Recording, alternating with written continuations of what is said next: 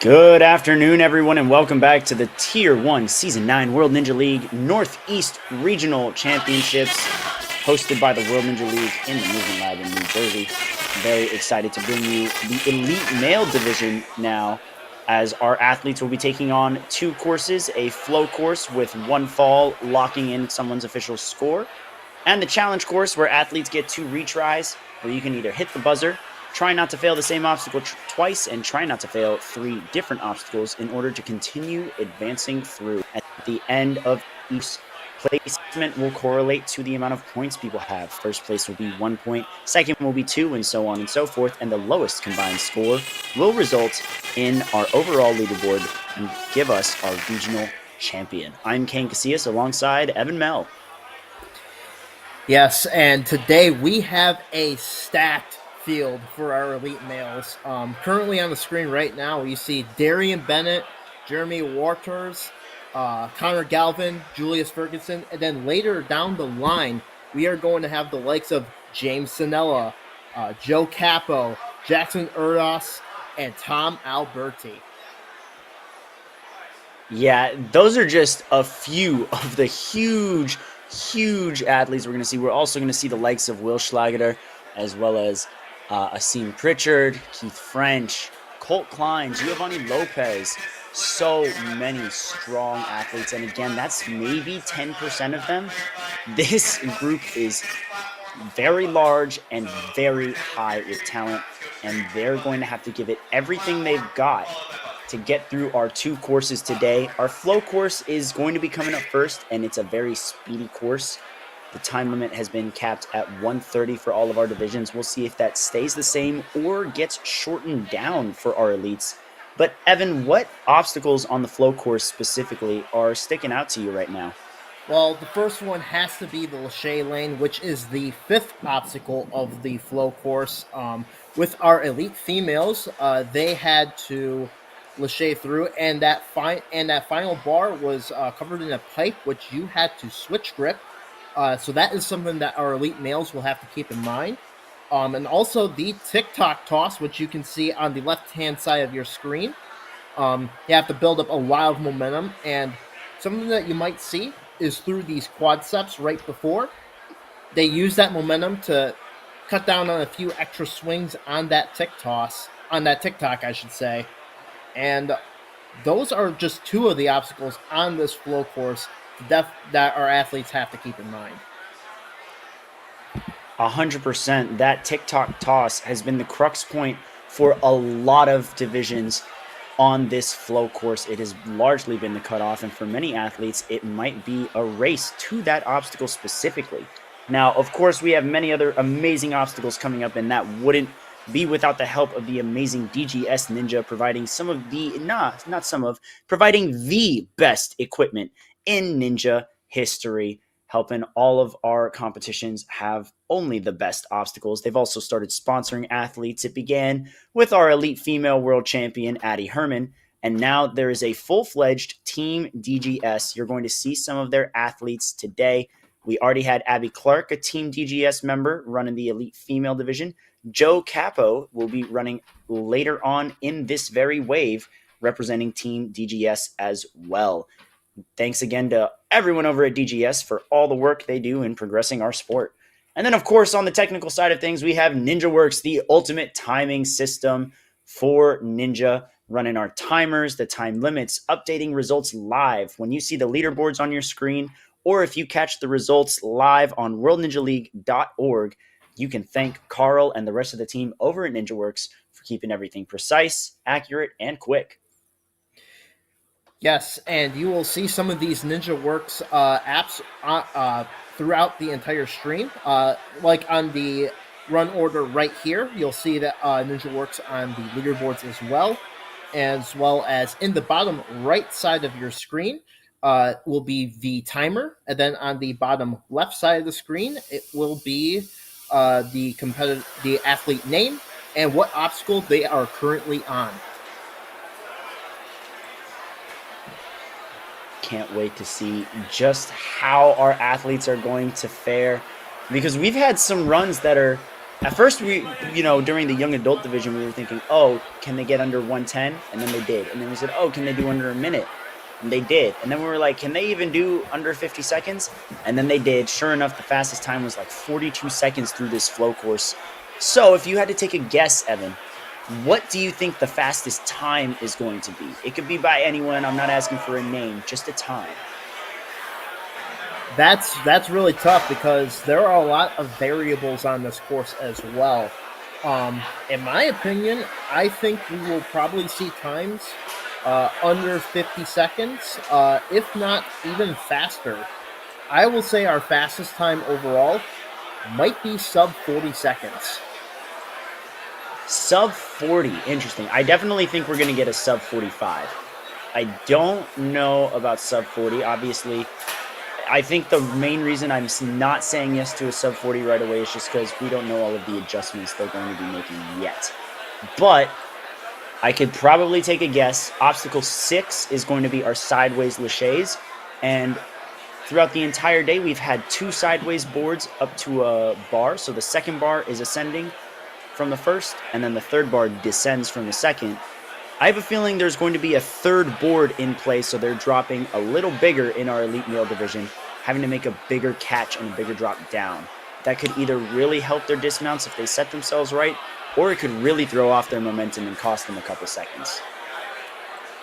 Good points there, Kane. I also want to point out the boot scoot, which is our 7th obstacle, along with the quadriceps. You could make up a ton of lost time on those 2 obstacles alone. 100%. The boot scoot and the quad step run are very speedy obstacles. And like you said before, carrying that momentum from the quad step run into the tick-tock toss will save you a lot of swings, and with that, a lot of precious seconds. I'm also interested to see our final obstacle of the flow course was like a cane lane for our elite females. We'll have to see what kind of holds are going to be in play for our elite male division. Well, the canes have remained throughout the entire weekend so far, so I would assume it would be canes again. But the question now is, are there going to be 2 canes, or are we going to see 1? We do have a 90-degree turn, 2 different bars in a perpendicular alignment. Will we have to see them hop a cane 90 degrees? I think it's entirely possible. And another thing I am very interested to see is that dismount platform at the end of the cane lane, which, in my opinion, was the toughest obstacle of the elite female division, because you saw all of our athletes stumble on that. Yes, that was quite the dismount there for sure that they had to take. This has been an absolutely fantastic day so far. A lot of athletes here today, obviously in the elite male division as well as the elite female division, but throughout all of our other divisions as well. I want to give a big shout out to Lucas Reale, who is the referee for this competition. Definitely putting in a lot of very hard work into this course. And for those of you who are just tuning in, maybe the elite male division is the first division you are watching of this regional competition. As a reminder, lowest combined score between our flow and challenge course is going to determine the winner. But if there's a tie for overall lowest score, whoever does better on the challenge course will break the tie and take the win. So, for example, if there's 2 athletes who have a combined score of 3, they got first and second and first. Whoever got first on the challenge course will be crowned regional champion. Yeah. You can see here some of our coaches and community members playing around. We see Mr. Tom Alberti, Sr., messing around on the tick-tock toss. I believe that is Josiah Papel as well. Papel there. Yes, sir. If I'm not mistaken, he was testing and demoing earlier in the day. Josiah Papel is also our elite male Premier Series champion as well. So definitely someone to keep an eye out for in our other regionals. Well, so I don't. I This is his home region. I don't think he's actually competing because he doesn't need to. By winning the Premier Series, he actually already qualified for the World Championships, which, by the way, everybody is going to be in the Greensboro Coliseum, June 21st to 24th. So he's likely just trying to make sure he remains healthy and training hard so he's ready for our World Championships then. Very good point, Kane. And honestly, thank you for the correction. This is, and speaking of that challenge course that you were talking about, that challenge course only had one finisher from our elite female division, which was by Hannah Grella, who managed to get through all of the obstacles. Um, what obstacles do you think are going to serve as crux points here today? Ooh, so I have a feeling that we are going to see some cliffhanger stumbles, but it's not going to be the overall crux point unless they throw in the limits that have been taunting us the entire stream, hanging right by the cliffhangers. But I'm gonna go actually with the Angry Birds. I think we're gonna see a lot more athletes make it to that final obstacle, and it's going to come down to how much time they have on the clock, whether or not they can link through those moves, whether their precision or not is good, if they're rushing, if they're not. But I do think that more clears on the challenge course are in the cards. And I did want to shout out, because I really did not do this at the end of the Elite Female stream, and I feel bad. I didn't go over who overall won the regional. I only did who won flow course, who won challenge course, but I do want to shout out the top three um, for the elite females. So third place was Hannah Grella. She tied in points with fourth place's Abby Clark. But because Hannah was the only clear on the challenge course, she took first place, and that broke the tie and gave her a spot on the podium. Talia Gerwertz is second place, and Corinne Capriati took the win.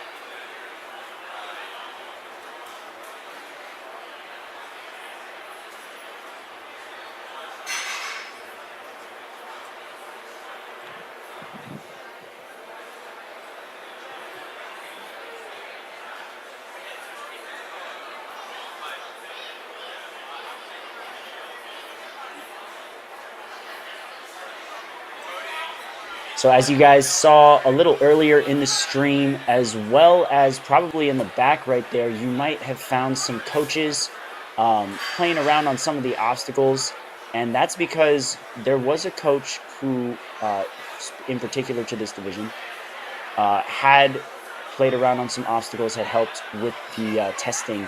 And so to make it fair for all of our athletes, the coaches of this division are getting to mess around on some obstacles and feel it out and give their athletes some extra info. That way, all of our elite athletes have the same amount of information, and no one has an unfair advantage coming into these courses. We definitely want to make sure that the integrity of the sport remains consistent and high, at a high level. And so there you'll see some of the coaches swinging around on the Deja Vu in the back. We'll see Deja Vu in the challenge course. That's going to be a very, very fun obstacle to watch. I think a lot of them have the power for it. So this is going to be a very, very fun day. Yes, and speaking of obstacles on the challenge course, over in the background, you might be able to see the maker steps, which you might have saw some people trying to coffin back. So that's going to be a move that our athletes might have to keep into consideration, and definitely something to pay attention to. Yes, a lot of different strategies on all of these obstacles here. And of course, we've got Josiah Papel popping his way through the Angry Birds. Tom Alberti on the left watching. He'll be competing later today. I believe he's going last in this division. So he's got a lot of time to rest up and make sure that he is ready to go when it's time to get on the course.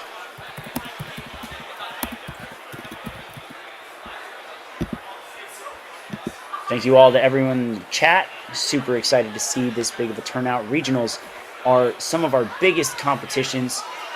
Always recommend giving them the credit they deserve. Our teams for all regionals all around the world work incredibly hard on everything here, from the timing to the course design to keeping everything on schedule. They're absolutely putting in the most.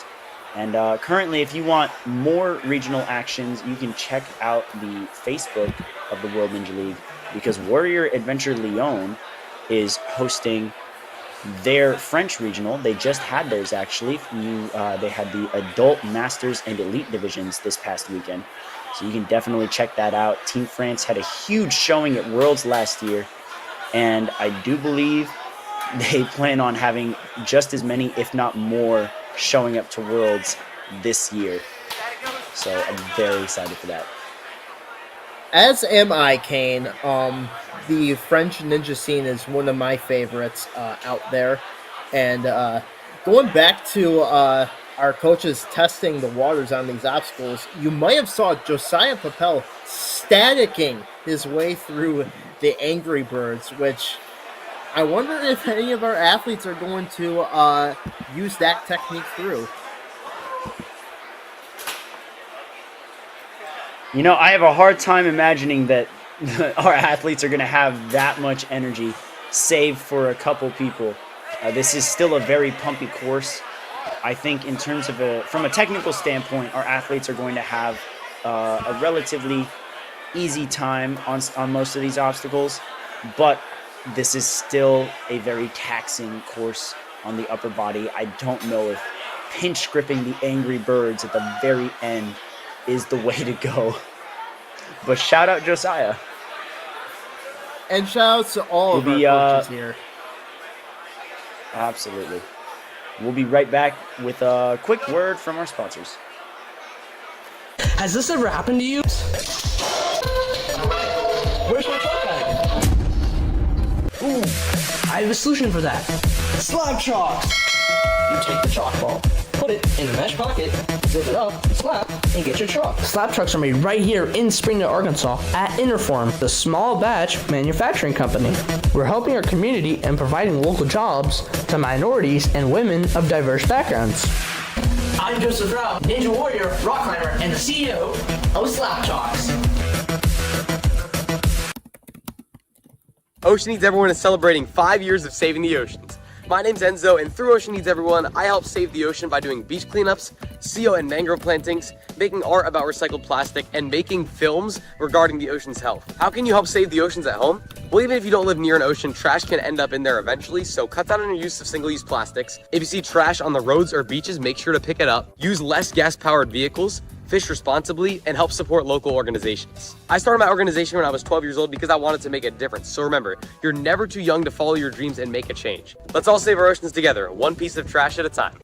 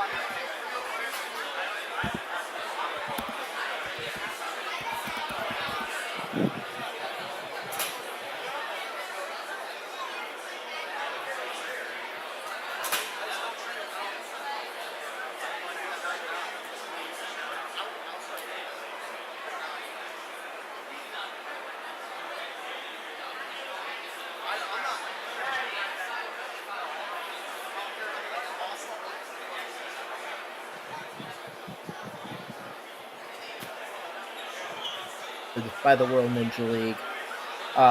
For those of you just tuning in, my name is Evan Mell, and I am joined by Kane Casillas as we are about to begin the flow course for our elite male division. starting with Kai Ackle. And this is the first of 2 courses that are running today. So the first one is a flow course. If you fall on an obstacle, that is the end of your run. But on the challenge course, you get 2 retries, 1 max per obstacle. So if you fall on the 4th obstacle, you can retry it, or maybe you fell on the 7th obstacle, you get to retry that. However, if you fall on the 3rd obstacle, your run is over, or if you fall on the same obstacle twice, your run is over. The result of these regional championships will be in a strongest ninja format. So if you are first place in one of the courses, you get a point. Second, 2 points. Third place, 3 points, etc., etc. And the lowest number wins. So kind of like golf. And looks like we are about to get started. Kai Ackle is on the starting line. Kai Ackle is an incredibly fast ninja. I would not be surprised if we already start off with some insane skips, a crazy fast time to the buzzer. You name it, he's probably going to do it.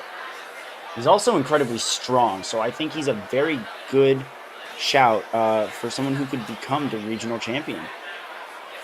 I agree, Kane, and I cannot wait to see his runs here today.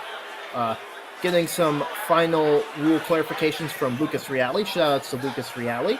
And we should be off. 1 minute 30 seconds is the official time limit for this course. Looks like he's These ready first to 4 obstacles we've seen athletes do in the span of 10 seconds. So we'll see just how fast our athletes will do it today. And he is off and running. Wow, look at that. And that's going to be 8 seconds. And that's our first runner. There's the links. Oh, the second pipe. Oh my goodness, linking everything. I couldn't even address all of the changes that were on that course there in that lane. He just sped through that. Oh my goodness. 25 seconds. He's going to pop his way over to that hexagon, reach over, redirect his swing. It has been 35 seconds, people. And there we go, just like I thought. 1 cane. That is going to be a bit of a speed killer there. Going to slow him down. But he kicks off that dismount platform, lands and hits the buzzer. What did I tell you? 45 seconds. A sub 45 is definitely in place. So looking at the differences here, all of those Lachey bars have pipes on them that they have to catch mixed grip. And we do have an ascending and descending sideways bar. Kai Ackle has thrown down the gauntlet right off the bat with a 45-second run using half of the time limit. What an insane run. And what an insane start to our elite males. All of our other athletes have their work cut out for them as Darian Bennett is about to start on the course. Let's see if he can match that performance right there. And he is moving pretty quickly. He definitely should have a lot of beta on this course. He's been coaching his athletes all weekend, and he's probably going to continue doing so. He's not going to be linking. He's going to take it a little safer on these. But now there's no platform. He's going to have to go straight into that sideways board. Oh my goodness, switches his grip around, and it's probably to match his hands on the board. A very calculated decision there. I love the quick thinking of our athletes. If they're not facing the right way, they'll make adjustments, but he just peeled off the edge there. Great try out of Darian Bennett. Yeah, that foot tap right there made all of the difference, but he is still going, getting used to all of these obstacles, especially when it comes to the challenge course. And he misses the grab on that hexagon too. He still can try the cane lane right here, maybe unlock some beta. Looks like he's going to get through that, uses the support beam, push off, and hit that buzzer for pride.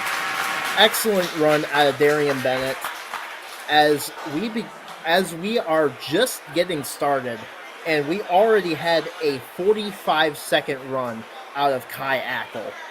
What a way to start Jeremy off Waters, though. I'm Yes. sorry to cut you off. I didn't mean to, but no, Jeremy Waters is running now, and he's a former adult world champion, made the jump up to elite, and is showing why. Moving with a lot of grace and speed right now. Quick links through as well. Is he going to match on to the sideways? Yes, he's going to.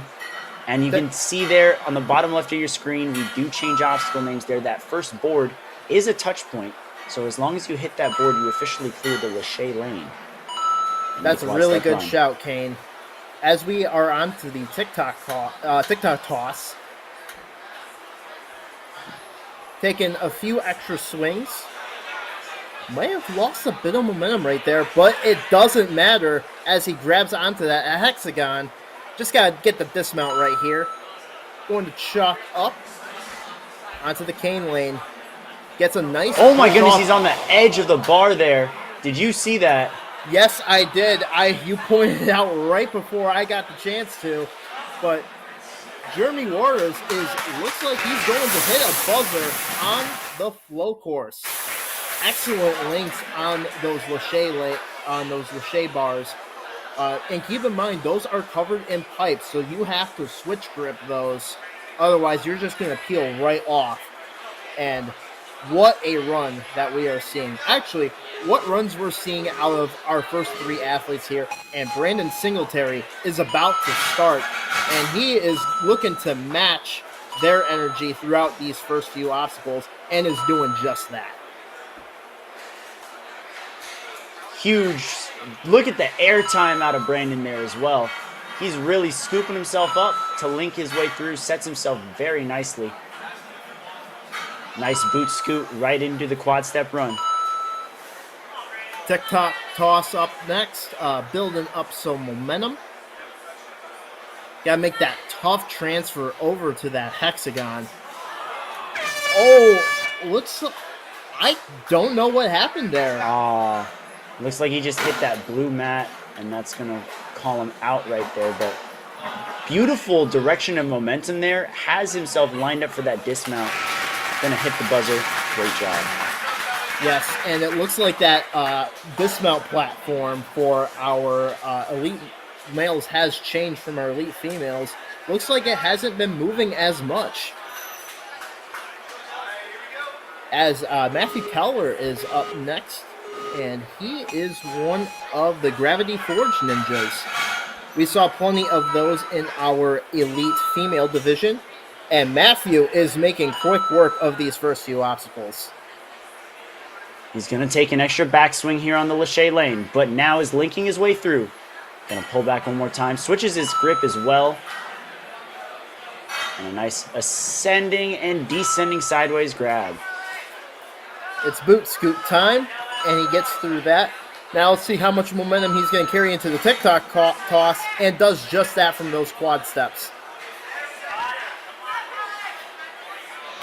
And makes a reverse grab onto that hexagon, makes that dismount onto the cane lane, only using a few moves.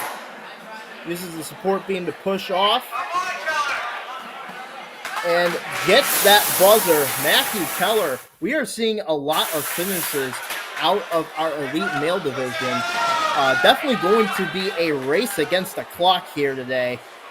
And those are just our first few runners. And looking at our leaderboard, Kai Ackel with 45 seconds used up by the timer. What a great, and that was our first runner too, so that's a great way to set the tone for what these elite males can do. And next up on the starting line, I believe, is Caleb Stroll. Caleb is out of Pinnacle Parkour. The same way, and it's working for him. Has about a minute left with 4 obstacles left, including the boot scoot right here. And then the quad step run. It's TikTok toss time. And let's see how he will grab this hexagon. We did see some reverse grabs here. Let's see if Caleb will use the same technique or he'll grab it a different way. Oh, just didn't get enough airtime. He needed a bit more of a squat on those backswings so he could generate a little more momentum and just wasn't able to do so. That's all right, though. We're going to take it back to the starting line in just a bit with Quinn McLaughlin. Yeah, so it looked like Caleb went too much up and not enough out. But Quinn McLaughlin is on the course right now and is making quick work of these first few obstacles. Onto that warp wall run, basically skips the rope. And now the Lachey lane doing a sideways technique on those PVC pipes. Exactly, and it has its pros and cons. On one hand, you are taking an extra backswing on every move, costing you a bit of time. But on the other hand, it lined him up perfectly for the sideways Lachays. He didn't have to make any crazy adjustments. Ooh, but he's got to take an extra swing on the boot scoot. Oh, no, now he's one-handed, and that's a touchdown. Unfortunate for Quinn there.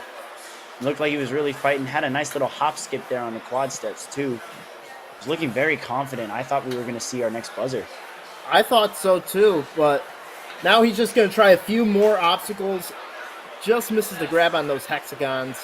Now he's going to try the cane lane. Only one cane as opposed to, wow, that was incredibly efficient. But now he's twisted around. You're just going to have to go in one or two swings. And maybe not lock off as much. That way he's a little closer to the platform. Yeah, it was just the drop of the arms that he needed to do. Because as he was locked off trying to reach for that platform, that meant that he had to drop a few extra inches. And we see here now that Matthew Keller's run is under review. That was one of our clears, so we're going to have to see what exactly happened. But Connor Galvin, another DGS-sponsored athlete, taking on the course. And again, shout-outs to our proud sponsor, DGS, as Connor Galvin is through those first four obstacles in about 10 seconds. Now let's see how he'll... Wow! Great work through the Lachey lane. Wow. Great catch. Is he going to link his way down? No, but he's going to probably link that dismount. Yes, he does. Boot scoop time. Oh! Oh, no! And the boot scoot taking people out. Worth noting that compared to the past few divisions, they've removed one of the platforms, so they do have to start from a little higher up and a little further away. That's probably affecting the trajectory at which our athletes are coming in at. He had a powerful launch off of that TikTok toss, though. Now he just has the cane lane. And he sticks it. So 2 boot scoot falls in a row. So definitely something we're going to want to keep an eye out on. But still made it faster there than Quinn McLaughlin did. So next up, I believe, is going to be Julius Ferguson.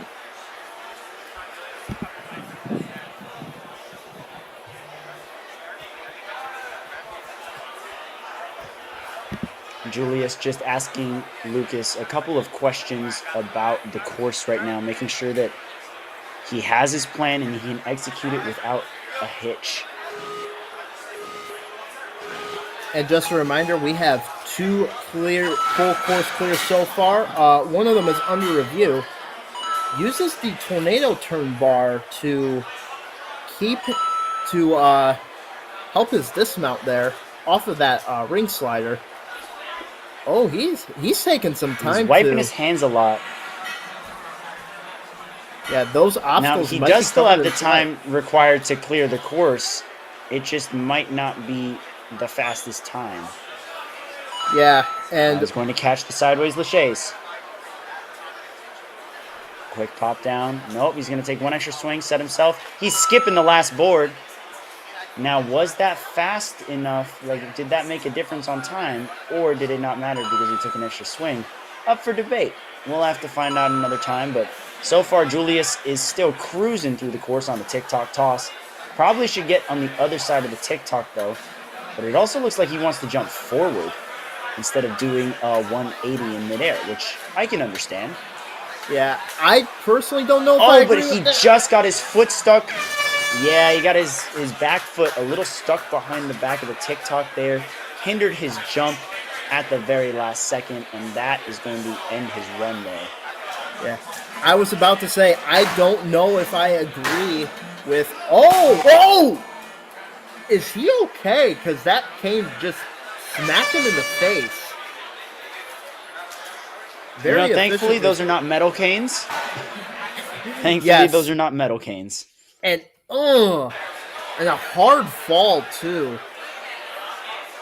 I hope Julius Ferguson is okay, but and I hope he'll do just fine on the challenge course. Get some time to rest up, as Adam Burnett is up next.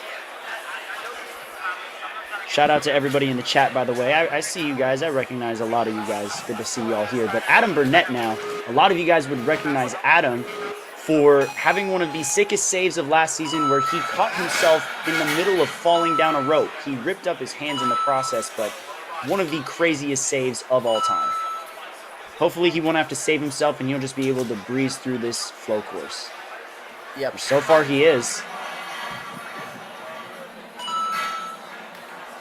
Making his way through the sideways, proven to be absolutely no trouble for him. And boot scoot time is up. Sticks the landing. And it looks like he's got some music playing. I wonder what he's listening to as he's building up a ton of momentum into a reverse grab on that hexagon. Just going to go for the dismount right here. And now the cane lane hops it along. Does a We go for that dismount. Trying There to pull we are. himself over. Great job, Adam Burnett. I believe that was a sub-minute run. Somewhere in the ballpark of 50 and 55 seconds. A huge leap there. He literally had time to look on top of the hexagon before he put his second hand on there. Incredible run. That's going to put him in second place for the time being with 57 seconds. And it looks like Matthew Keller Looks like we got is still under has review. officially been ruled as a... Yeah. Oh, that's right. It was still there. Anyways, Thomas Hughes up now and falls backward. Early fall. And with so many big names coming up after and so many big names before him, that is going to hurt his chances of qualifying for the World Championships. He still has the challenge course, but the odds have now slimmed for him.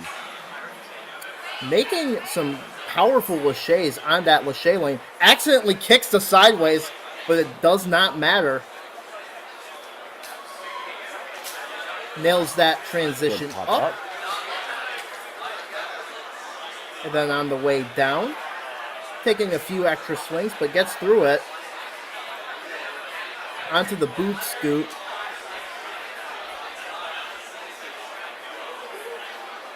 Might have stepped off that Is it up for platform. the boot scoot? Oh, Stuck it gets with, it. with his toes.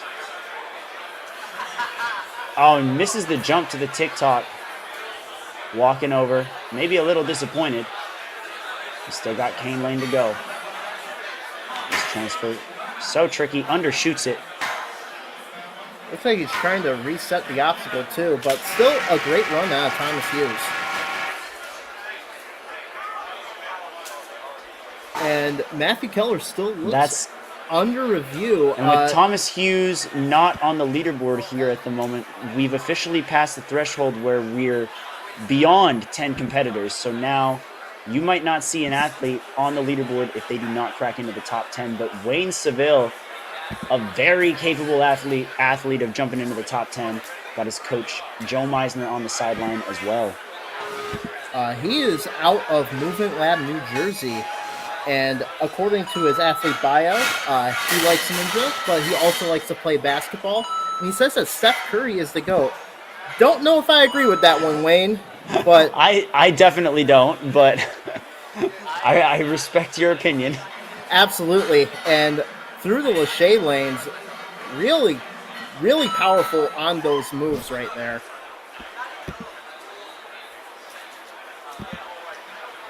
Nice move. Wayne links that dismount, has the time. Still making quick work of this course. Building up some momentum right here. Oh, tried to overshoots it. reverse- Got his face. I think he hit his face on the hexagon, or almost did, because he pulled that hexagon towards him, tried to duck out of the way, and I think that's what caused the peel. Still making quick work through the cane lane right here. Just gotta get the dismount, and does just that. Still a really good run out of Wayne Seville, and we will see Joseph Seville coming up pretty soon. But for now, we have someone I'm very excited to watch, and that is James Sinella. James Sinella is one of the most talented ninjas out there, coming out of Center Court Ninja. Recently came out of ninja retirement and has blessed us with his presence here. Looking like he never took a break at all. Recently, I was like, I wonder what's been going on with James and where his training has been. I checked his Instagram. He got a 6-rung skip on the salmon ladder, just casually. And speaking of casually, he has casually made it to the 9th obstacle with over a minute left. What a run Centering we are his seeing swing. at James Sinella. 30 seconds through the first 9 obstacles. It's like he never Building a swing left. back here. Pushing off the truss a little to wind over. Jumps out, and that's the fastest time by a mile. 41 seconds. We thought Kai Ackle set the pace high. James Sinella just showed that you can make it even faster and make it look that easy. Absolutely incredible. Definitely someone I want to keep an eye out for on the challenge course. And yeah, first place with 41.42 seconds used up. And now Joseph Seville is up next. You know, Evan, originally I said sub 45 is definitely going to happen. You said sub 40. I think now we're at the point where we might see that sub 40 run. Let's see if Joseph can get it. I love to be optimistic for catches. all of these talented ninjas. And Joseph Seville also showcasing his talents on the course with about a minute left into the boot scoot. Great moves on the boot scoot. Very fluid on the quad step run. Building up some momentum on the TikTok toss. Let's see how he's going to grab it. Oh! Overshoots as well. Only got part of his fingertips on the top there. And I do believe that they are required to reach on the inside. I believe the front side of that hexagon is out of play, so they have to go for the inside or even further, like the far end of that hexagon. Either way, that super fast pace to the TikTok toss is going to put him right next to his brother. In 7th and 8th now, we got the Sevilles. Absolutely. And I think they both fell on not only on the same obstacle, but also the same way. So like brother right there. But Austin Barron's off and running. Austin Barron is a premier athlete coming out of Dexterity. Made the move up to Elite, and he is showing exactly why he deserves his spot in that division.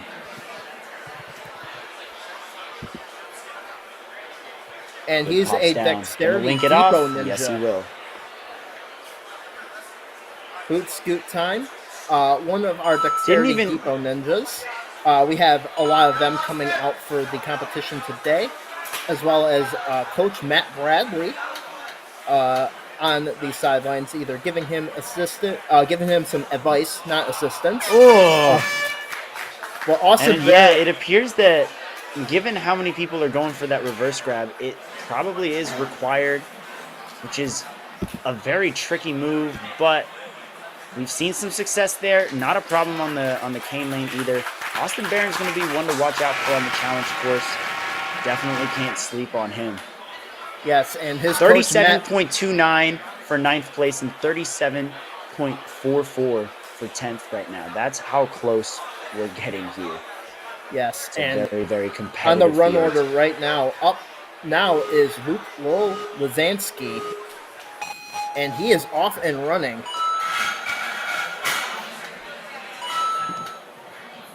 takes a 2-step dismount there before the tornado turn. Pops right off. Into that Lachey lane. Going with the mixed grip. Has to make sure that his hands are in the right placement for that transfer on the sideways as well. Not going to link right away. Oh! But he overshoots it, hits it with his backhand a little too hard, lifted the front end of that board up, and it made him miss just a little bit there. Yes, and it honestly looked like he might have hit his face on the sideways as well. He looks to be okay. Well, let's see what kind of throw he can get here. And looks like he tried to go for a sideways grab on that hexagon right there. But as for our leaderboard, we have 4 finishers so far. James Sinella, Kai Ackle, Adam Burnett, and Jeremy Waters. And Messiah Andrade has become a very, very big. He's popped onto my radar these past few months, training with Jackson Erdos out of the Gravity Forge. He's been. I was like, who is this guy, and where has he come from with all this tech and all this power? As I'm saying right now, power linking through every single Lachey.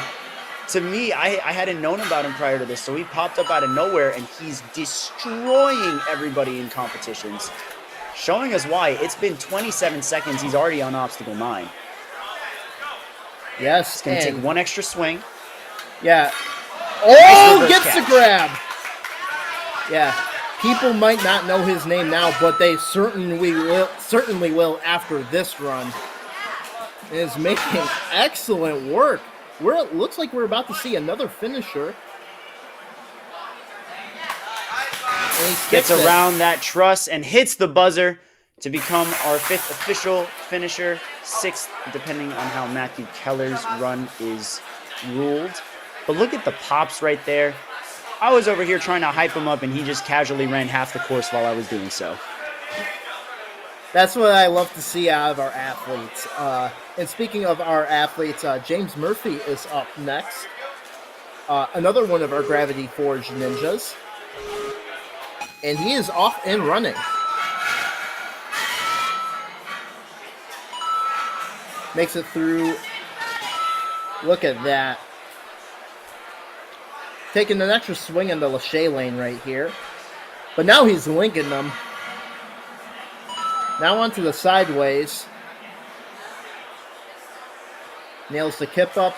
Builds back his momentum. And it's boot scoot time. Oh! He looks like he stepped off of the starting platform on the boot scoot. So that's going to count as a fall. Shocking turn of events here for James Murphy.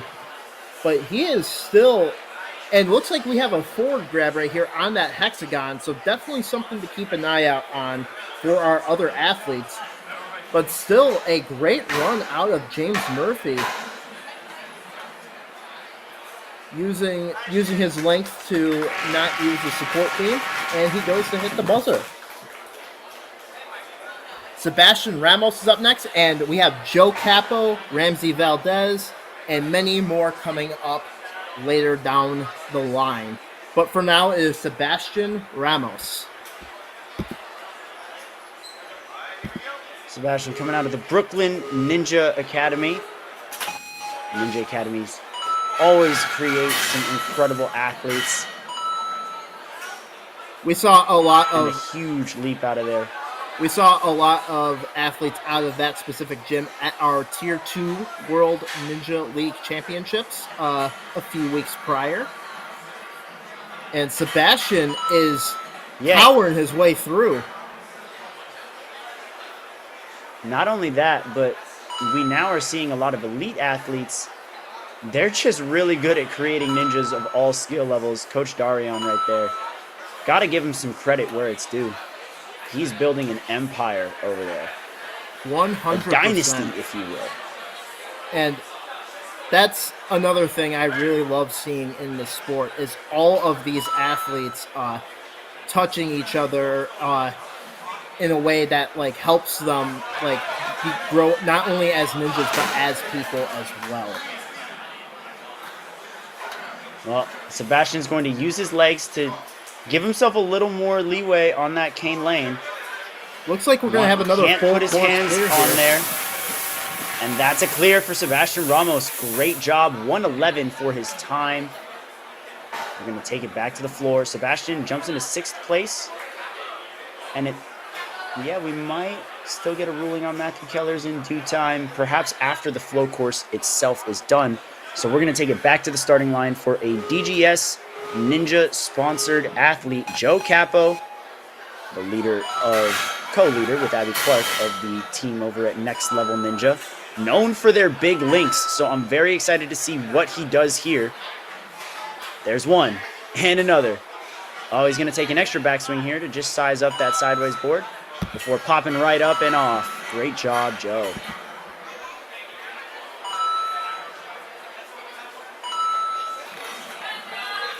Nice job. On to the TikTok toss.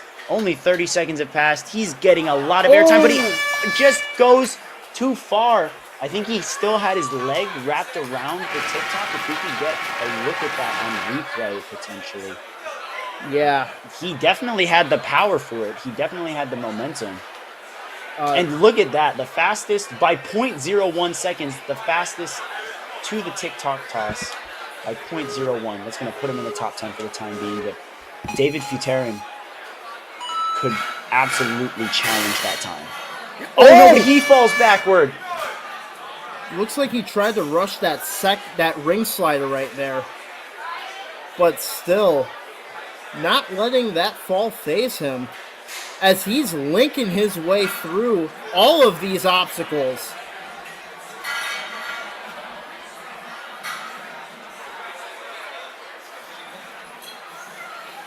And onto that TikTok right now. Oh, just undershoots that. Had part of his hands on there. Fingers peeled off. That hexagon. Oh, and airballs the cane. Thank goodness for crash pads. Great placement by the course team there.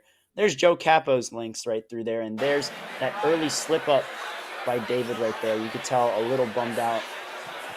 But we're going to take it back to Ryan Guild. Ryan is a very powerful athlete as well. Absolutely. And Clarifying some rules on the course. Yep. Shout out to Lucas Reale for being our lead referee for this entire competition. And he is off and running. Going through these first few obstacles through about 10 seconds. Now it's time for the laches. And he's linking all of them into the sideways. It makes that dismount only 20 seconds through the course. Onto that. Oh, but he... Stay laying down, please. Please do not get hit in the face. He had such a hot streak. I think that's the fastest we've seen two TikTok toss as well. This would have been a blistering pace. Look at that. Already set up for the dismount, too. I feel like this would have been a 40-second run on him. That might have been our sub 40. He just came in a little too fast, and his feet were just ahead of his hands when he got to that TikTok. But incredible links. Let's look at that again right there. Awesome job. Showing off some momentum shifting there as Nicholas Rolef is up next at the starting platform.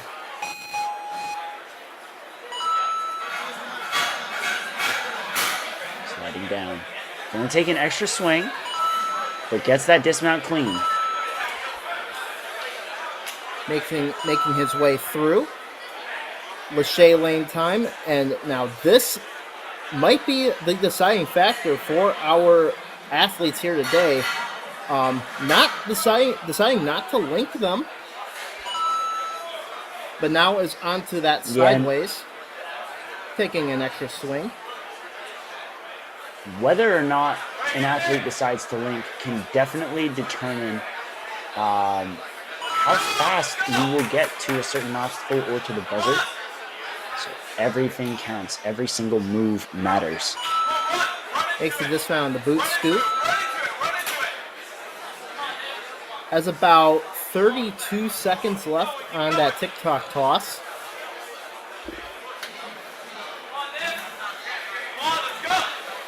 building up some extra momentum. Goes for the grab, but doesn't quite get it. Still a great run. And now let's see, is Nick going to try the cane lane? He will. Tries to kip up. Just got it a little twisted. And this is a longer cane with a bigger arch to it as well than most others. So it can be a little tricky to lift the entire thing up and get it over to the next bar. Yes, indeed. And coming up next should be Ramses Valdez, I believe. Oh, yes, Ramses Valdez. And Ramses is definitely someone to keep an eye out on for, as he placed second in the head-to-head test competition at Ninja Mania, second to only Tom Alberti, who will be running later. And he won 6 races in a row at a relay. But Ramses is linking through everything right now. There, I remember our friends were watching that head-to-head competition, and they became Ramses fans very quickly after that. And he is once again showing us why. Incredible run right through. Gonna pop through on cane lane. Oh, he wanted to get the twist there. You could see the cane move, but now he's all good. Swinging back and forth, making sure that he's in line for that dismount. And just like that, is that a... What time was that in? 42.7. I believe that's second place. That is, yes. Look at those laches right there. Second to James Sinella right there. That's going to put him in a very good spot on the leaderboard prior to the challenge course. Hopefully he can continue his hot streak and lock in a spot for the World Championships. And we have 7 full course clears right now, as we have another one of our Dexterity Depot ninjas, Zachary Burkholter. And Matt Bradley is coaching him along, so big shout outs to Matt Bradley, as Zach is moving very, very quickly.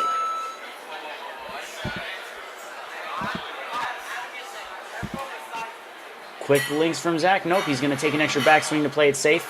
You can see him adjusting his hands on every turn of the pipe as well. Perhaps just wanting to make sure he's confident in his grip before making another move.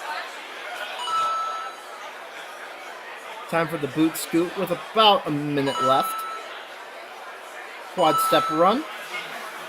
Almost slides did his off. foot tap there. No call from Lucas Reale. Not even a flag down for review, so we should be good. He's still got 40 seconds left to get through the cane lane. It's now going to come down to how quickly is this going to be completed in.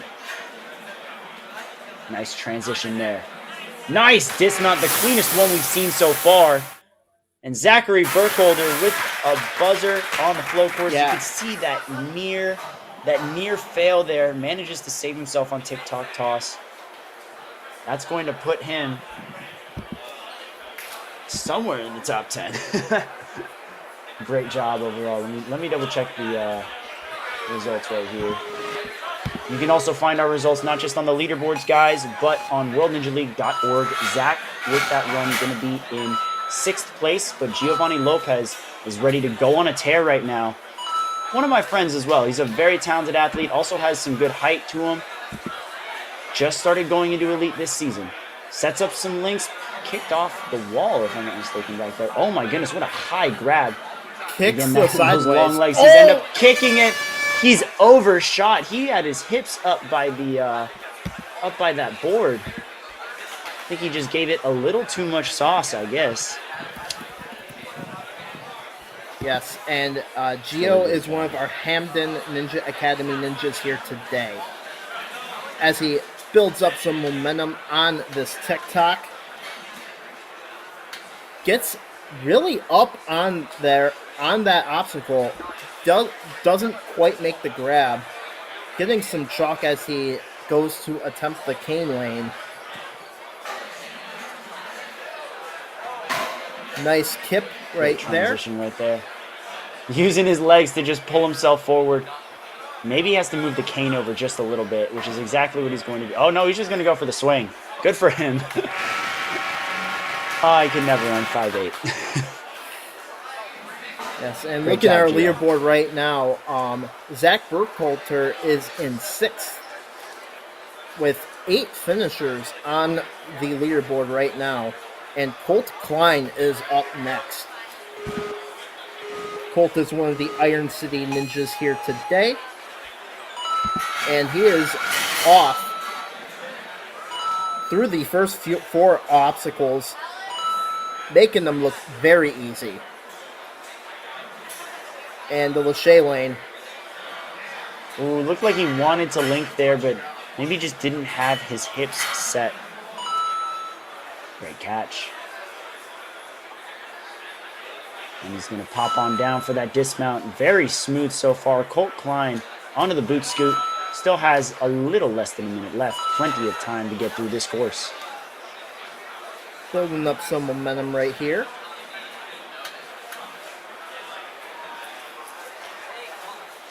Goes for the Nice turnaround. Oh!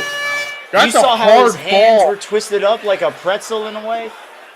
I think if he had just centered his hands there, he would have had that grab, because that first hand was really, really spot on that hexagon. His second hand just wrapped around it, and that messed with his grip as well as his momentum. But now Alex Breitenstein is ready to go, gives the thumbs up until he's locked in. Here we go. Alex now on to our 4th obstacle, this warp wall run.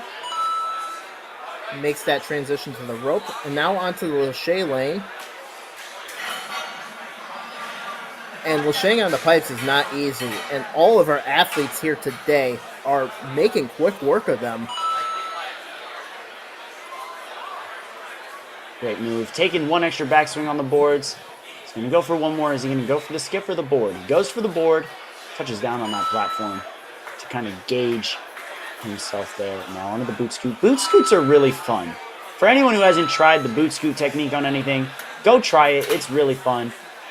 I set up a little ring thing for the kids that I was coaching, and it was just a ring swing. And I'm too tall for it, so the only thing I could do is boot scoot, and I just do it for fun now because it's hilarious and also really fast. And having a little bit of trouble. Oh, looked Alex. like his foot tapped on that cane lane right there, but he. That's all right. Alex still getting some love in the chat from the Freeport Ninja Academy, cheering on their fellow coach, staff member. Love to see the community support. And next we have Keith French. Again, another one of our Dexterity Depot ninjas here today. Definitely a gym heavily representative by all of our athletes here today, as Keith is flying. Let's see if he's going to link all of these. Looks like he was linked going the to first start. one, but not the second. And it looked like he wanted to get that board, but the gap is a little bigger than you would anticipate. That's definitely the largest gap, but links through the sideways, no problem. Now on to the boot scoot with a minute left to go. Quad step run. Not a problem for him. A huge jump. We're seeing a bigger jump. I believe the TikTok, by the looks of it, was actually pushed back a little. Ooh, interesting grab right there from Keith. When he mounted that TikTok, it might have looked like his foot touched. I don't know if that is going to be something that will be under review. Definitely something to keep an eye on, but Keith is making quick work of this cane lane right here. Just has a dismount, sliding a little bit, but it doesn't matter. He hits the buzzer. Another one of our full course clears. Look at the links right there as well. Again, a very commanding grab. If you grab the outsides of that hexagon, it will tilt down. And he avoided that while still maintaining momentum. That's a great amount of body control there. That's going to land him a 7th place run at the moment. 9 clears on the flow course so far, with many athletes still to come. And one of them including is Asim Pritchard.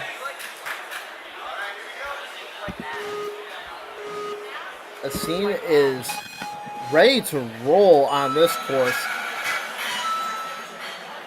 and makes it through. Doesn't even Didn't bother even with really the rope. need that rope. Yeah, he kind of just moved it out of the way more than anything, but he didn't. Mixed grip on the bar, and the pipe peeled him off. Shaking his head there, you can tell disappointed. A small mental lapse stopped his flow there. He was linking everything like a boss. Yes, and that is something to keep in mind. Like when on pipes, you have to use switch grip. Otherwise, what just happened will happen to you as well. You'll just peel right off. Still a great run that we are seeing. Nice dismount, very smooth. Some of our taller athletes get to kind of just stick their legs out and walk right over to the buzzer. Great job. Looking at our leaderboard,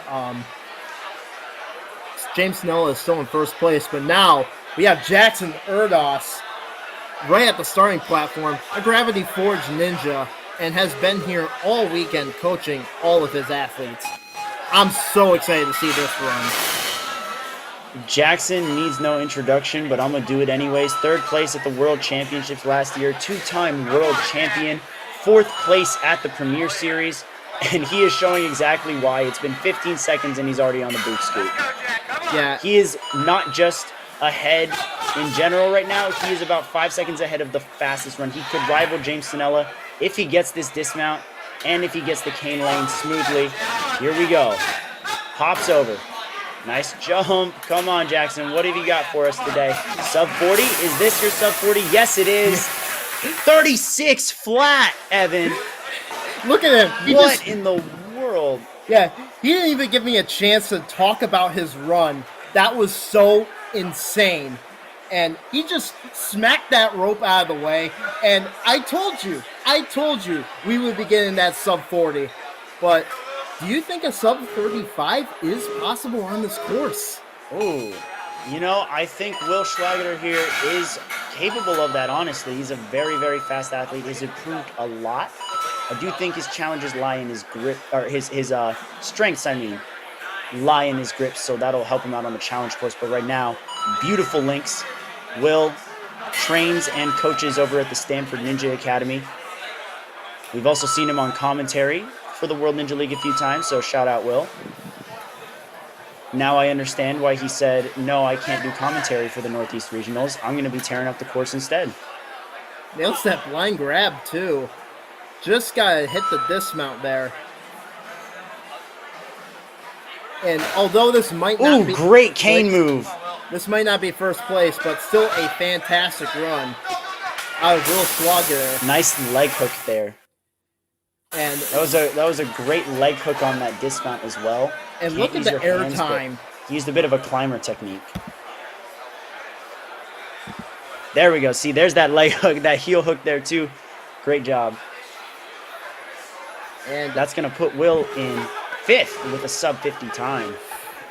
Yeah, we're seeing a lot of athletes here today. And out of Ninja Mania,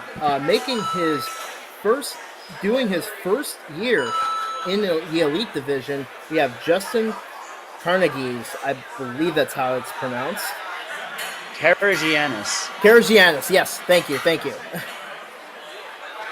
And of course, everybody, feel free to correct us in the chat if we mispronounce a name. Want to make sure our athletes get the spotlight they deserve. Justin now on to boot scoot, 56 seconds left. This is Justin's first year in the Elite, but looking at his run, it might not appear that way. Now it's time for the TikTok toss. Makes a nice jump. Now, but has to build up a lot of momentum here. He's looking at it already. Looks like he wants to go on this one, which he does. Just undershoots it. Got part of his fingers on top, but not the full hand. Looks a little frustrated. Is he limping? Oh, he's taking care of that one leg now. I hope that hasn't affected him too much there. Please be delicate with that dismount, Justin. Yeah. Love to see that he's pushing through, though. That's the last thing we want to see any of our ninjas have to deal with is an injury, especially on a hard fall like that one. But looking at our leaderboard, Jackson Erdos in first place by a wide margin. 36 flat. But now we have Cody Benaway, and Cody's also a very fast ninja. Let's talk about this here. The Northeast has their own subdivision league called the Northeast Ninja Association, where all the gyms get together to compete. He is the adult male champion of last year. He got 15th overall in the NSC finals, and he's been in the top 8 twice at the World Championships. This dude is legit. And he skips the last quad step there, too. Wow. And you just said how fast Cody is, and he's showcasing it here right now. Oh no! You can tell right there he's speechless. If I wasn't here right now on the mic, I would be speechless, but just hit a little too close on the bar. And that's going to land him outside of the top 10. Buzzers are what get you into the top 10 now, and we have 4 runners left hoping to tear through. Yeah, Liam Kane. Wilmoth up next. I'm on the mic and I'm speechless at that miss on the cane lane, but Liam is off to the starting, off and running through these first few obstacles. Gonna start hitting the Lachey lanes right here. 1 jump, 2 jump. He's not going to link that transfer. That is the biggest one, but no, he's going to take 1 extra backswing. And a nice pop off of the sideways Lachey's. About a minute left with 3 obstacles to go. Yeah, I think that TikTok toss is getting backed away because our athletes are not running to it. They're jumping. And Liam has a bit of a mixed crossed over grip there that just wasn't enough to hold on. It actually probably was his undoing on that hexagon. Looked like he had the height too, but still going to finish off strong. Great job from Liam. And I believe we have 3 runners left. Michael Sherman is the first of these 3. Michael Sherman is legit. This is his first season as an elite competitor, but that's because at the last World Championships, he was 3rd place in the team division, and he was 1st place in the New England elite male standings this season as well. He's looking to punch his ticket to Worlds with those points, and now is gaining some experience with this regional. As a first-time elite competitor, that experience, I'm sure, is invaluable, but he doesn't even need this extra practice. Oh no, the ring's gone. Saves it, though, on the boot scoot. Good save there, Michael. Whoa! A little bit sloppy through the quad steps, but he does not look phased at all. Just has to That's get because that Michael dismount. Sherman only has 1 gear go. I remember commentating his run during the World Championships. If I wasn't commentating, I was watching, and he had an incredible move on those falling X's, and he is putting on display his skills again on this flow course with a buzzer. Sub Great 50 job, Michael. too. Just a little knocked over ring, and he still got sub 50. Yeah, that just showcases the talent that these athletes here today have. And next is Tom Alberti. And Tom Alberti placed 1st in the head-to-head test competition at Ninja Mania. So Tom Alberti likes to go fast. And this course is all about speed. We've seen Tom shine, especially in our head-to-head formats. We've seen him in the gauntlet quite a few times now. And he's putting that speed on display. A nice, calm reach before swinging on the boot scoot and sprinting through the quad step run. Jumping through the TikTok. That's the momentum we need. He's going to take 1 more swing before turning around and reaching for that grab. Nice job. Now he's just got to redirect. Look at how high he's kipping onto the cane lane. Still less than 40 seconds have passed. Just got to get push that off dismount. And Oh! dismount. Good job, Tom Alberti. And look at the height he gets off of this TikTok. And just nails that reverse grab. And that dismount very clean. Puts him into 4th place. And keep in mind, 5th place, Kai Ackel, was our first runner. So the fact that he is still in the top 5 is absolutely incredible. But now we are on to our final runner. Derek Wilmoth going to be facing sideways on the Lachey lane. He's going to link his way through to probably set his hands up nicely for the sideways Lachays. Didn't put his hips back for the link, but he's probably going to link right through. Oh, he tried to pull his way through and only hit the front side of that board. You can tell he's a little disappointed in that run there, but still moving his way on. Doing great so far. Building up the momentum on the Just TikTok a little clock. slip up. And you know what? We saw it happen, I believe, once or twice, but I'm surprised we didn't see too many people skip the last board on the sideways. It looked like that's what he was going for. I wonder, too. Oh, just misses the cane. It looked like I think he wanted to, I think he might have had a misplaced hand right there, but still, great stuff out of all of our elite males. Jackson Erdos with 36 seconds on the entire course. Now, what that is run. going to do it Smacks for our that rope flow out of the course. way. Check back again. Here's Jackson Just Erdos' went 36-second on run. this course. Mind you, the time limit was literally a minute And 30. I told you that a sub 40 He just would happen. didn't really care about and that. I Though. was right. He just saw a buzzer and ran straight towards it. James And Sinella now we have James locking in Sinella second right place here, with who is 41 in seconds second left. place right now on the flow course. Incredible work. Finishes in 41 seconds. And we thought that James Sinella might have retired from competition, but it looked like he never left on this course right here. Nice dismount right there. So that is a wrap for our... Oh, and we have... Looks like we have Ramses Valdez. Remember, in our test competition for head-to-head at Ninja Mania, Ramses won 6 races in a row, and he placed second in that competition. And he had a great time himself. So now we are at the schedule right now. We are currently in the elite male division, and coming up soon will be the challenge course. So be sure to stick around. This is Evan Mell, and for Kane Casillas, we will see you with the challenge course.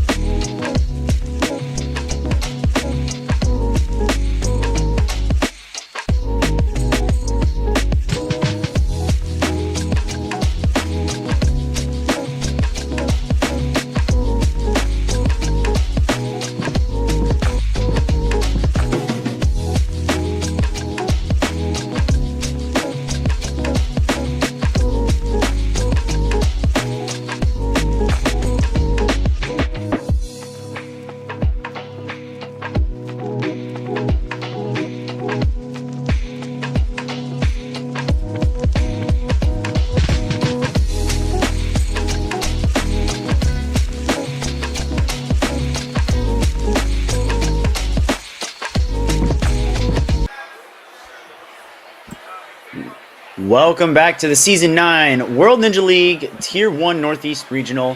Following a new multi-course format, we just watched our elite male athletes run the flow course, and now they are sizing up and getting ready to take on the challenge course. Now, the challenge course is one of our newer formats to the World Ninja League, so I'll break it down for you.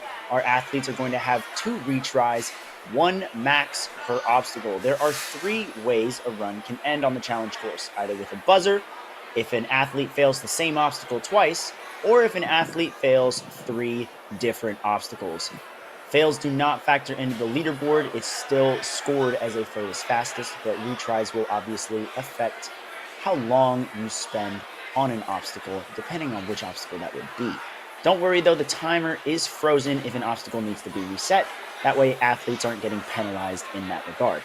Now, in terms of scoring, first place on the flow course gets 1 point, and that was none other than Jackson Erdos.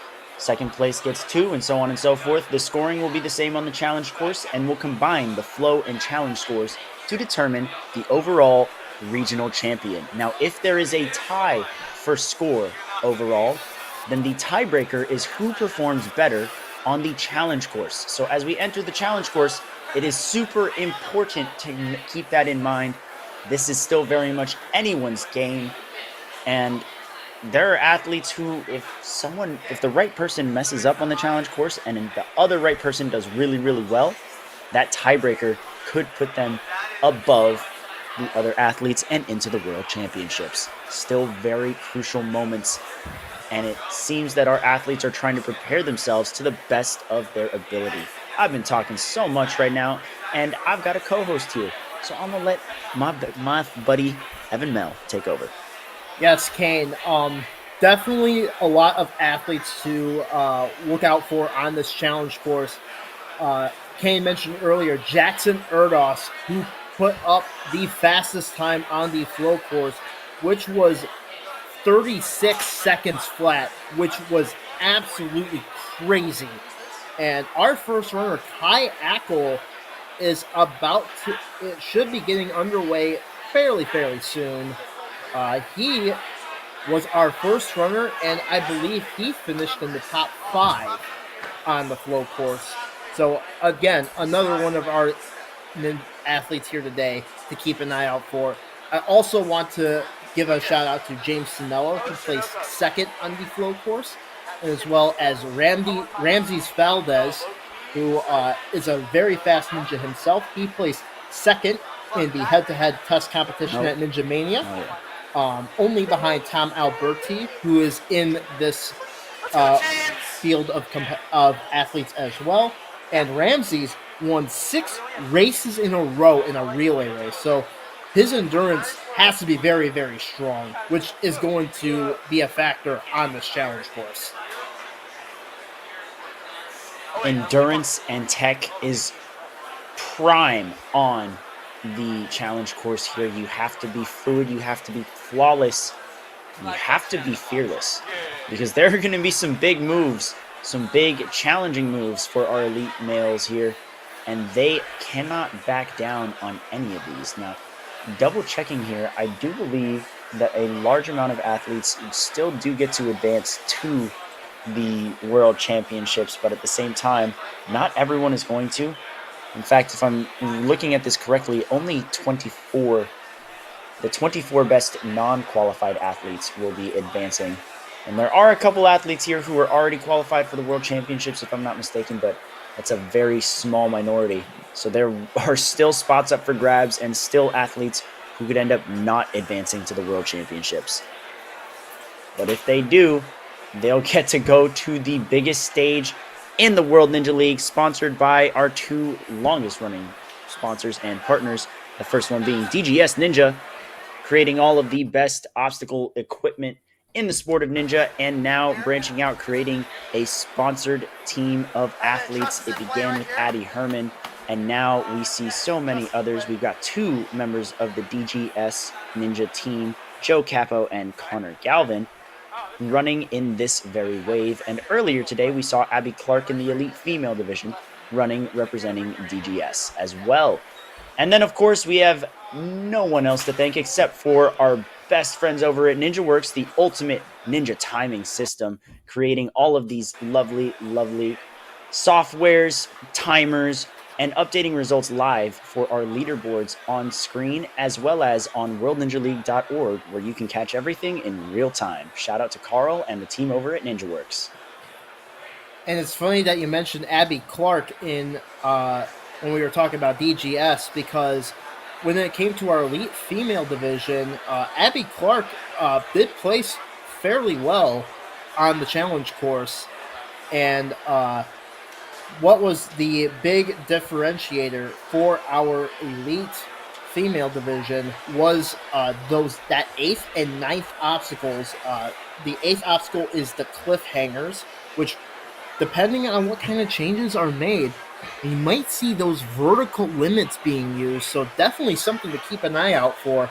And also the maker steps, which is immediately after.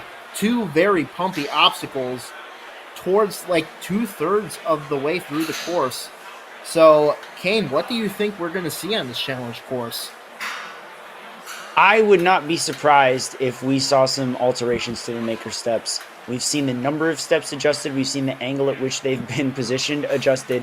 So I have a feeling they're going to be moved around to be as difficult as possible. I also do believe that the cannonballs on the Deja Vu crossing immediately after the maker steps are going to be adjusted in size to prevent easy swings. The top hats right behind the leaderboard, or the run order graphic here in the center of your screen, those have definitely been adjusted to be tougher holds, and it looks like they're at different levels of elevation.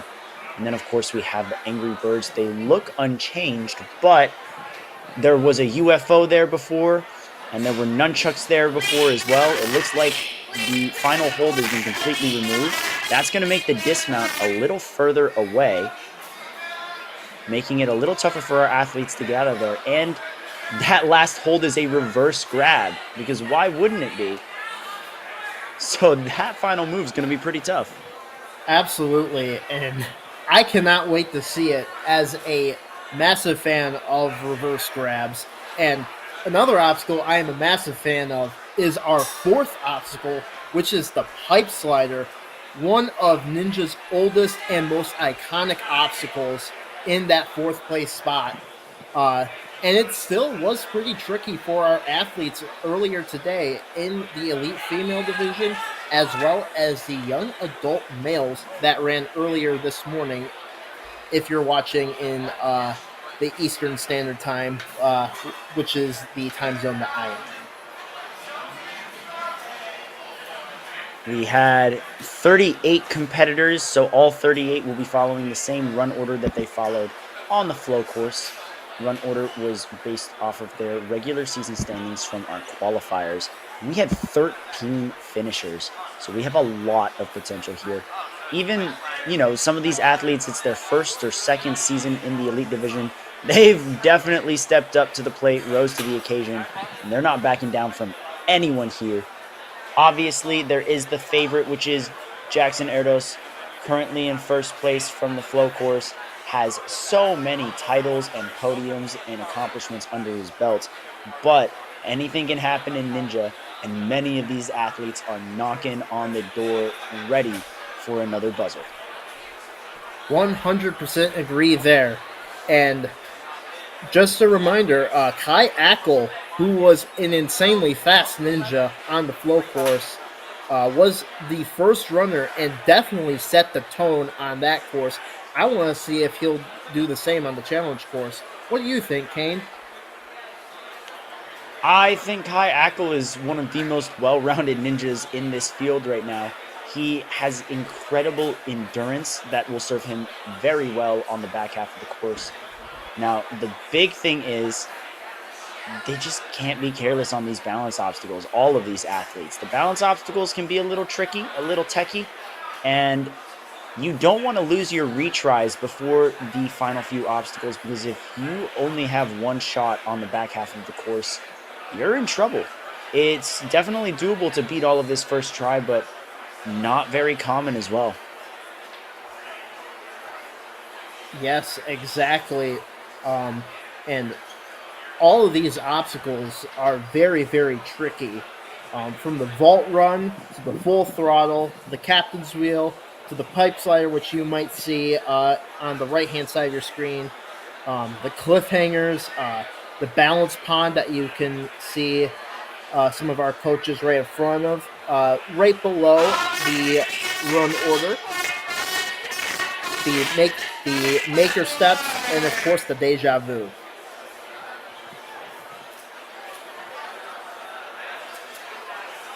It looks like we are clear in terms of the course. All athletes and coaches are off the course, just our hardworking crew preparing for the challenge course here. Action should be picking up very, very soon. As a reminder, there was a coach who was part of the testing process. And so to allow everyone to receive a fair amount of beta, not give anyone an extra advantage, all coaches were allowed to attempt some obstacles and feel things out. That's probably why you saw so many other people roaming around the course and some people hanging on the obstacles. That can definitely add to the time, but we like to keep it consistent and fair here for our elite males. And for all divisions, of course, but this specific instance is only relevant to the elite males at the moment. So, With that said, Kai Ackle is our first runner. Looks like we're about to get started very, very soon. I want to give a big shout out to Lucas Reale, who you might see in the referee shirt as our referee here today. Definitely putting in a lot of hard work.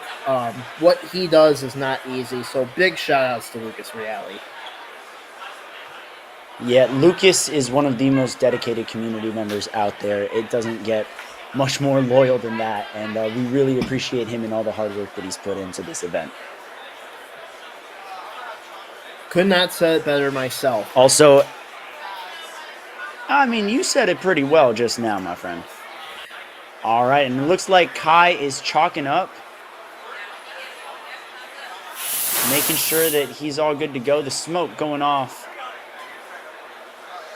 And that is courtesy of Ninja World.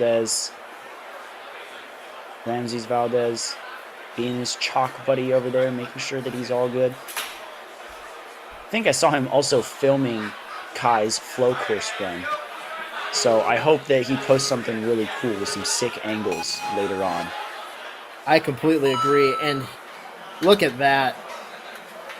Now, Gibboning his way through the pole graspers. Great job. I think feet might be out of. It might be a hands-only obstacle right there. And now onto the captain's wheel. I believe our athletes are only allowed to use those bottom pegs. But that's not affecting Kai Ackle as he goes straight to the pipe slider and is looking to get some chalk. 3 minutes, 30 seconds is your time limit, and Kai's just going to shove himself right through the pipe slider. Now for a quick tack and reach off. Onto full throttle now, but those are spring-loaded steps. You have to hit it on the right spots so it doesn't bounce back up on you. Great hop and skip now into up for grabs.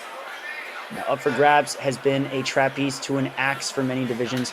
Now the axe drops and they must land the axe onto the bar just like that. Great job out of Kai. And now onto the balance pond. Nice Skips work. that last step. Very smooth. About 2 minutes and 10 seconds left into the cliffhangers. Now, this obstacle proved to be a huge challenge for our elite female division. And Kane has noticed those vertical limits right there. Starting off with a reverse grab. Well, you gotta do a lache first off, and it's not going to be vertical limits, but it is going to be this incredibly angled red ledge there. Kai's going to take a fall. Gonna burn one of his reprise right here. What is that angle? Yeah. Oh my goodness. And those are thin ledges too. Looks like he's building some extra. Can confirm as well. Yep. Oh, wait. We'll keep it going. Keep it going. Time's ticking. Kai has to get through the cliffhangers if he wants to keep his run alive. 1:20 on the clock. And we've removed that bogey that swings between the two ledges. They have to make that Lachey now. And now onto A that nice high grab on the slanted ledge. He is fully extended, gets the dismount. Great save from Kai.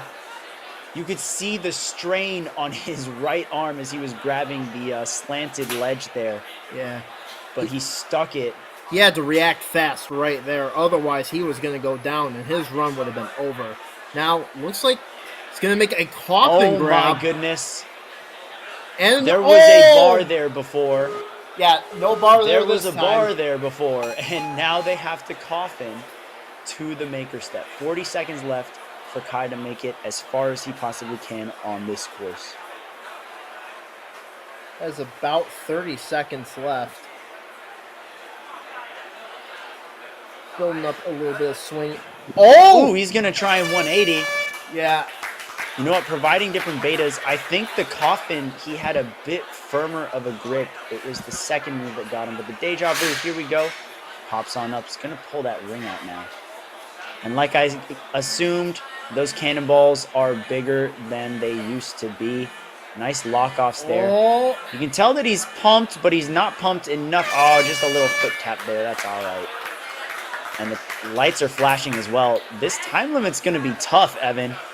But Kai Ackle is showing us what is possible here. 100% agree there. And it looked like on that cat grab, you can't grab on one of those bars. You have to leap from the rope. Definitely going to be something to keep in mind right there. Great run by Kai Ackle with a insane stretch on that cliffhanger right there. Otherwise, his run would have been over on that obstacle. Still, a great way to start off the challenge course, and Darian Bennett should be up next.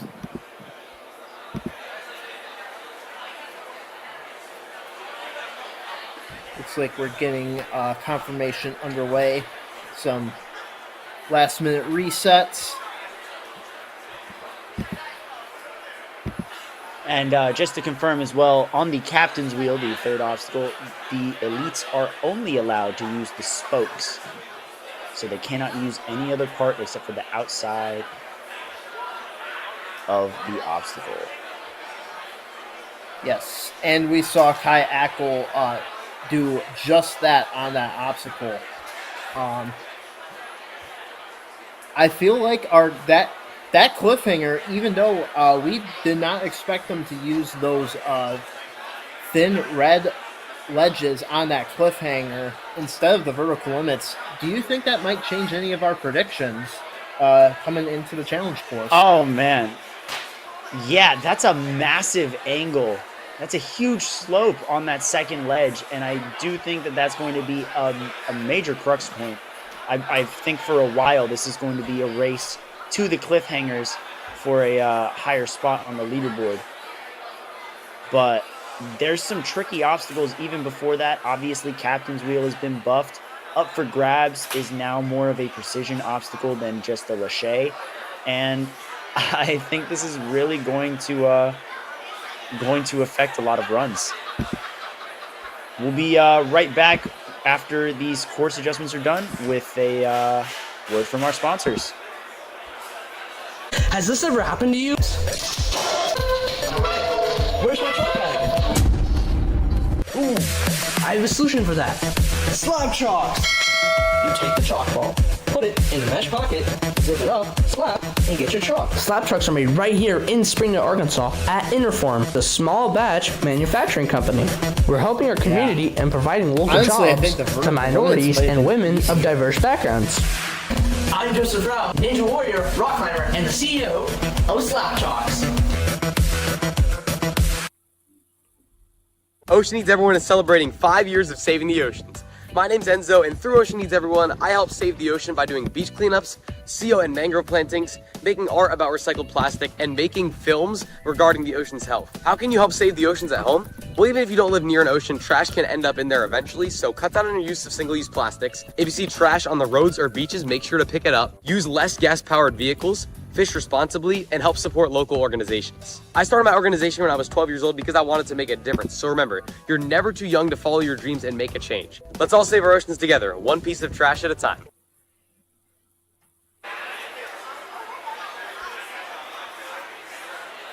All right.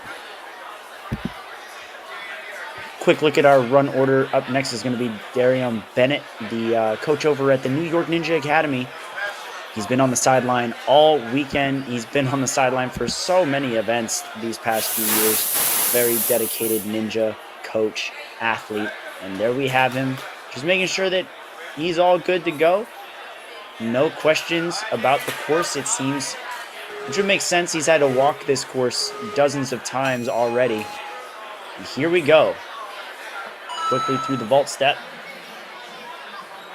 Using his feet on the pole grasper just to kind of loop himself around. So they are allowed to use their feet on the pole graspers. That is very good to know.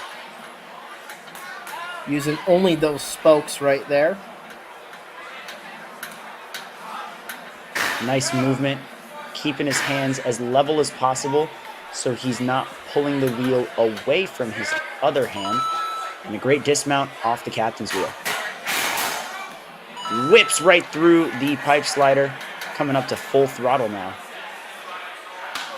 Using the support beam to... There we are. Now, both Kai and Darian looks like they skipped that last step of the full throttle. I wonder if that might be out of play for our athletes here. It's definitely not out of play. It's either not on the floor at all, or they just know that they can make that skip. Good to know. And now we're onto the balance pond, and now around the same pace as Kai Ackle right here, onto the cliffhangers. Now this is going to be really, really tough. He's going to match and pop his way across. Great grab. Now onto the real test here. He's going to have to grab up pretty high if he wants to ensure that he can get both hands on there. He's going to, scoot his hands back out for a reverse. Is he going to try and 180 this? Oh, no, he's going to go back. Yep, he's trying the 180. Look at him go. Almost had the turnaround. What a creative strategy. You know, just being our second athlete to try this version of the cliffhangers. He's going to have to get a little creative, and I like where his head's at right now. Absolutely. And Darian Bennett might have unlocked the beta right there. Oh, foot tap. Shaking out his fingers, too. Hopefully he didn't sprain anything. I wonder if he got a rip right there on that drop. And rips is something a ninja does not want. And he's not going to coffin. Oh, looks like he's switching around to coffin. Doesn't quite get the grab. Now he's going to try out the deja vu. And there are cannonballs at the end of the obstacle. And they are different from our other age divisions. Gets that ring. Nice drop. That ring does swing low, so it's definitely important to control it. He's going to hit that cannonball, and I think he was trying to knock it towards him, but just drops down instead. Taking a look at the cat back here. I believe they have to jump from the rope. Only allowed to use the rope. Yep. Only allowed to use the rope. And a nice move right there. Darian Bennett. Looks like he's just going to run for the buzzer. He's just going to run right to the buzzer. Great job. Very, very with great a smile job on his face. Good to see that he had a good time with that one. Absolutely. And ultimately, that's what Ninja is all about. It's just having fun. Right. It is a competition with competition amongst the community. Everyone's very friendly towards each other and wishes no ill will upon anyone. Jeremy Waters now. He was one of our many buzzers on the flow course. Let's see if he can carry that momentum in to the challenge course. Using his feet on the pole grasper. And has made quick work of it. Captain's wheel. Oh my goodness, a drop down to a single spoke. That's a sketchy strategy, but I'm impressed that he managed to hang on. Couldn't have said it better myself. Good dismount though. And now onto the pipe slider. He's going to slingshot his way forward and back, but he's a little stuck on the back. Oh, he looks like he got it. No foot taps. No foot taps. Just use the side of that dismount platform there to hook himself forward. Very resourceful there. Using that support beam again. Oh, and you were so right. There's just no third step. You were right. There is no third step right there. Now up for grabs onto that axe. Very, very tough here. Oh, just misses it. Actually brought it straight down instead of downing forward. So now we're going to have to reset it. You'll see on the bottom right there, the timer is frozen until everything is reset and Jeremy is ready to go again. And timer is started up again. Building up a lot of swing here. And gets the grab onto that axe. Now we have the now onto the balance pond. Now this used to have some blocks that athletes were able to broad jump. That has been replaced with a bar and some lily pads, but that doesn't stop Jeremy from jumping through half the obstacle anyway. Now, great job. Keep in mind, he has used up one of his retries on the up for grabs. Is he going to use his second retry on the cliffhangers, which have proven to be very, very tough? Makes that Lachey over to that blue ledge. And now we have the real test right here. This angled red ledge. Looks like he tried to hop to it. Doesn't quite get the grab, especially with his right hand. Chalking up courtesy of Joe Capo. Jeremy Waters. Looks like he's taking some time to catch his breath as well. Only has about a minute left. And here he goes.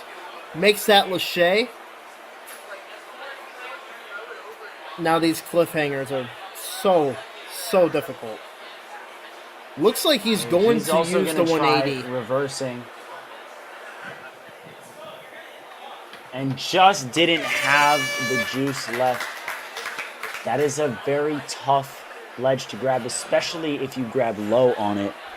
So that's going to end Jeremy's run officially. He's still going to try some of these other obstacles just for fun. One of these being the maker steps.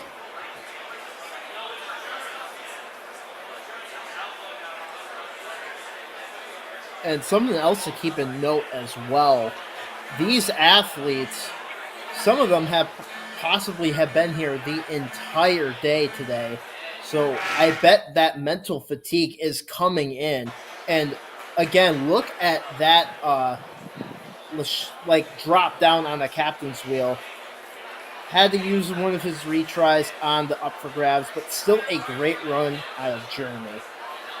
And Brandon Singletary is up next.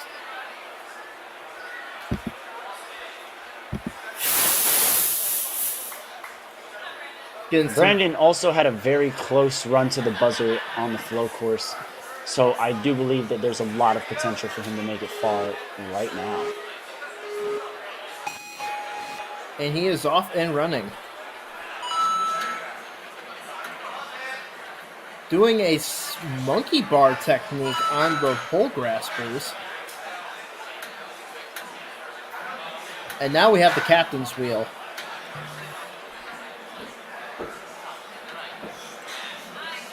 Great hand-in-hand technique there. Good cross up with his right hand. Excellent. Nice dismount. He's just going to jump right into pipe slider, but I don't think that gave him the momentum he wanted it to. And now he's going to pop over again. Oh! He saves it. Looks like he got Saves it. What No a call save from right there. Reali, so we are all good there. And you can see Lucas right there as well. He has the angle to call if it was a foot tap or not. Now it's time for the up for grabs. Which means Brandon can keep going. Makes that Great transition. landing there. Now this balance pond is very, very tricky. Oh, he's off to the side. Did he get? Oh, And looks like just a foot tap. tapped on the back.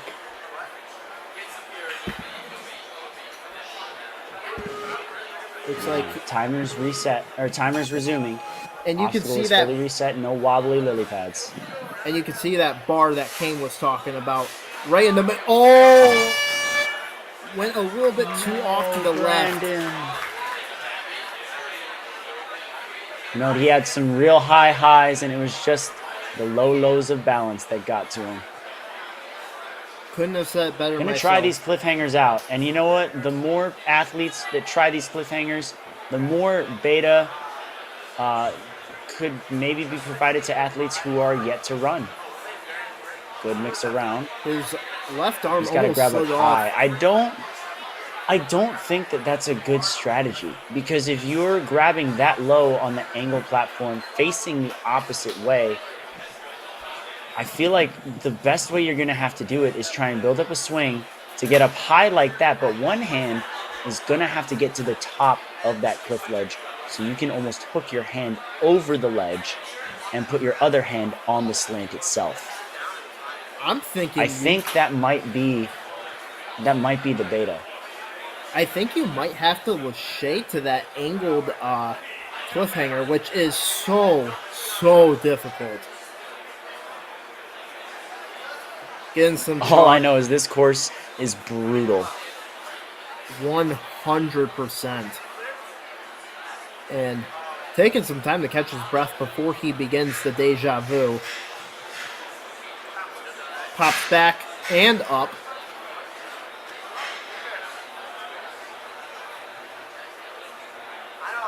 You know, and we saw the deja vu be a real crux point for past divisions, but all of our elite athletes here not really having a problem with it at all. Which is exactly where I was getting at in the beginning of this stream. I said, from a technical standpoint, our athletes are going to crush this course. It's going to be a battle of endurance and grit. And here we are, the cliffhanger as our crux point, with deja vu kind of being a footnote. Our athletes really cruising through it. And Brandon Singletary still had a massive smile on his face.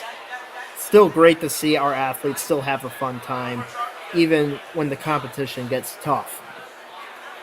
And up next, we have Matthew Keller on, looks like to be on the starting platform. Yes, indeed, he is one of our Gravity Forge ninjas, alongside Coach Jackson Erdos, who will be running later.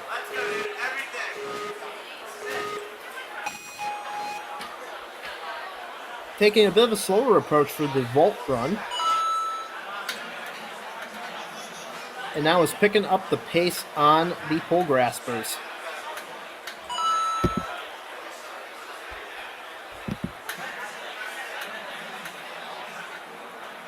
Still only doing some kips.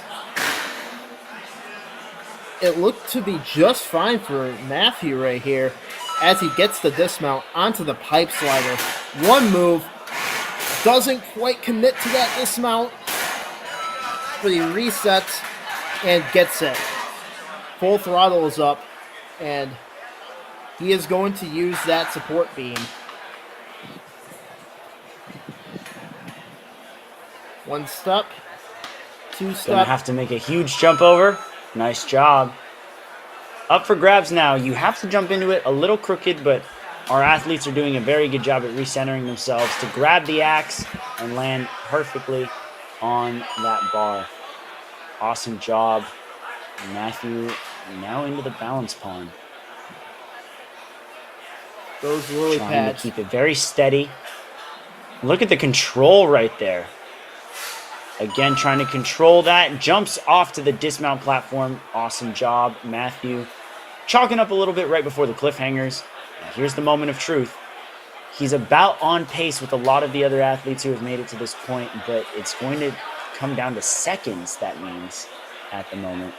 Currently, the fastest person to not complete the cliffhangers is Darian Bennett at a time of 1:15. Oh, there's that hop that I was talking about. Look at and that. Matthew Keller is gonna break through and jumps into the top 2. He's got the maker steps right here. And he might have even done it faster than Kai Ackle. This might put him in first place right now. Let's see if he can extend the lead by beating the maker steps. Look at that. Look at that coffin. And again, I'm very impressed with... And again. Wait, what happened? Wait, what just happened? I'm very confused as to what just happened. He looked like he was cruising it. Yeah.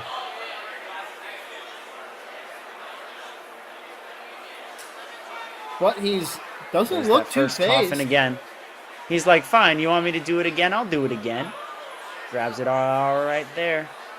And he's going to reach out for that. It's not a ring anymore. It's a cliffhanger because, of course, it is. Our team over at the World Ninja League really trying to pump these athletes out. But it's not stopping Matthew Keller, who's now on a Deja Vu crossing. Huge swing over to the cannonball. I'm very impressed with Matthew's focus right here and his determination. And I believe he is now in first place. Angle wall cat back, and he gets it. He is by far in first place right now. Now, I don't know if he has enough time to clear, but he can beat the top hats, which are ascending and descending. Look at that last drop there. Oh, and that's going to peel him off. That's all right. 11 seconds to clear this obstacle. Not enough to beat Angry Birds, but definitely enough to beat this and get to Angry Birds to extend his lead and put the pressure on the other athletes to go further. I've been very impressed with this run by Matthew Keller. His focus, his determination, and he's not letting anything phase him. He's not going to try. He's going to let time run out. Still a great way to extend his lead. And look at that. Oh, that's so difficult. And that puts him in first place by a wide margin.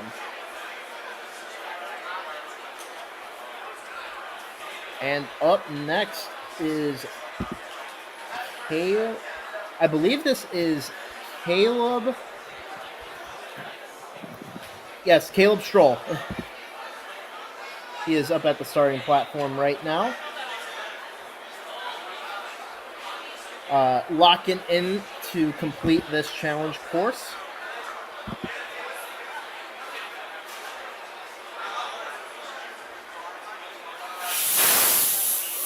Smoke coming out. Grabbing some chalk. And here we go. Looks like they're counting down the timer. Lights flashing. And on the vault run goes Caleb.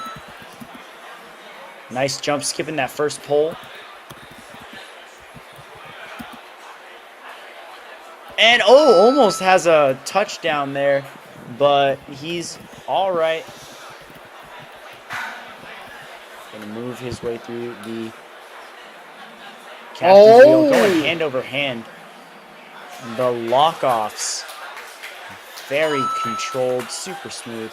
Now just has to set his hips back enough for pipe slider, which he does not, but he sends himself back. Not using a switch grip. And he's going to send himself forward again. Nope. There's that slingshot technique. Caleb Stroll now onto full throttle.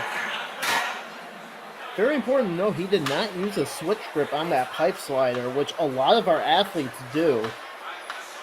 I wonder if any of our other athletes are going to use the same technique that Caleb has used.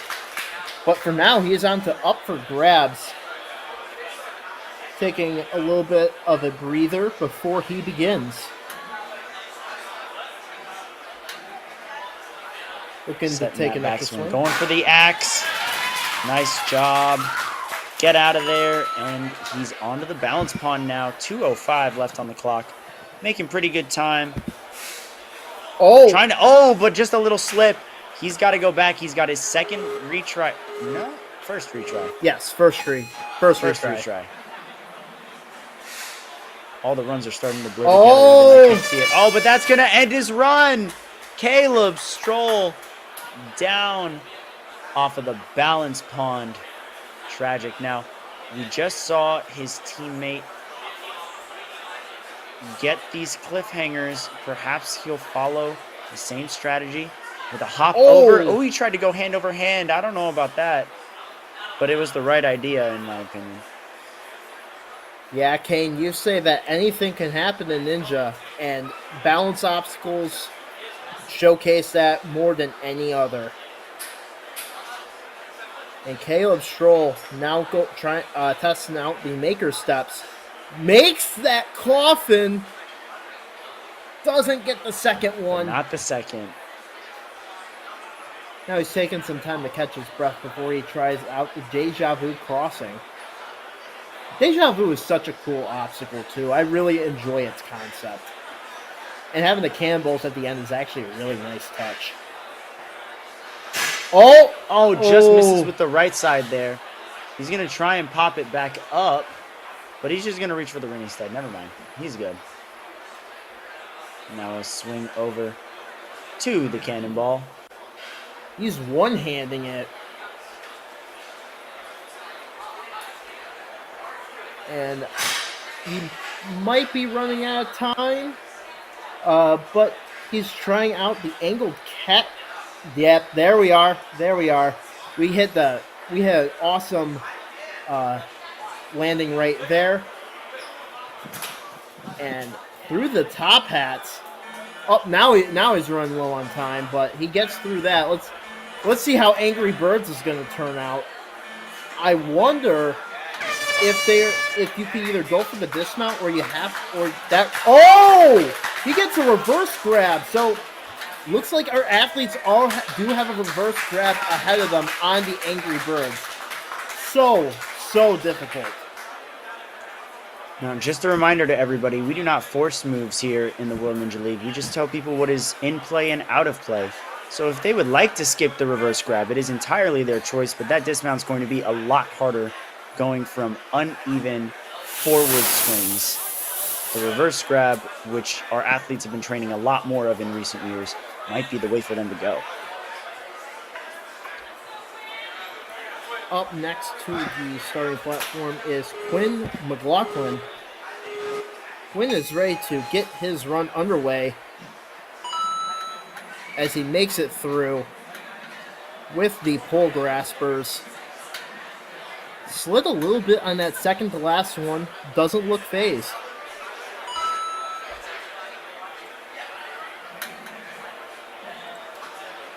Now an obstacle that a lot of our athletes are very familiar with, especially if they made Worlds last season, is the captain's wheel.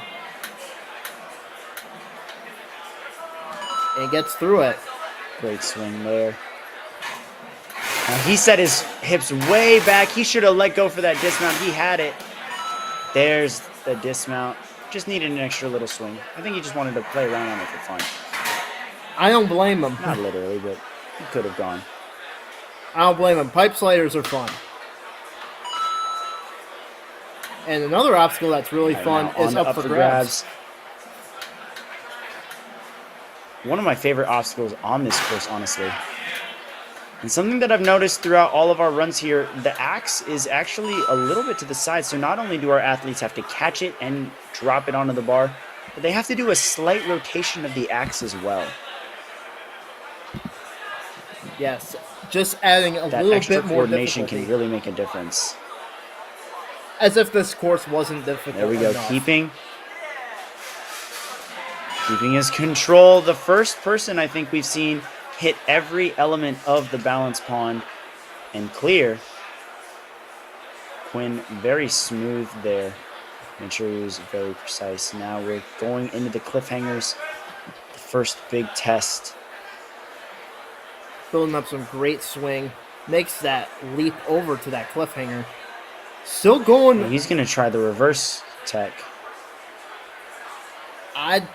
Oh, he sticks it. Try to move his yeah, hand I up. think Andrew Keller had the beta. You just got to hop over and hop right out really, really quick as soon as you possibly can. So that way you're not hanging on that slant for such a long time. Yeah, Matthew Keller definitely. I'm sorry, Oh! Matthew. Looked like he was going to make a great save right there. Just didn't have the gas to hang on. But now he's going to try out the maker steps. Now we have a coffin move right here. Does not get enough distance there, though. He's looking pretty gassed, but chalking up a little bit, trying out the Deja Vu crossing. Showcasing some power right there. Now we have this ring. Watch your legs right there.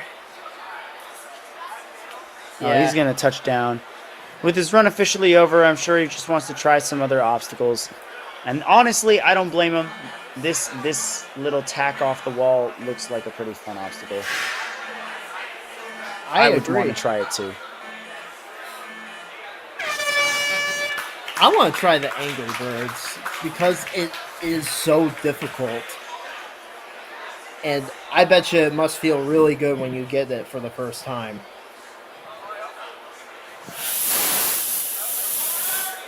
And we have now we're back up with another DGS Ninja sponsored athlete, Connor Galvin. Connor is an absolute force on the course. He comes in with a lot of power, a lot of urgency. I don't think we're going to see any careless mistakes. I really think that if he gets through these cliffhangers, we're going to see him go very far in this course. I completely agree. Good jump out to the captain's wheel, not having to shimmy across a bunch and making very light work. Popping right through, grabbing and matching for that dismount. Now into the pipe slider, sizing it up before swinging his hips back, tucking up and dismounting with ease.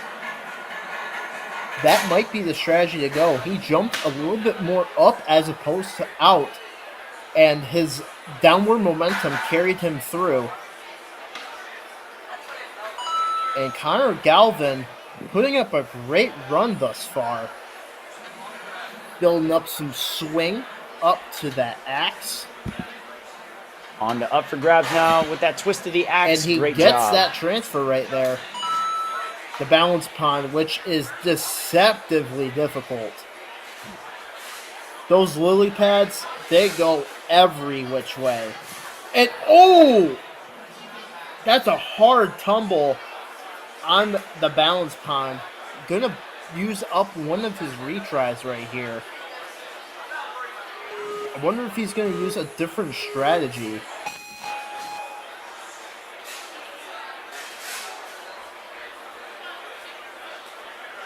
Regaining his balance. Oh, and he taps down. Unfortunate end to Connor Galvin's run. But he's going to try out some more obstacles, mostly on the cliffhanger right here. Makes that jump over. Let's see how he'll handle the cliffhanger. Oh, he tried to jump for it, but he slides right off. Is he going to try it again? I think he's going to try it again. I think he really wants to beat this obstacle right here. And you know, this is something up Connor's wheelhouse, and there's that pop. I'm proud of myself for calling the beta there. But also, these guys are pro athletes. They would know exactly how to get through it, as evidenced by Connor getting it second try. Great coffin, overshoots it actually. He only hit it with his fingertips, but he's all right. He's going to Is he going to try it again? You know, look, man, it's your time limit. You spend that time how you want when your run's over, and he wants to have some fun doing some coffins. I do not blame him. If I were capable of doing what he's capable of doing, I'd be jumping around on all this stuff too. Yeah. And I got a long way to go until I'm at Connor Galvin's skill level. Going into those cannonballs on the Deja Vu crossing. Oh, he's He's grimacing. grimacing right there. Goes to show, again, this is a pumpy course, although he did try these obstacles multiple times when he didn't have to. So, Yep, he's just trying everything now. oh, of course. And the top hats. That massive drop. And now going for Angry Birds.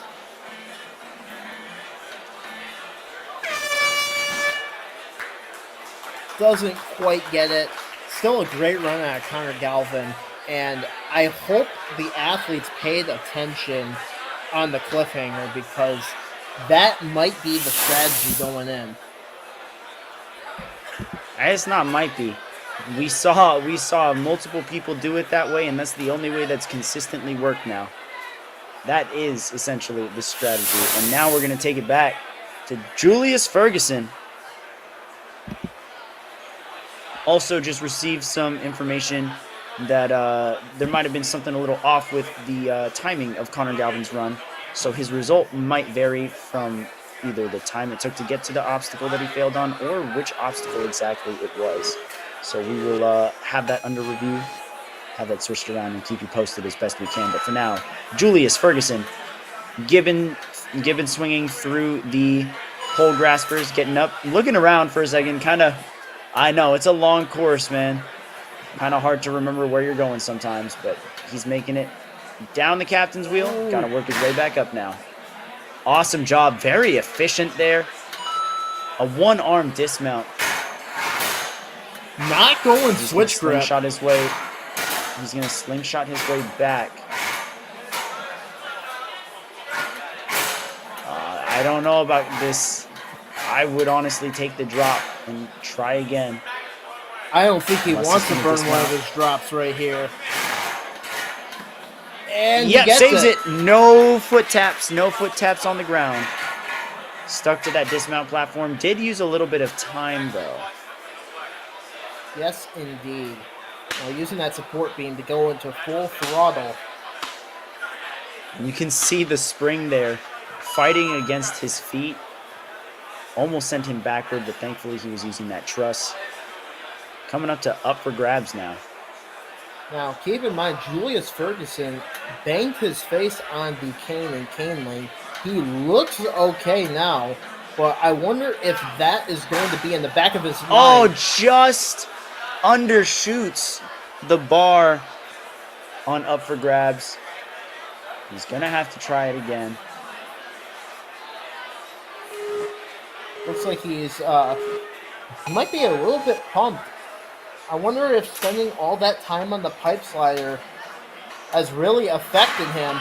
But oh my goodness, a one-handed save. It looked like he waved to but he's also looking at his fingers for a second. Hopefully he's not too hurt. If anything, I would say get through this balance obstacle. Use a retry, it's all right. But get through this balance obstacle so you still have that on your official run record. And if you can't do the cliffhangers, listen to your body. At least you'll have beaten one more obstacle. Julius Ferguson has been an absolute trooper this entire competition. Oh, it looks like he's going to step off. Oh, I hope he's okay, because something must be really, really wrong with one of his fingers. His finger is bleeding. That's what we're hearing now. And it looks like he probably nicked himself right there.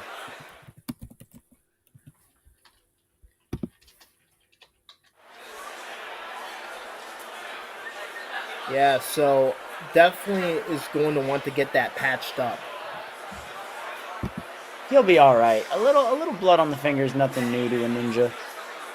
Maybe hasn't happened to him very recently. You know, hands get tougher over time, but definitely nothing out of his control. He can definitely fix that. And we're going to take it back over to the challenge course start line for Adam Burnett next. Adam knows a thing or two about tearing up hands. He tore his hands quite a bit during one of the 6 saves where he was climbing up a rope super fast. He missed his hands, dropped, and saved himself before hitting the ground. He was pretty high up. So he's got fast reflexes and good grip, which is awesome because that's exactly what you need on this course. Yeah, and grip is the name of the game, especially on the back half of this course. The cliffhangers proven to be a very, very tough crux point. Those ledges are very, very thin as well. So definitely something to keep in mind as Adam Burnett is at the starting platform right now.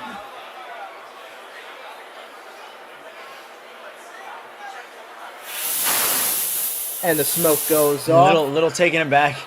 He's got one of the AirPods in. He's in the zone. The smoke probably just took him by surprise a bit. I wonder what he's listening to. Maybe some Metallica.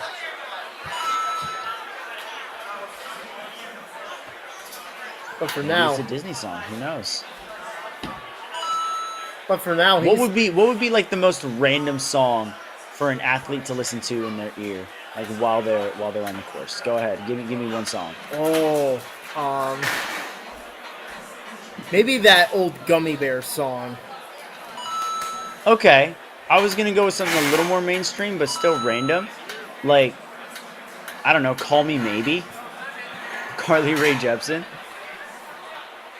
I know. It'll be a fun one. Who knows? Well, we should find out eventually what he's listening to. Chat, go ahead and throw the most random song you listen to when you're on the course or when you're working out as a whole. Anyways, Adam, smooth move on up for grabs. Already tearing through the first 6 obstacles. Making his way through the balance pond. And now he's onto the cliffhangers. Now, Adam trains primarily at center court. And at center court, they have a massive cliffhanger line. Adam, one of the few people to beat it all. He's going with the reverse grab right here. Oh my goodness. How in the world did he manage that? Not even from a grip standpoint, from a wingspan standpoint. My arms hurt he's just taking a couple deep breaths. Yeah. Yeah, same. And he's taking a couple deep breaths, shaking his hands out a little bit, but he's got time. Josiah Papel on his sideline telling him that, he doesn't really have to rush it right now. He's just got to be precise with these coffins. Gets great that first move. Transfer. He wants to go now, but he's going to wait and set himself. Oh, he's hesitating a little bit. And that extra hang time can definitely play a factor into your performance. And he undershoots it, just slips off. Gonna use a retry right here. Getting some chalk onto those maker steps. Getting some tips courtesy of Josiah Papel.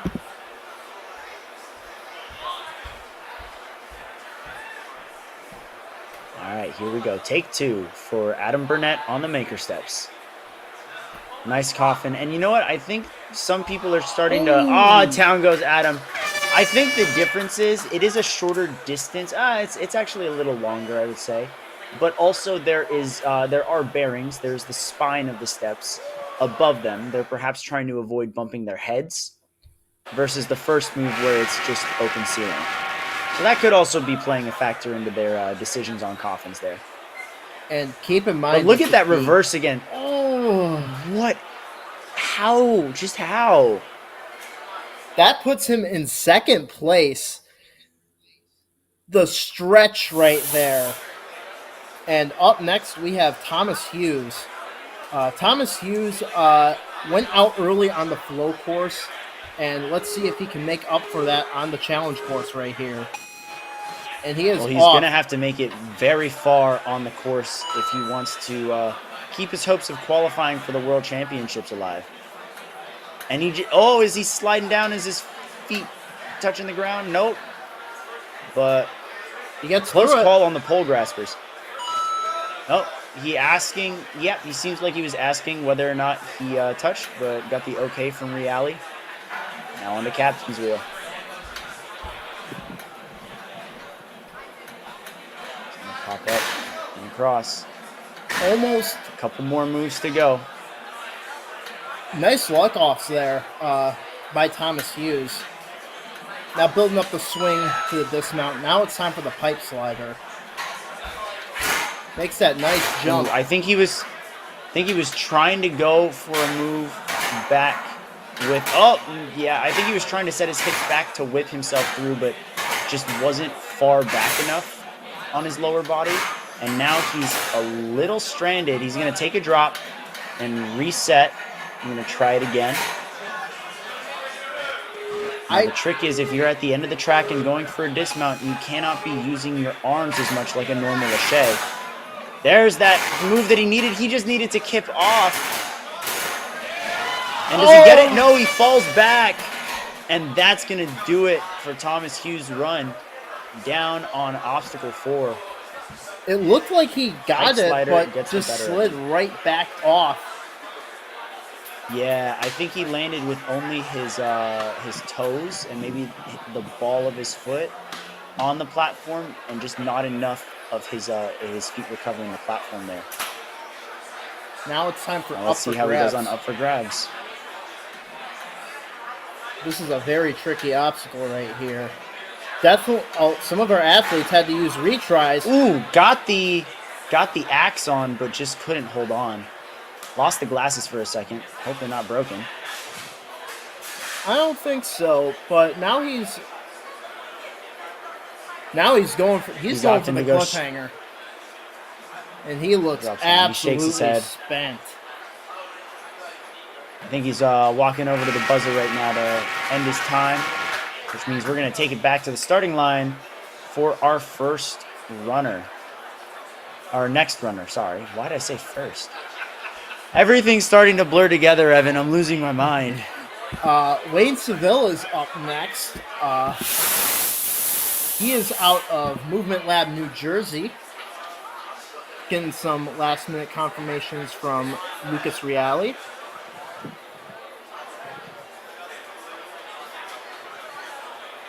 Before he begins his run.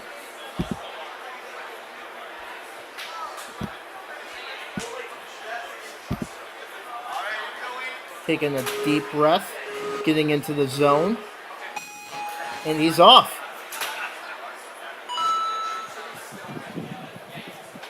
Wayne now swinging very swiftly through the pole graspers. Now it's time for the captain's wheel. Some chalk there. Joe Meisner on his sideline.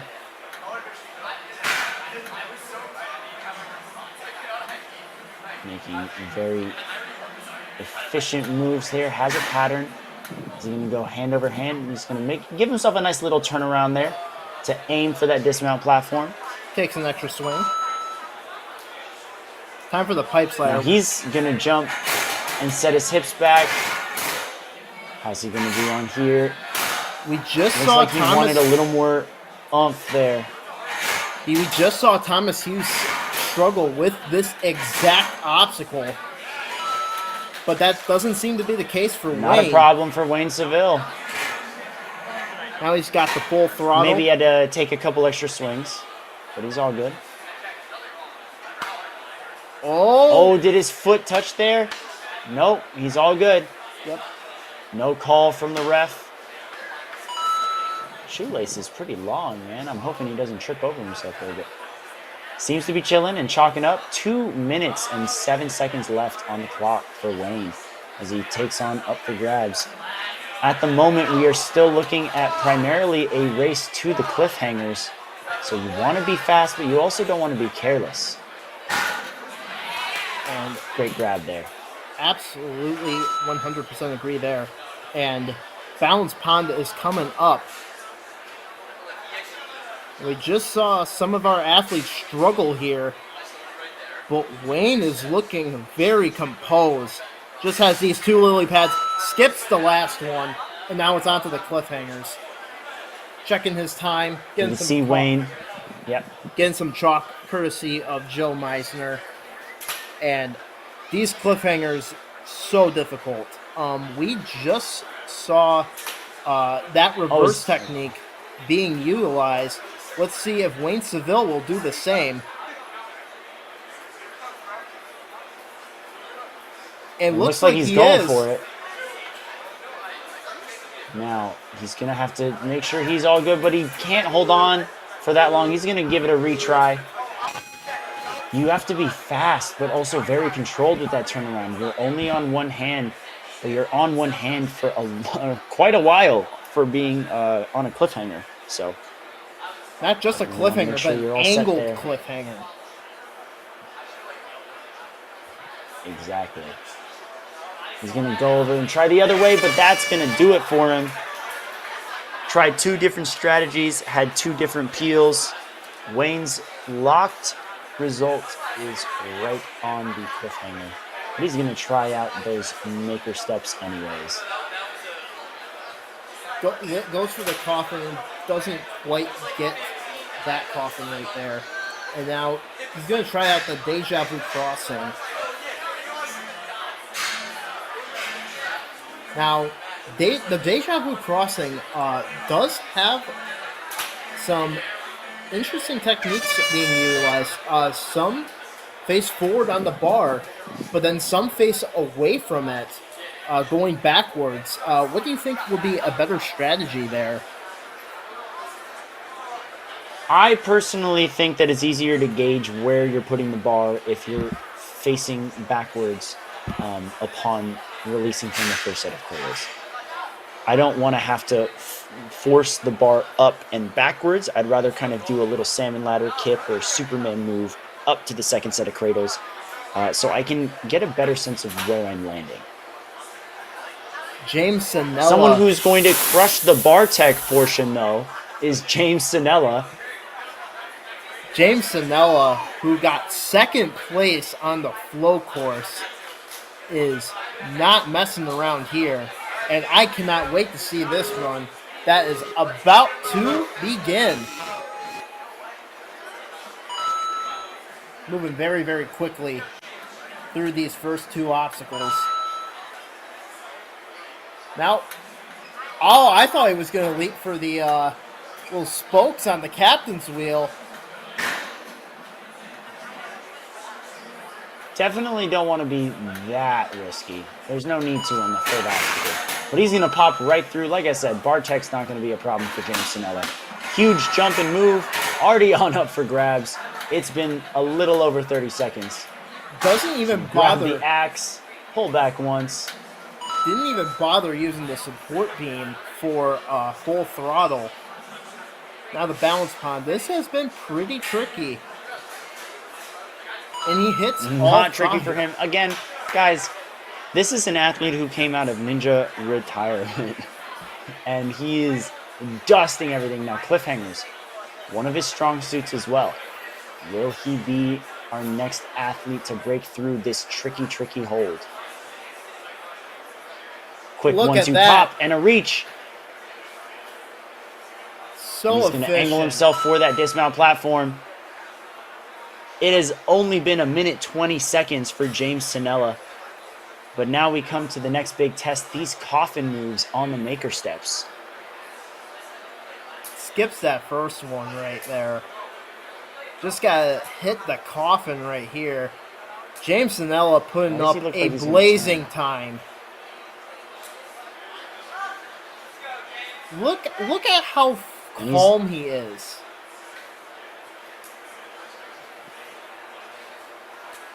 Makes that Great dismount. job from James. Now we've only seen one athlete make it this far officially. Matthew Keller. James, again, Bartek, not a problem for him. Keeping his feet just above the mats. Had to really tuck his knees up to make sure he wasn't dragging off the cannonball and onto the angle wall catback. Making sure he can use step that. on that platform. Great So moves, and now smooth. we're onto the top hats with 1:05 left. He is destroying the time right now. He is in pole position to be our first full clear of the elite males. And he's showing no signs of slowing down. showing great lock-offs on these top hats. And we have one obstacle left from a full course clear. And remember, he has not used a retry yet. Looks like he's going to skip That's that true. first hold on the Angry Birds. We saw a lot of the elite females do that as well. Now for the tricky part, it's going to be that reverse grab. Or he's going straight for the dismount. Whoa, peels off.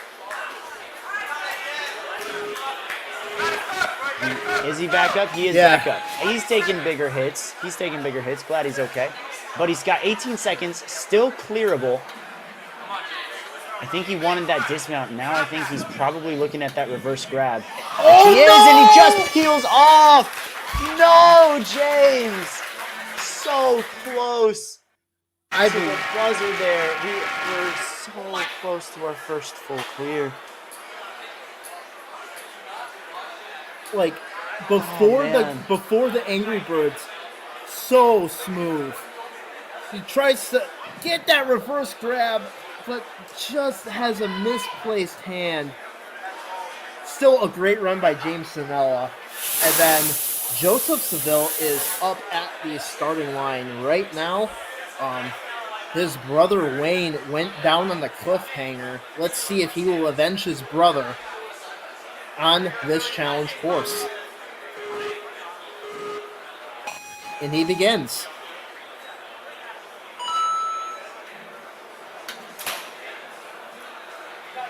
Joseph making sure that he doesn't slide off those poles. Makes that dismount.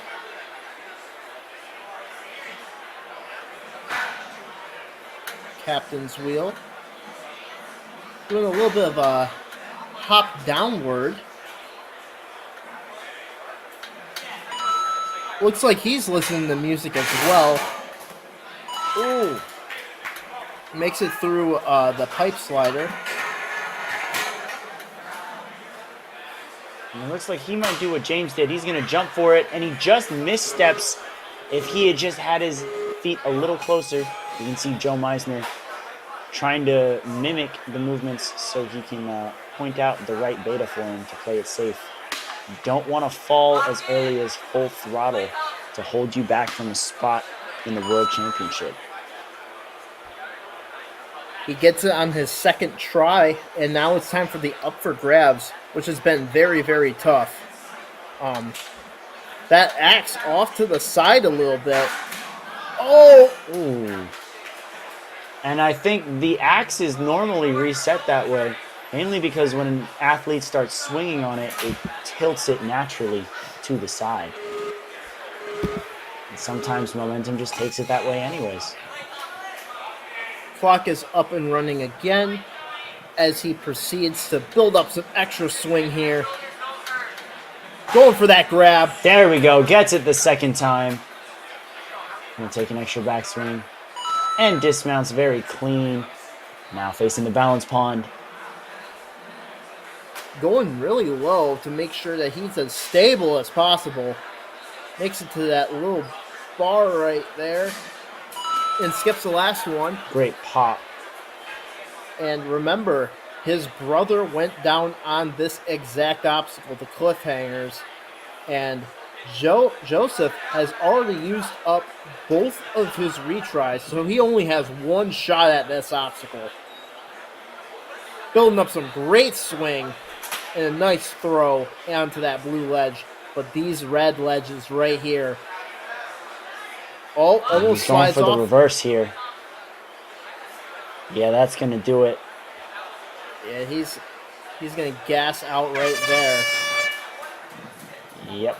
And that's going to end his run officially. He can head on over to the maker steps to continue trying the rest of the course.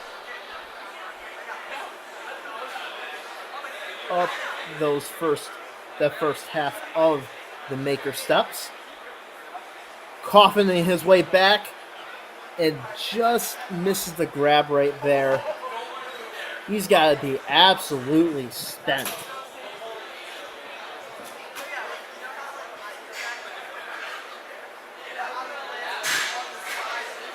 Great move on the deja vu there. That ring drops very big, and I think it pulled him a little early. Had to take an extra swing, but he's on the cannonballs, not seeming phased by anything.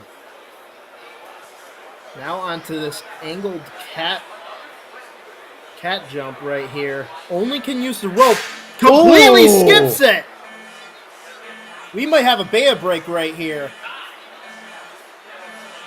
You know, that is a very hard skip to make, though. You do have to be very fast and have very light feet.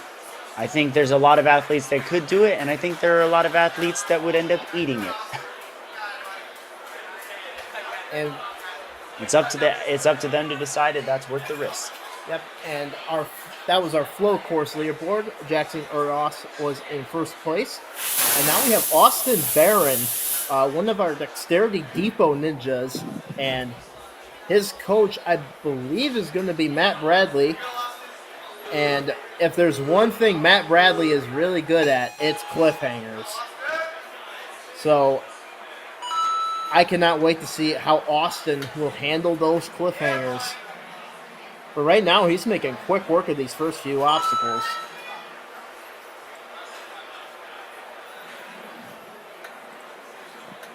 Showcasing some great lock-offs on the captain's wheel.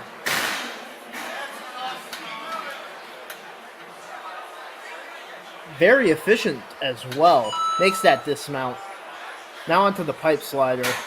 Does not go for a switch grip right here. Goes back to reset. Building up one other swing and makes that dismount. Full throttle is coming up next. Touches down on that first step of the full throttle and makes it over to the up for grabs. No, this move has been very, very tricky. Makes that grab.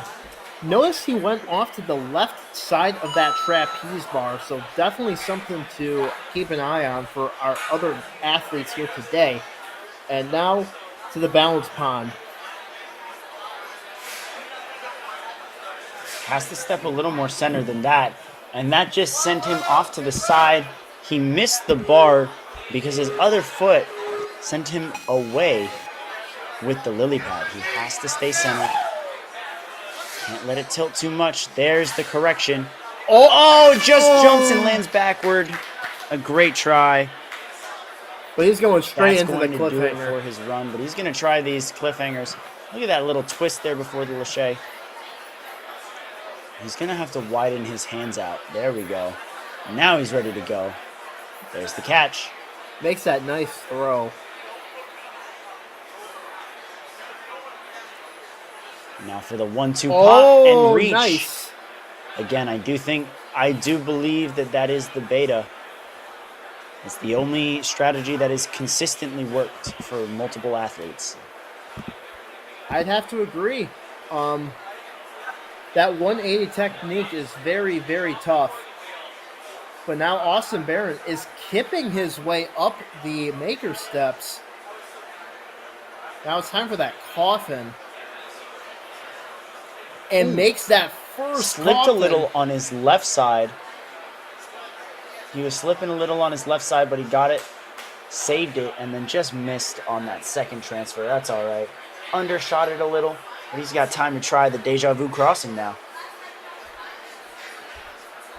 Coffin moves are very, very fascinating. Because, like, the way you launch yourself is just incredible.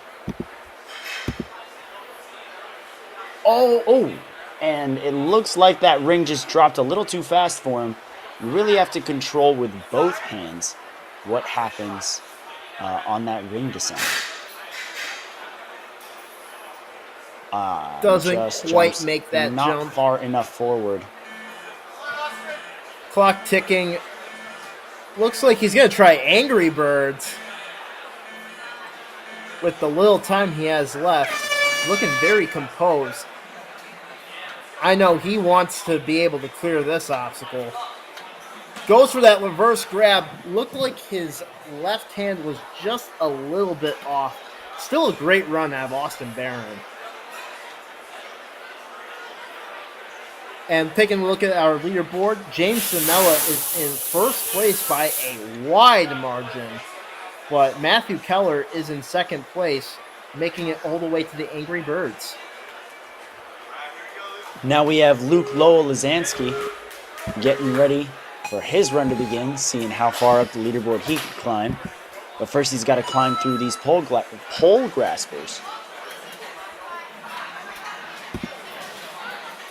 Using only his hands, and makes the transition over to the finishing platform. Now for the captain's wheel.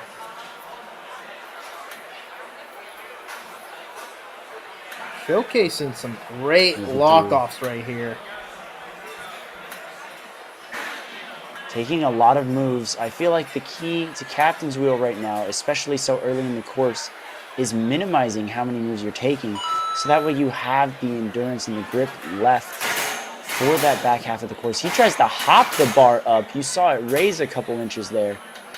I think he's now going to try the actual pull through method. Oh, derails the bar entirely. Good thing he held on to it. That could have been bad if he wasn't. That's a good lesson for all of you guys. If you're holding something and you fall, take it with you. Do not just let it go. There's that dismount. Very clean the second time around. Yeah. Good skip on the full throttle, but that's going to be his second retry, which means it's make or break for every obstacle from now on for Luke. Yeah, he tried to not use the support beam right there. It looks like he's going to use it on his second attempt. And it jumps for that platform right there. Up for grabs. Building up some big swing. Go. Hangs on just barely. Wow. What a weird dismount, but he makes it work. He doesn't fall backward, and he's totally fine. Keeping his run alive, he's going to steady himself, and he's going to progress over to the cliffhangers. Still with 1:50 on the clock, but he's breathing hard a little bit. Yeah, he is looking says send it. bent. He's going to have to send it right now on the cliffhangers. He's going to have to dig in on these remaining obstacles right here. Not going to be easy whatsoever. Taking some time to catch his breath.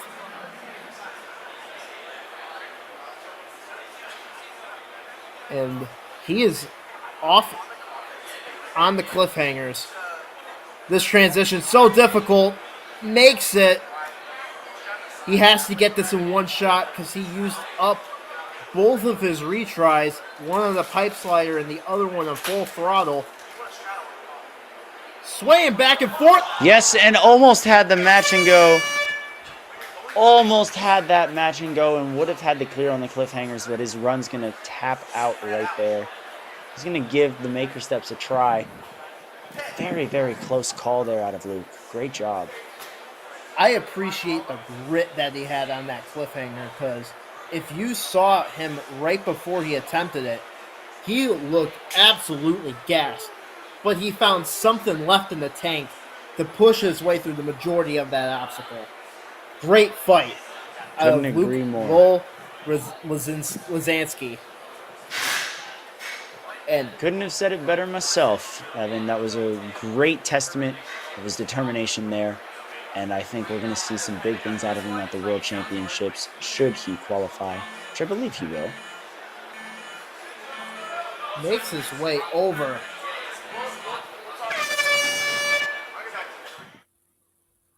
But look at that. Just barely lands that dismount. And there's that fight. And that fight. There's that fight on the cliffhanger. Lands him into 7th place for the time being. Still a lot of athletes to go, so that leaderboard can definitely get shaken up. However, definitely in a very good spot for the time being. There's going to be some athletes that are probably going to jump ahead of Luke, but there are also going to be some athletes that are going to end up behind him. So hopefully he stays in prime position to advance to the World Championships. And if you guys want to catch the World Championships and you guys are in the Greensboro or just in North Carolina in general or somewhere in the South and want to make the trip, the flight, the drive, whatever, come out to the Greensboro Coliseum June 21st to the 24th. We'll be there. Greensboro Coliseum in Greensboro, North Carolina, as looks like we're going to have a few adjustments to make here before we get into our next run. Just swapping out some batteries for our cameras, making sure that we have the prime angles for you all. And it looks like we're back and ready to go with Messiah Andrade. This is going to be a big run. I can feel it, Evan. Messiah coming out, taking the course by storm with the flow course, and he's looking to do the same on the challenge course right here, making quick work of these first two obstacles. Another one of our Gravity Forge ninjas alongside Jackson Erdos, who will be running later.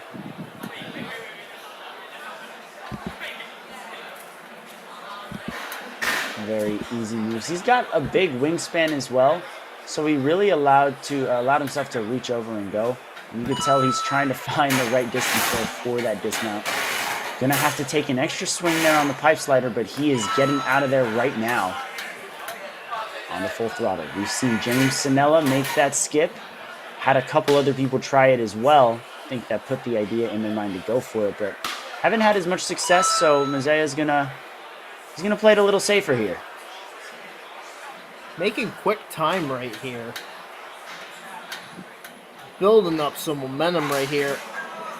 Comes up just short on the up for grabs, but he does have a retry right here. It's worth noting that for our good friend Mizeze here, that he has his own clothing brand. Those are the shorts that he's rocking to go with the Gravity Forge shirt. Athlecos. ATHLECOS. You can check that out probably on his Instagram or somewhere. There's probably a website, athlecos.com. And there's that up for grabs move. Saves it, wobbled back for a second, but pulled himself forward, and he's continuing. Great hop through the balance pond. Almost ran past the cliffhangers before remembering that that's what he had to do. Now, Jackson Erdos trains a lot of cliffhangers, and Zaya here is one of his training partners, so I would assume he knows a thing or two about how to maneuver through some cliffs. Mizeze. Setting up that pop. Cliffhanger. Great move. Just gotta get Now that he's gonna go through dismount. the dismount. He made that look easy. He put his hands up too, like I did it. You proud of me? That was awesome. I certainly am. Now it's time for the maker steps. I honestly believe that was one of the easiest anyone has made that obstacle look so far today. And here are those coffins. Ooh, just peels no, off the second peels set. right off. Mizeze. He's gonna have to try again. That timer does need to be frozen though. And looks like he Can't tell if there is a timer delay or if there's just a late button push there by Reali, but we'll have to figure that out. Looks like he banged his knees on that spine right there. But still, Mizeze makes that transfer to Deja Vu Crossing. Has about 40 seconds left. And is Nice powering move on the through it. Deja Vu. Reaches up for that ring. Pull the ring down, controls it. And now onto that cannonball. Oh no! Oh, he's gonna touches drop down. Use another retry. That's That's all right. 24 seconds. He can. He's out. Oh of no, retries. that's right. That's right. You're right. Use that first one on the up Great for move grabs. Still trying out a few more obstacles as time is ticking down. Onto those top hats, and he looks completely spent.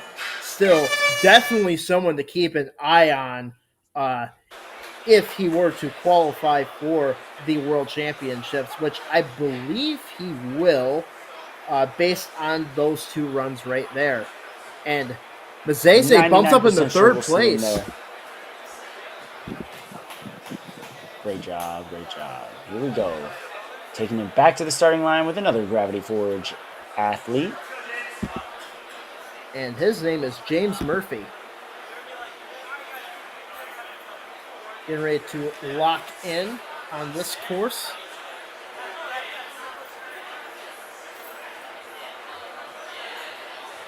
Might get a few adjustments right here.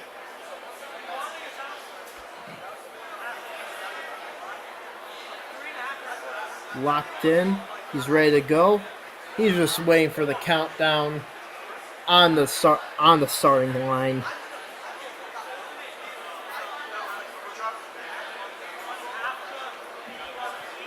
Now, Kane, who else do you think could make it possibly get that first full clear of the competition here today? Because we still have plenty of talented athletes there's a coming lot of names. Yeah, so the ones that jump at me right away: Jackson Erdos, Ramsey Valdez, Tom Alberti, Joe Capo, Zachary Burkholder, Ryan Guild. I mean, the list goes on and on and on. And those are just a few that just pop out right away. Cody How about Benaway you? is Similar another names? one. Cody Benaway is a great pick right there. Yes.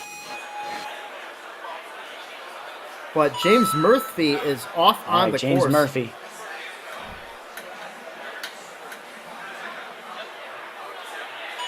And speaking of Jackson Erdos, that is his coach right there. And he's making great time through that captain's wheel.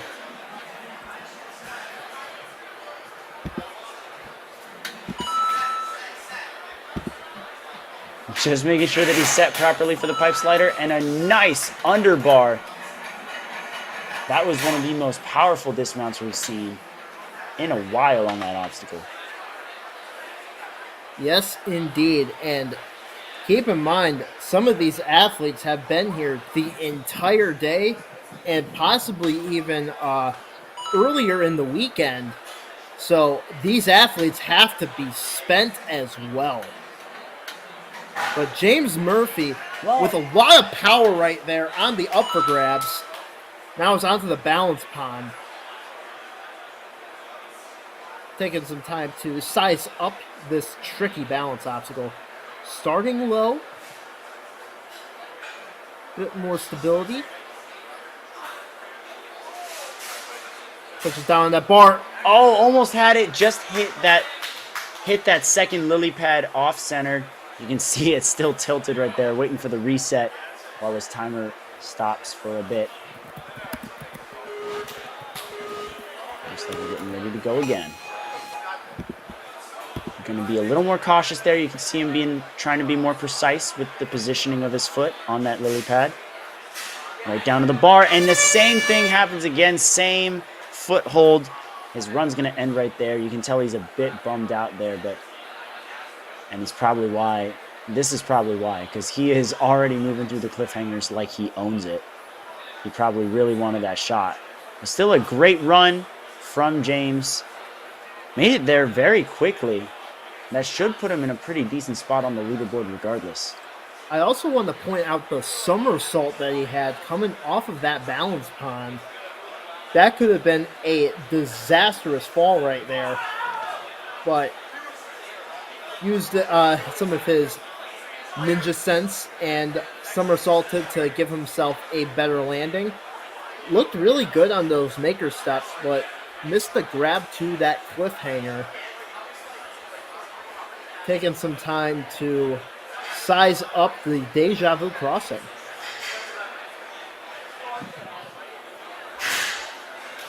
He's up and over. Oh, just a huge peel off of that ring. Catching his breath. He's not shaken up or anything. I think it's more disappointment, but he should definitely hold his head high.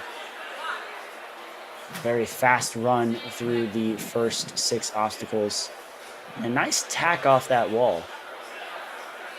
And we've mentioned being exhausted on a course like this.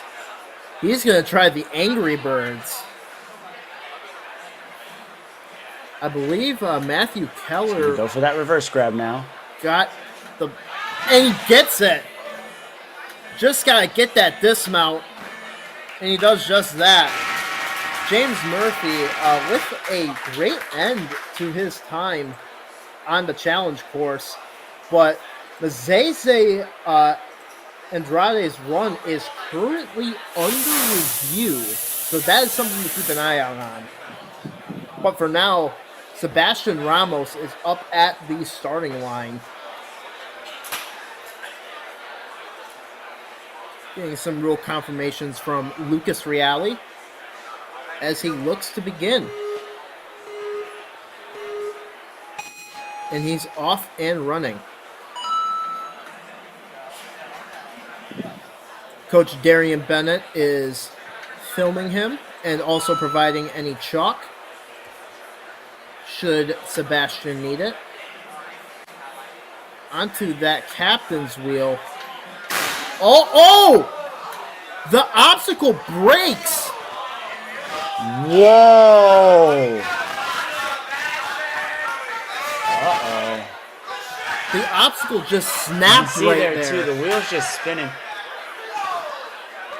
I'm really hoping that Darian caught that on camera because, again, there are certain things that I want to see posted on Instagram from this comp, and now this is definitely one of those.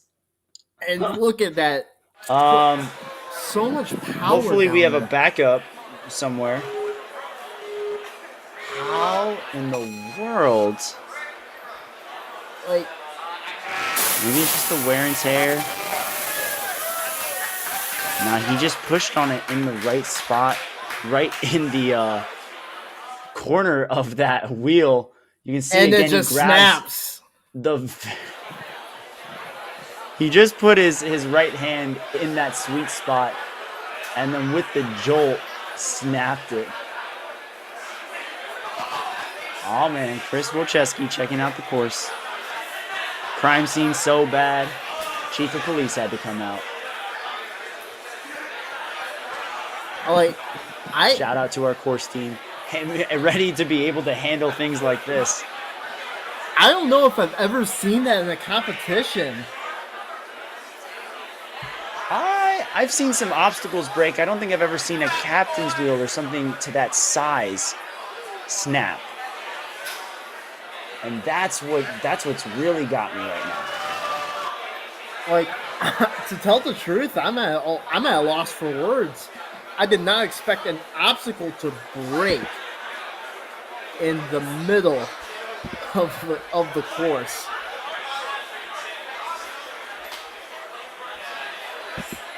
We're going to be right back after a quick little word from two of our sponsors. Has this ever happened to you? Where's my truck bag? Ooh, I have a solution for that. Slab chalks! You take the chalk ball, put it in the mesh pocket, zip it up, slap, and get your chalk. Slab trucks are made right here in Springdale, Arkansas at Interform, the small batch manufacturing company. We're helping our community and providing local jobs to minorities and women of diverse backgrounds.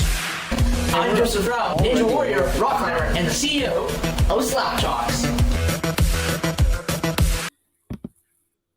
Ocean Needs Everyone is celebrating 5 years of saving the oceans. My name's Enzo, and through Ocean Needs Everyone, I help save the ocean by doing beach cleanups, CO and mangrove plantings, making art about recycled plastic, and making films regarding the ocean's health. How can you help save the oceans at home? Well, even if you don't live near an ocean, trash can end up in there eventually, so cut down on your use of single-use plastics. If you see trash on the roads or beaches, make sure to pick it up. Use less gas-powered vehicles, fish responsibly, and help support local organizations. I started my organization when I was 12 years old because I wanted to make a difference. So remember, you're never too young to follow your dreams and make a change. Let's all save our oceans together, one piece of trash at a time.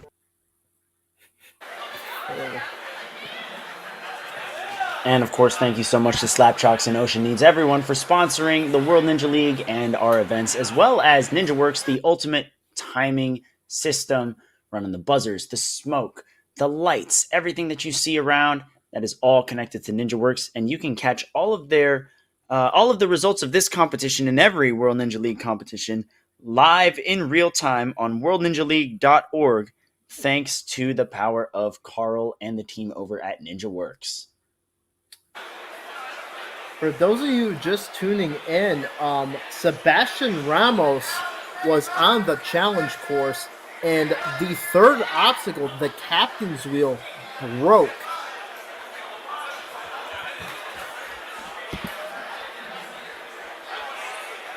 So that Now, Sebastian's going to be obviously issued a rerun, but that'll be later. Right now, we've got our challenge course with about half the field up already. I believe there are 38 athletes, and we are on runner number 19 right now.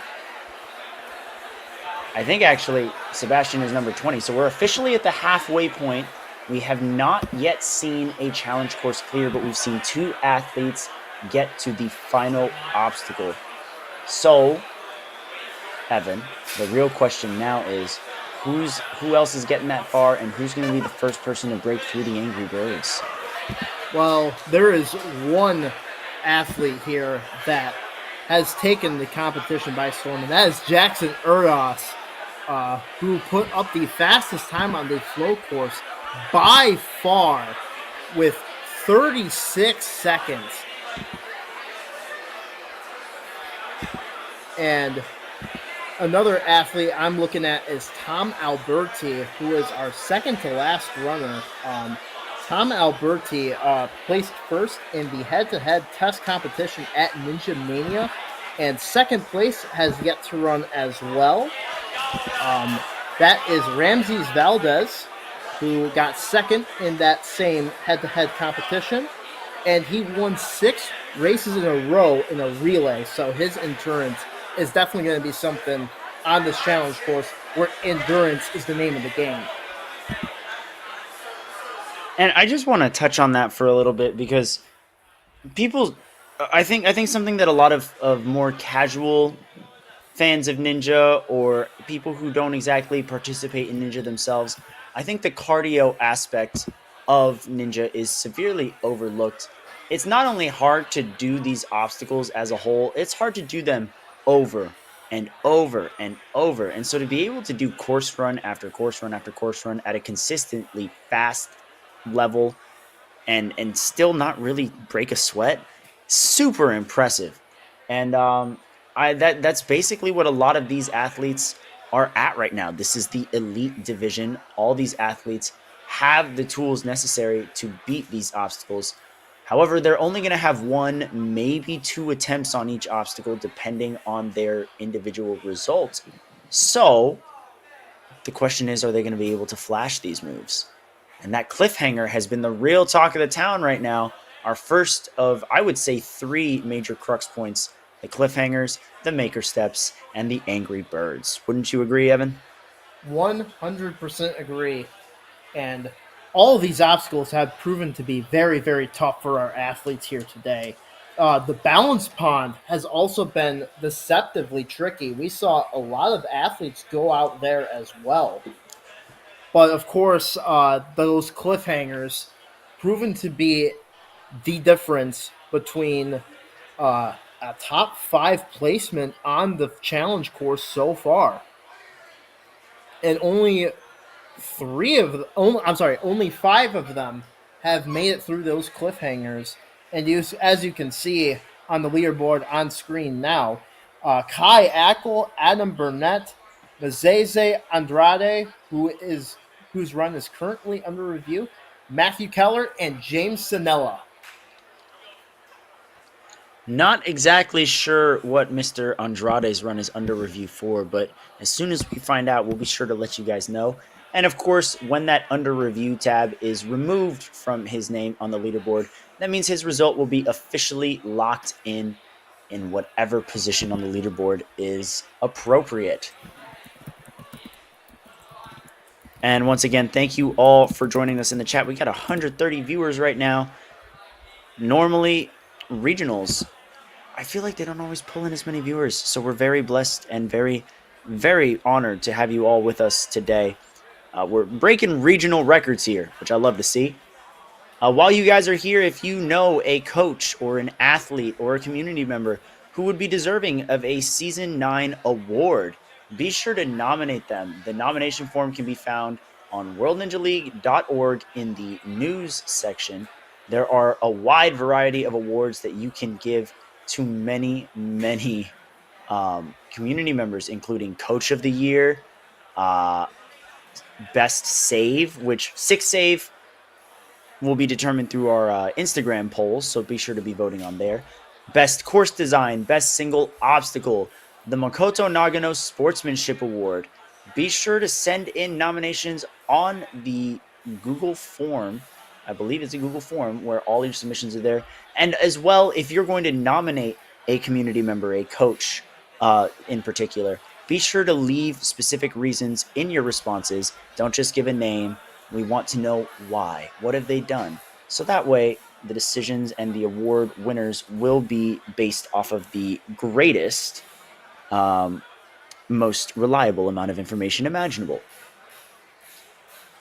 Speaking of the news section, I'm going to just shout that out right now as well, because on the World Ninja League website, there is also the news tab where all of the announcements regarding competitions, rule changes, location announcements, new formats, those are all being released on the news site for the World Ninja League. And I am writing a lot of those blogs myself with some help from the brilliant Philip Scott on the graphic side, making it look very pretty.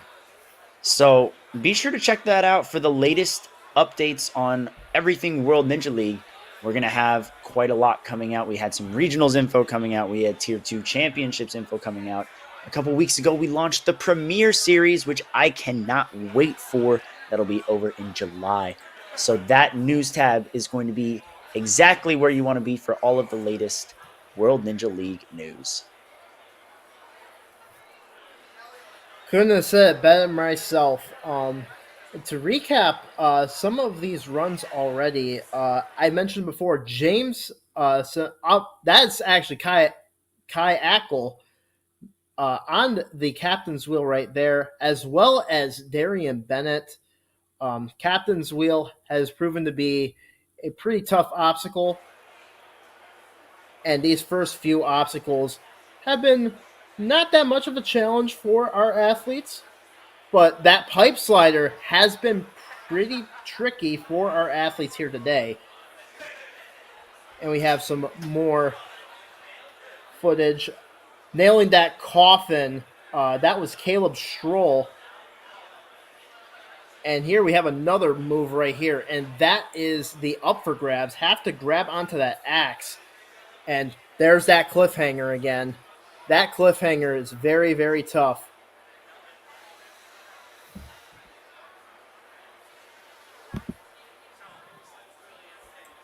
Very, very smooth movements. And I love that every obstacle on this course serves a purpose. We've got the, little warm-up obstacles for the first two. Then we got the captain's wheel for the early pump. We've got some techie moves with up for grabs and the pipe slider. Tricky balance, full throttle, and the balance pond. And then we just have a massive grip gauntlet at the end. It's a crazy course. Love to see it. As we and see, again, awesome bear while we right are here. using the venue of the Movement Lab in New Jersey, this course was designed by none other than the World Ninja League themselves, making sure that our Northeast Regional is run as smoothly as possible. Look at that coffin move again. Hand sliding, athletes still able to hold on. That pinch grip is incredible. And talk about amazing grip strength. That cliffhanger right there. So tricky. As you can see, Mazeze Andrade clear that obstacle. And now James Murphy have an excellent technique on that pipe slider. Honestly, Kane, what is your favorite obstacle of this this competition so far? Flow course or challenge course? Well, if you know me, you know I'm a real sucker for cliffhangers. I love cliffhangers in any capacity, in any variation. And I especially love that this specific version is as difficult as it is. One of the biggest appeals of the cliffhanger to me was that when it was first introduced and as it continued to evolve, it was consistently one of the crux points on any course it was on. It was always intimidating, always super daunting to face, and that is no exception here. So I love seeing that. If I were to try any of the obstacles, like if I were to pick out ones that I think I would have the most fun on, the Deja Vu Crossing looks super fun. And over on the flow course, I might have to go with the TikTok toss. And then see, like I'm compartmentalizing all of these into like things that I would like to try and whatnot. I would want to try the Lachey Lane with the pipes on them just to see how I would do on them. I'm just curious because linking those distances, doable. Linking with the pipes on them, who knows? I'd love to try that out. How about yourself? Well, for those of you who don't know me, I am a sucker for two things: line grabs, which the Angry Birds has at the as the final obstacle of the challenge course, but I am also a fan of old school ninja obstacles, and that is what the pipe slider is. And the pipe slider has been an obstacle for so long, and like seeing these athletes uh, still using it, still training it is just absolutely amazing to see. And it's just amazing to see the growth that every single athlete in this sport has. But if I were to pick an obstacle I would like to try, I have to agree with Kane. It has to be that Deja Vu crossing. Um, the TikTok toss, I've actually been on a TikTok before. It it could be pretty scary, especially if you don't know how And to see, dismount it. and see, I actually have not been on a TikTok before. I know my coach actually just set one up, so I'll be getting to try that tomorrow, most likely when I go to practice. But I love the unique moves. I also think that Ninja is currently lacking. Hint, hint, wink, wink. Course designers, if you're listening, please listen. I think that course designers and courses in general are lacking some bigger full body movements. Obviously, we have a lot of Lachey based obstacles, a lot of techie obstacles, a lot of balance obstacles. I love them all. There's a place for all of them, but we can start throwing in a few more full body obstacles every now and again. And I think TikTok is a great start. I think there are ways that you can build off of that or, build off of ideas that incorporate the use of all four limbs on an obstacle. So if anyone has some cool obstacles like that, please send them to me. Um, you know, send me clips of you guys trying them out or send me, references of courses or course designers who are really good at utilizing all of that. If not, I don't know, maybe we start to see some pop up a little more frequently in season 10.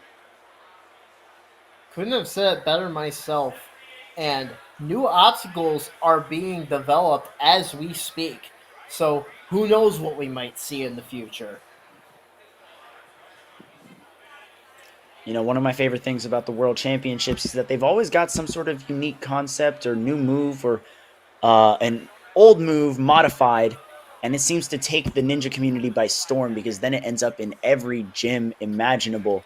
And I'm again, I have no clue what's going on at Worlds. They won't let me know because I'm going to be competing, and I don't want to know because I want to. I want this to be fair. Um, but am I, of course, a little in my head about, oh, there could be something entirely new that I've never tried that's just going to show up. Absolutely. 100%. It's the World Ninja League. They're constantly, involving a whole bunch of other moves and bringing DGS in to mass produce those for everyone to be able to try, keeping it accessible and fun for everyone, allowing the sport to evolve all around the world. So shout out to DGS as well. And of course, DGS also has a team DGS. As we saw in the elite female division, one of those was Abby Clark. And another one of these athletes is coming up very, very soon, and that is Joe Capo.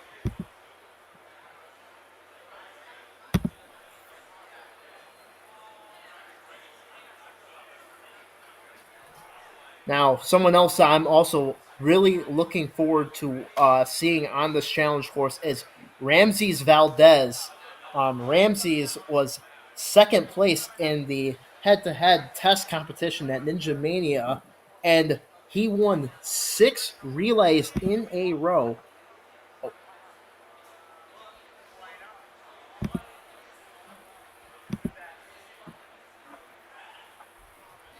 Yeah, super impressive, Ramsey. Like going off, and I think he's going to pop off on this course 100%. Now, another place where I could see him doing really, really well is in the Premier Series. So, for those who don't know, we recently announced our Premier Series, which will be taking place for the qualifiers July to October. And then in November, we'll be having the finals at Life Force Ninja in Bellingham, Washington. But the locations for the Premier Series are absolutely crazy. We've got Ferox Athletics returning. Life Force is also hosting a qualifier. We're going to be over at Austin Ninjas in Texas. We're going to be at Arc Ninja, a newer gym in Colorado. Super, super hyped about that. Man, I'm trying to go off of memory here, as if I didn't just write the whole blog post launching the Premier Series, anyways. We're also going to be in 3 other countries outside of the United States. The Compound over in Australia, they're hosting the Ninja Challenge League finals as well, which are our Australian partners. So that's a great space to use for the Premier Series.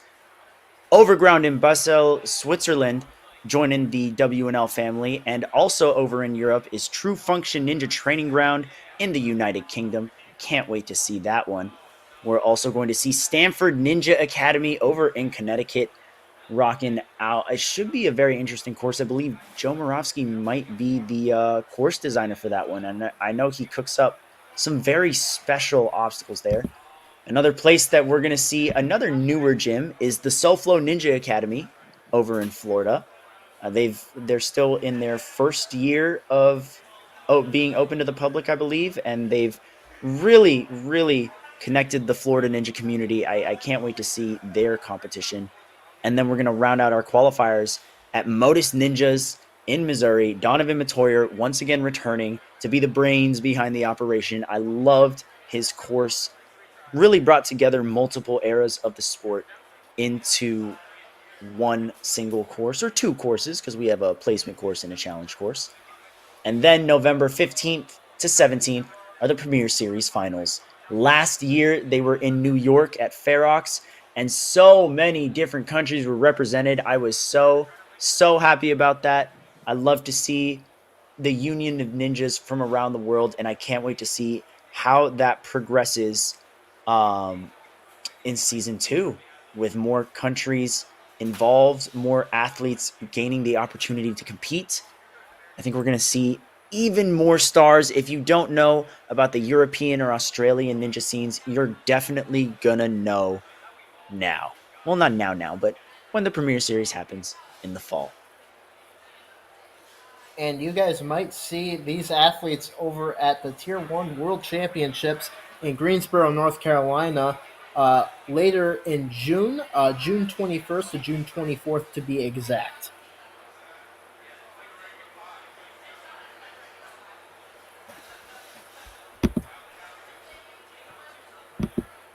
Also, another community event somewhere in the Northeast area as well, for all of you Northeast ninjas, are the Grit Games, May 18th and 19th. So, the week after regionals wrap up, it's going to be a very fun community event with 4 lanes of head to head racing, different brackets, different divisions, cash prizes, community fun games, course runs that can be for fun, and course runs that can be for competition. You're not going to want to miss it. It's going to be outdoors, the Westchester Park, if I'm not mistaken. Again, that's May 18th and 19th. You can find out more information on the Grit Ninjas website. And keep in mind that this is only one of our regionals that are happening. We have more coming down the line, including during this exact weekend, Warrior Adventure Leon over in France. So definitely want to keep an eye out for our French ninjas, as well as our other regional championships coming up. So definitely want to pay attention to those. Great call out there, Evan. They actually just wrapped up their regional earlier in the day. They had the adults and masters go, and the elites were yesterday. So if you want to catch that action, go and check out their Facebook page on the World Ninja League Facebook. I work very closely with the French Ninja community. They had about 70 athletes arrive to the World Championships last year, and I've been informed that they don't have an exact number, but there's going to be more, at least 80. And I am so happy because I'm when the World Ninja League rebranded, I just wanted it to really live up to the name, and we are truly going global, and we're getting massive representation. I am Kane Casillas, the global facilities representative. For those who do not know, it is my job to work with all of the various international communities for Ninja, and knowing how many different teams are showing up from different countries, the amount of flags represented at the World Championships is going to feel truly special. We've got the United States, Canada, Mexico, Panama, Haiti. I'm just kidding. I'm not singing the song. But the United States, Canada, the United Kingdom, Germany, France, Italy. What else am I? Israel, Australia. There's so many more. I'm genuinely losing count, which is kind of alarming because it's my job to keep tabs on them all. But needless to say, that's a bit of suffering from success.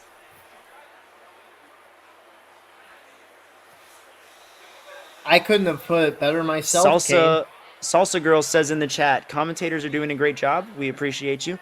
Just curious though if they're pronouncing Mazia's name correctly. The last name I know is Andrade. I would love if you would, clarify. Is it Mazia, Mazaya? We've been told the nickname's Mazeze.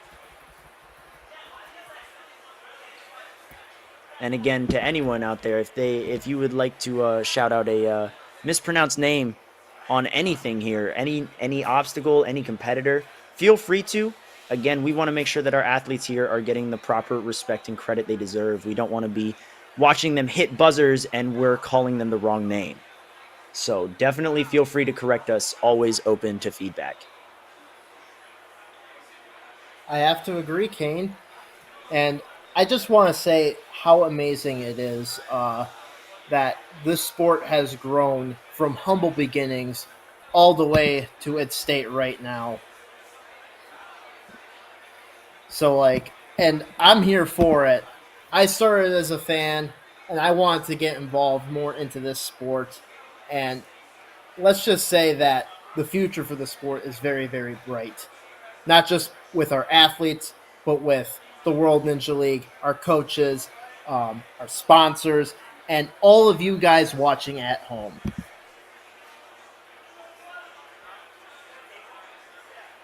You know what, Evan? I will say as well, I'm really glad you're here. Great to see, how many different avenues, different walks of life Ninja brings together.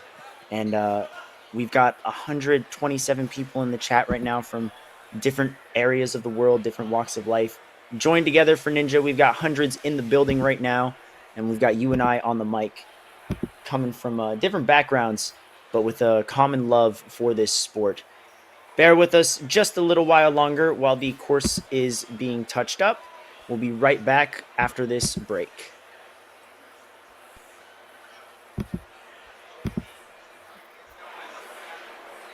All right, I am going to run to the bathroom, so I'll be back.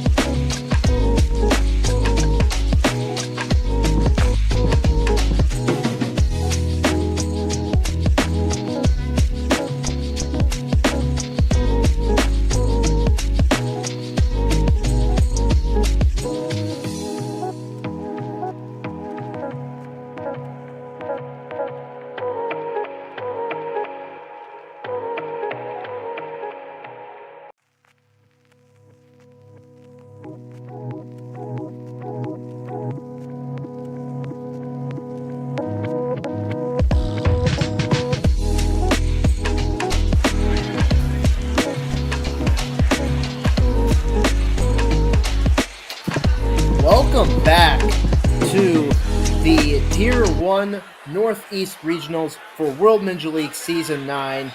I am Evan Mell, and I am joined by Kane Casillas, and we are halfway through our challenge course.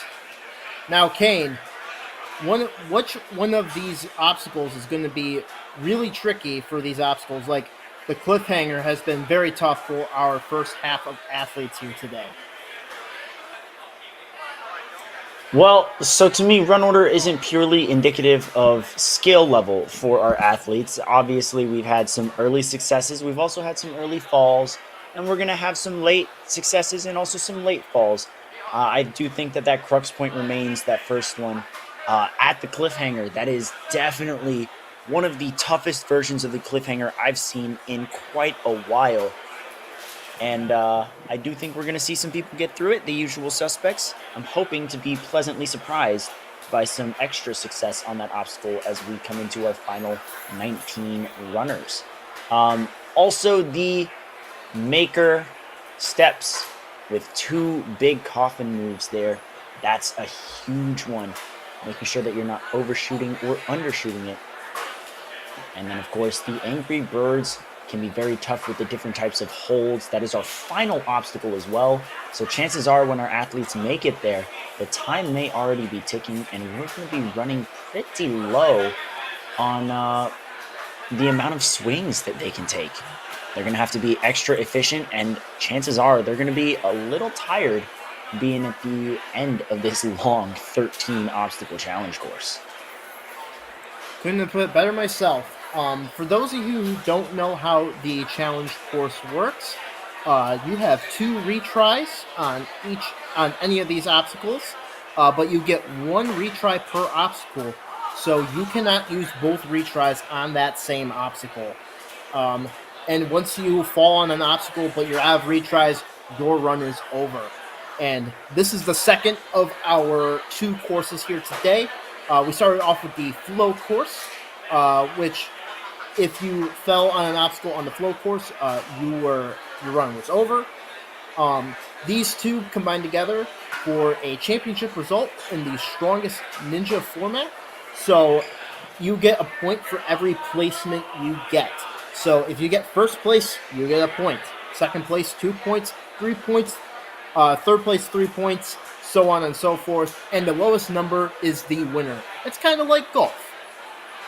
And now, you say golf, I say cross country. That's just the distance runner in me. But you're exactly right, Evan. Now, it's important to note that if there's a tie in score between multiple athletes, whoever does better on the challenge course will win via tiebreaker. So the challenge course is not just important for gaining points and going as far as you can and whatnot. It is also what could be the difference between first and second if the competition gets that intense. Absolutely. And looking at our leaderboard right now, James Sanella is currently in first place. He made it all the way to that final obstacle, the Angry Birds, and he has quite a comfortable lead as well over second place Matthew Keller. But for now, Sebastian Ramos is on the starting line. Let's hope the next thing he breaks is the buzzer. Looks like, See, it was a joke and I feel bad now. I'm sorry, Sebastian. So, next... I hope he laughed. I hope he laughs when he watches this back. Earlier... Quickly through the pole graspers now. Earlier, we saw that Darian Bennett was recording him, but now he is off on the captain's wheel. Making sure to rotate around the spokes there. Grab and hold Gets of the through surgery wheel.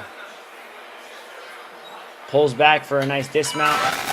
There we go. Now he has to set himself on the pipe slider. Goes a little far forward, but doesn't really give himself enough for a dismount. I think he's trying to slingshot himself here, but it's not entirely working. He's got to set his hips back just like that. Saves it. No foot taps onto full throttle. Yeah, no foot taps in this course right here. And doesn't use the support beam, made that jump to that first of the full throttles, almost had his back foot touch the ground right there, but he advances onto the upper grabs, and this is very, very tricky.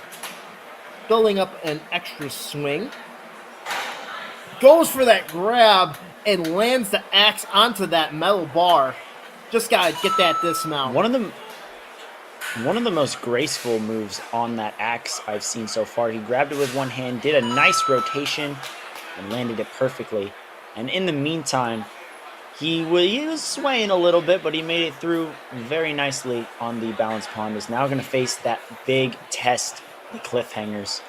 We can also see Sebastian rocking the Stanford Ninja Academy jersey. His coach, Will Schlageter, on his sideline handing him chalk. Will becoming pretty well known for his crimp style holds, getting grippy. So hopefully Sebastian is taken after him as well. And Will Schlageter will be running later on. Ooh. But Sebastian's going to burn his first retry on these cliffhangers.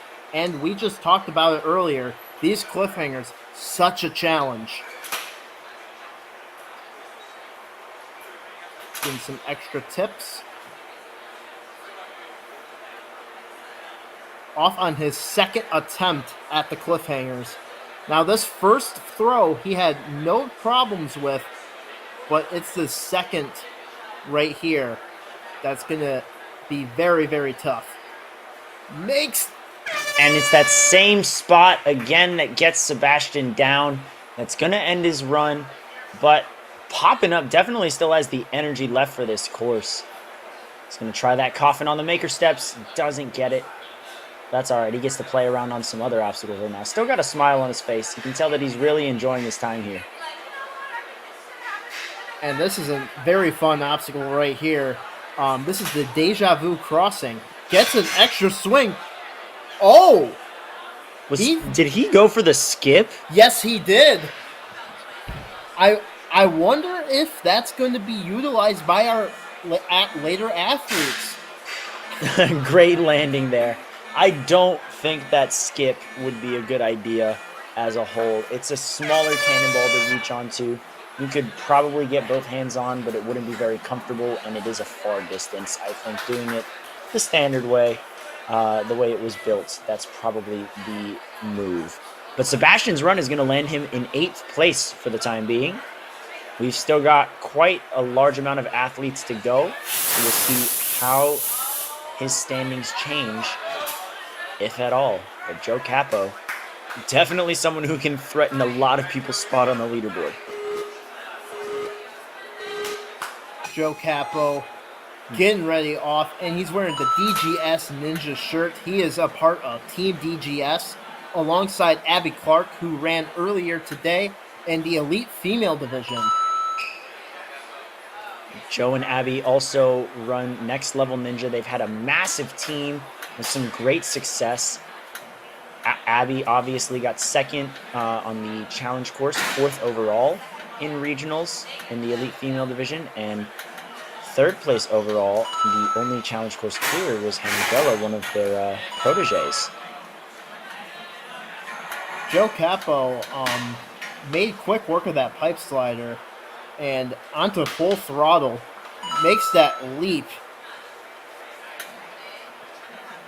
building up some great swing, and gets that transfer to that axe. So difficult. Now onto the balance pond, which has been deceptively tricky. This has taken I out like a few this of our technique. athletes. He's twisting the lily pad to put himself in a comfortable position for his foot, not just keeping it straight forward. He made sure that his center of balance was fine, only having to adjust his foot. That's a veteran move right there. Did not even think about that. But now we're on the cliffhangers. Joe definitely knows his way around the cliffhangers. Now, the beta for this is a quick 1-2 pop onto that slanted ledge and then a reach out, which is exactly what Joe was about to do. He just didn't reach out. You could tell he kind of got pulled back by his own hands. So perhaps he'll reach back now on his second try. knows what he has to do, just has to execute. That was his first of 2 retries, and he is making it back to that difficult crux point on this cliffhanger. Does that kip up? Oh! Had the reach, but just not the grip to hang on. Joe? Still a 109 to the cliffhangers. That's going to put him in a very good spot on the leaderboard. I believe that's going to put him in 6th place, because I believe the fastest to that point was Darian Bennett. But I believe Joe Capo made it there by a few seconds You would faster. be correct. But he makes Exactly it right, Evan. He's actually 6 seconds ahead of Darian to that point. So that is going to put Joe Capo into 6th place right now. And the top 5 Using that swing. are all athletes who cleared that tough cliffhanger. And he's still going Goes to for show all these exactly what obstacles. has to be done. Well, Joe is not one of those kind of people who's just going to mess around on things for fun. Look at the save. Didn't have to. He could have fallen back, played it up for laughs. Wants to anyways. Looking at the time, making sure that he can still move through all of this. Oh, he's going to drop down. Lights flashing. We're within 10 seconds. He's going to go straight to Angry Birds. That's the one he really wants to try. I don't blame him. I would like to try it too. There's that reverse grab. Doesn't really get his hands up there, but a great run. Once again, there he is in 6th place. Fastest person to the cliffhangers that has not yet beaten it. David Taryn got a little jump scare there from the smoke machine. Gets a fist bump by Lucas Reality. Big shout out to Lucas Reality for working very, very hard, being our referee for the weekend's events.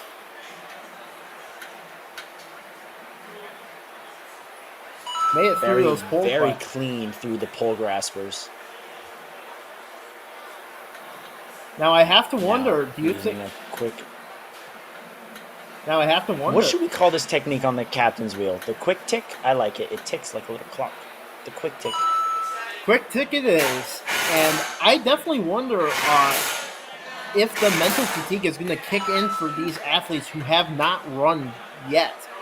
As David is currently onto full throttle, using that support beam to his advantage. And those steps are spring-loaded. You know, no getting match for David. iced is never a fun thing in competitions. You're sitting there with a strategy, with the nerves, with anticipation, excitement. And sometimes, you know, it is hard to control those thoughts from running away from you and overthinking how to go through the course. But these are the elite level athletes. They've had years of experience, years of training. They know what they're capable of. And I think their trust in that is going to ultimately prevail over any thoughts they might be having. Yes, and being iced in a competition, as David is going to get through the cliffhangers. Not There even we go. using a retry. And that puts him into a 1 great position. minute 50. Still got a lot of time left on the clock right now. Hasn't even been 2 minutes. But he is going to have to move quickly. Now, this is another very technical move. These coffins onto the maker steps. He gets his hands around it, but just doesn't pinch. You can see Jackson trying to tell him how to properly gauge that so he doesn't make the same mistake twice. Another fall on the maker steps, and David's official run is over. So this should put David in a really nice spot just by clearing that cliffhanger. Makes that first coffin move. Now makes that second. Gonna static And it his looks way. like those adjustments were made. About a minute and 5 Down seconds to left. Deja Vu. Down to the Deja Vu crossing now. It's worth noting that most courses for the World Ninja League are the standard 10 obstacles. This is 13, and one of those last 3 is Angry Birds. Definitely not an easy course whatsoever. David right now, not phased. He's got 40 seconds, though. He's got to move fast, and he's thankfully on a speedy obstacle right now with the angle wall cat back. Gonna move back and forth real quick before jumping off. He makes it. Now he's got the top hats and Angry Birds left. The top hats gonna be pretty tough. And with 23 seconds left, it's super crucial that he makes it through. He has about 15 seconds left. Does have a retry. He's gonna skip. He's going for that swing. And he Gets it. Just got to attempt Gonna Angry get Birds. as far onto Angry Birds as he can. Burns his second And, retry. you know, he technically has 3 seconds left, but he knows you can't get through Angry Birds in 3 seconds. A great job with that huge skip on the top hats. I think we might see that Bold out of some move. of our later athletes.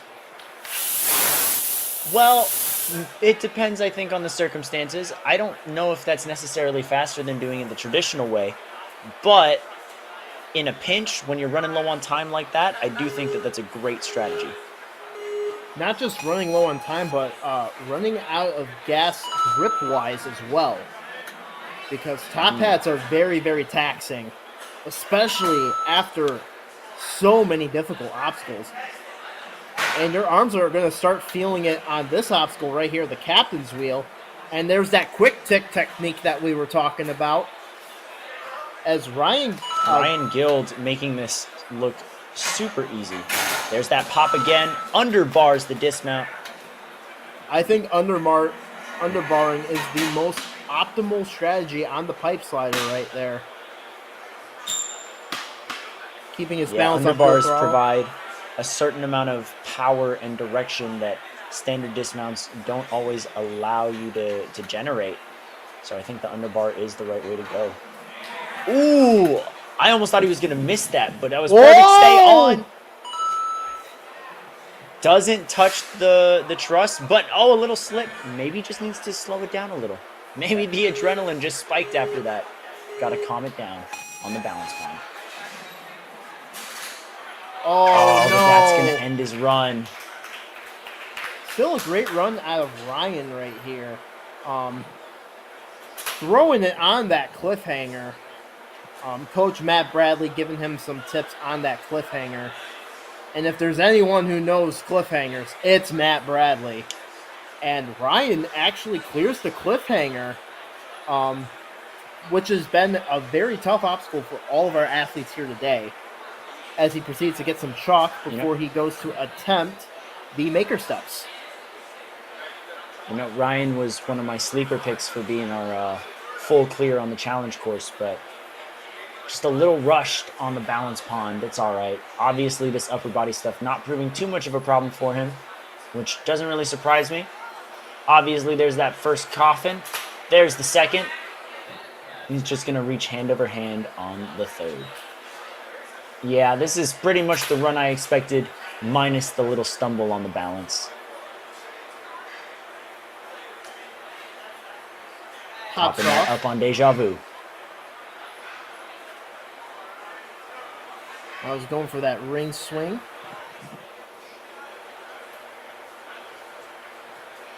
Now, those cannonballs are not easy. A lot of our athletes make them look easy, but as someone who's tried to grip a very thick and large cannonball, that's really, really tough. That was also a very unique jump there. I feel like we've seen a lot of athletes just step with one foot and launch themselves off. Ryan basically planted both feet on an angled wall and paused for a second and then jumped. That was, I think we might have just watched Spider-Man for a second there. But now he's going to try the Angry Birds.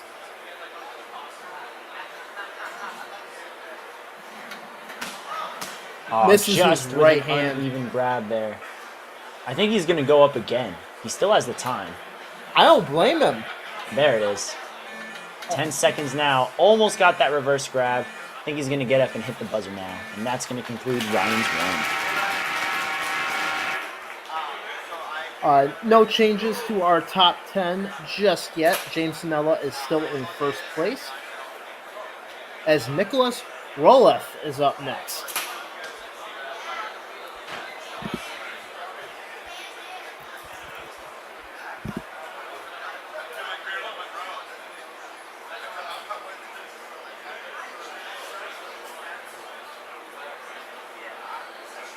As you can see, some of the course in the background.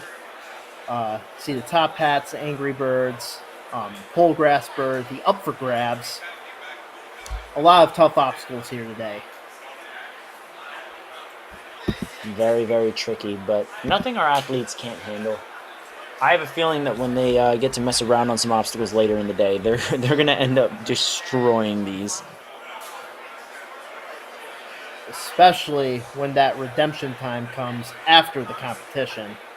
Because everyone's going to know, oh, this was the strat after all. Redemption time is always very fun.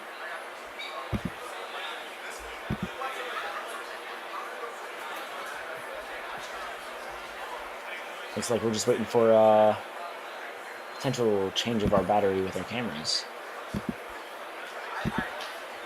And there we go, back at the starting line. I believe this is Nick Roloff, if I'm not mistaken. Yes, that is Nick Roloff. I say with a question mark. There we go. Nick getting ready to go. Smoke went off. He's ready. He's locked in. Got the Freeport Ninja Academy cheering him on in the chat. That's also amazing to see. Just so many people coming out for these athletes here. Definitely shows what the sport is all about. As Nick is about to attempt the captain's wheel, is he going to use that quick tick technique? Looks like it. Showcasing his lock-offs as well. He's using a lot of pump here. Going hand over hand, though.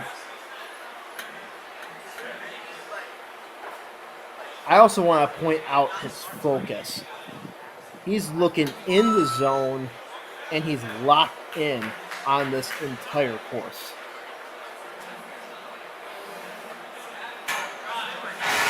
Gets his hips back, but maybe not far back enough. I think his legs were just a little too far forward to really, really secure a dismount there.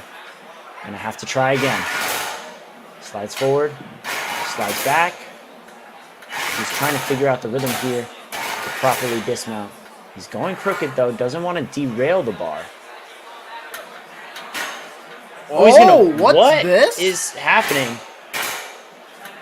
Looks like he I'm tried very to pull confused at what up was about to be onto the attempted. bar.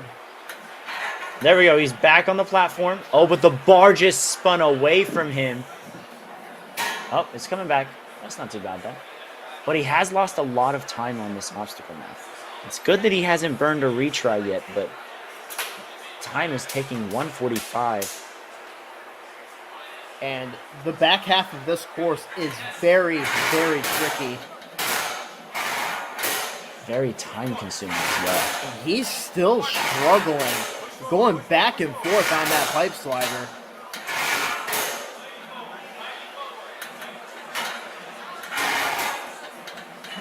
Goes for the leap. Doesn't quite get it. He's going to have to burn a retry right here. And this is arguably worst-case scenario. Spent a lot of time hanging and swinging, and now has to use one of his retries. The odds of clearing definitely out the window right now, but he can still make it far if he gets the dismount, but just misses it, undershoots. That's going to do it for Nicholas, though. He's going to try full throttle. Branches out right there. And now he needs a quick jump to the platform with a little quad step. Really shaking out his hands for up for grabs. And you can see that he is grimacing on every swing. He goes for that. And it looked like he had the distance, but he just peeled off. That pipe slider really took a lot out of him. It looks like he's about to run out of time as well. But he's going to give it his best on the cliffhanger anyway.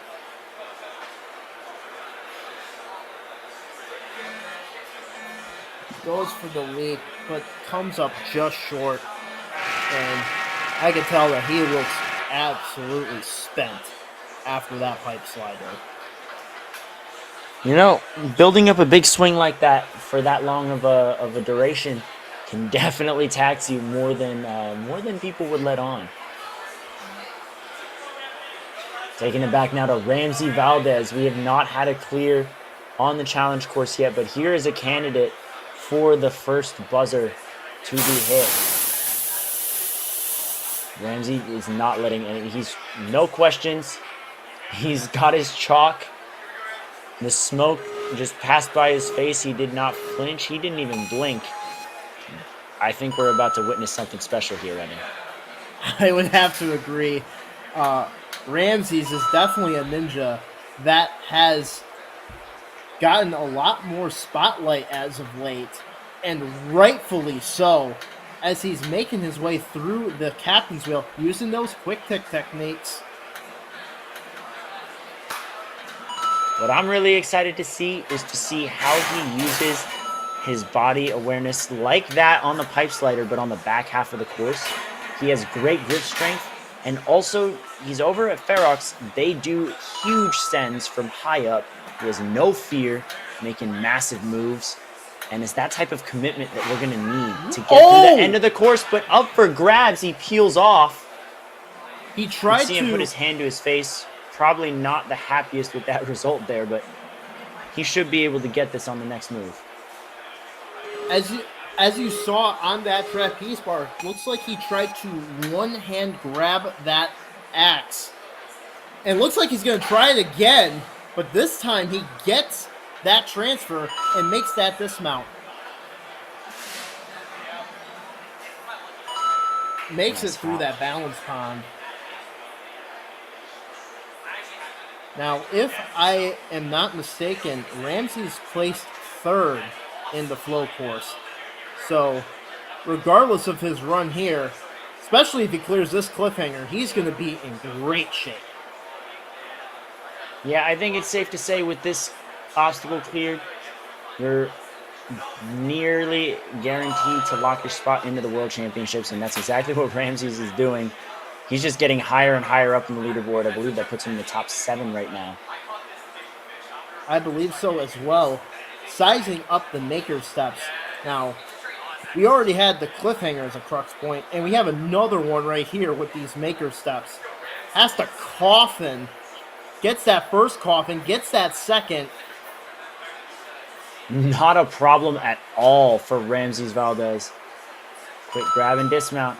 Now on a Deja Vu, he's going to chalk up a little bit, and he has the time. If he gets Deja Vu on the first try, he'll definitely be on pace to be our first finisher. Nice backwards move there. He has about... Going to lower himself down. About 70 seconds left.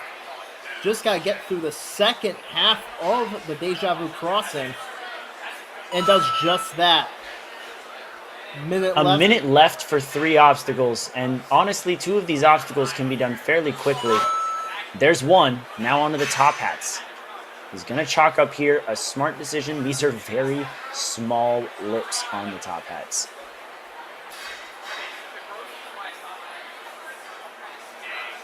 .40 seconds remain.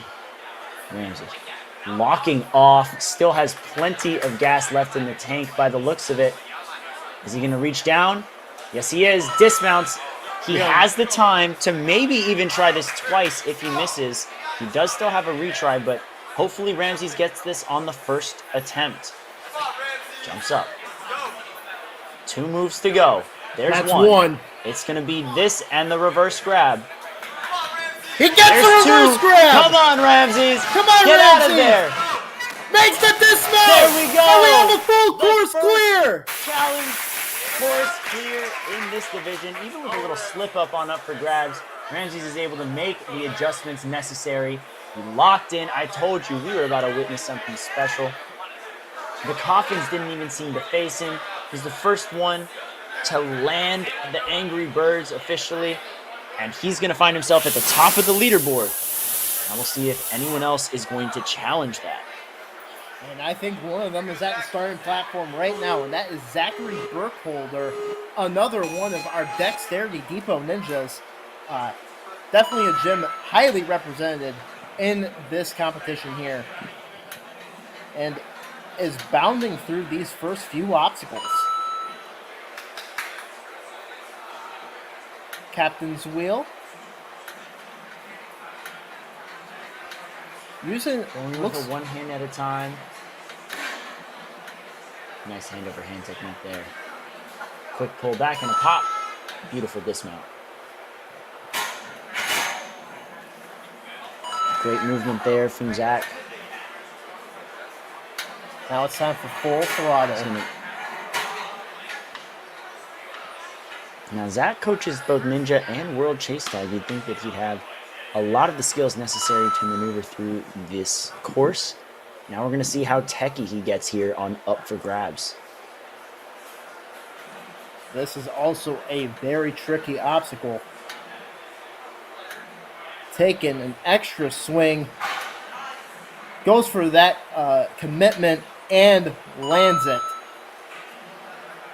Now for the balance pond. Coming at this at a low angle to make sure that he's stabilized there. Staying on the bar, centering himself there. I think he's going to go for the jump. No, he's going to walk across. He's now onto the cliffhangers. I love that he's chalked up twice before the cliffhangers, and once was before the balance obstacle. Chalking before balance is real, guys. I'm serious. Viable superstition, great strategy. And it's proven to be a great strategy right now, but now here's the really tough part. Gets that grab. There we go. Zachary Burkholder gonna clear the cliffhanger and onto the maker steps. I think these athletes are slowly starting to figure it out. The beta has been broken. The floodgates are potentially open now. Oh, just drops down. That's all right. Still has a retry. That's his first retry, if I am not mistaken. And he's off again. Just gotta get that coffin right there. Pops back. Wow. I didn't think he had enough power on that move, but he had it. Able to hold on, but just slips off the second. That's going to do it for his run. Does land him in the top 10 for the time being, though, if I'm not mistaken. Checking again, he's going to be in 7th place right now, just ahead of Kai Ackle and Joe Capo. But right now, he is on Deja Vu Crossing. Now, these cannonballs, very difficult, but we're not seeing any ninjas struggle on it. Now he's going to try this cat. Yeah. There we are. Not going to do the top hats, but he's going to go straight for Angry Birds. We just saw Ramses Valdez clear this obstacle. And just misses that reverse grab. Still a great run out of Zachary Burkholder. And we still have plenty of athletes to go, including Giovanni Lopez, who is at the starting line right now.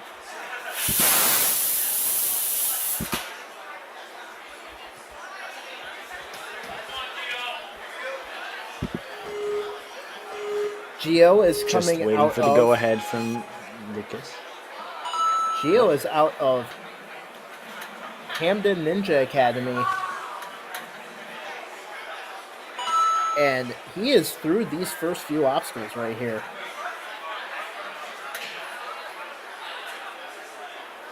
Gio not wasting a single second. There's that quick tick movement right there. Has the wingspan necessary to reach on over. Switching over to a lock-off strategy there. Now he's going to pull back, set himself, and gets that dismount. Oh, no, he walks forward. There goes one of his retries. Took a step off the platform. Not an expected place to go down, but he's going to jump anyways. pop his way through the pipe slider. Good underbar right through.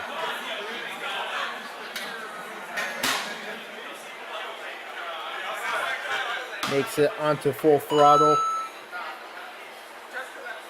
Oh, looks like he was holding his stomach right there.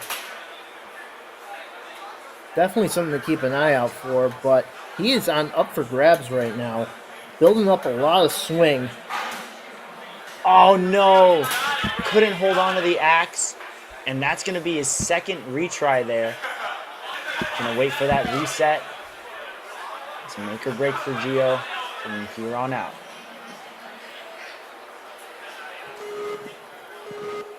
I hope he's okay, because he's been holding his stomach on occasion. Building up a lot of swing. He's going to dig deep right here, try to make this grab, and does just that. There we go. 2 minutes on the clock as well. Still has a lot of time to get through a large chunk of obstacles, but that little slip is going to end his run. You can tell he's not happy with that result either. He's just trying to feel out the obstacle, and a little tilt was all that it took. Definitely very disappointed. He's still going to try a few more obstacles right here, including this one, the cliffhanger. Looks like he's might be running low on a little bit of time.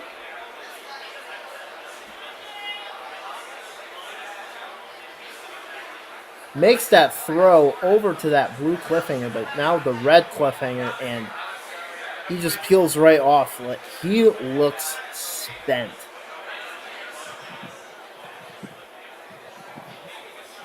Yeah, he's really hunched over. Looks like he's still going to try the maker steps right here. You know, there is some importance in listening to your body, making sure that you're all good to go. But you can see the determination in Gio right now. And he is Good not pops quitting, up. despite clearly being gassed. And Wow. makes that coffin. Huge coffin moves from Gio here. I hope Gio has gained a lot of fans from this run right here. Insane amounts of determination right here. Getting some Putting more his heart chalk. on the line.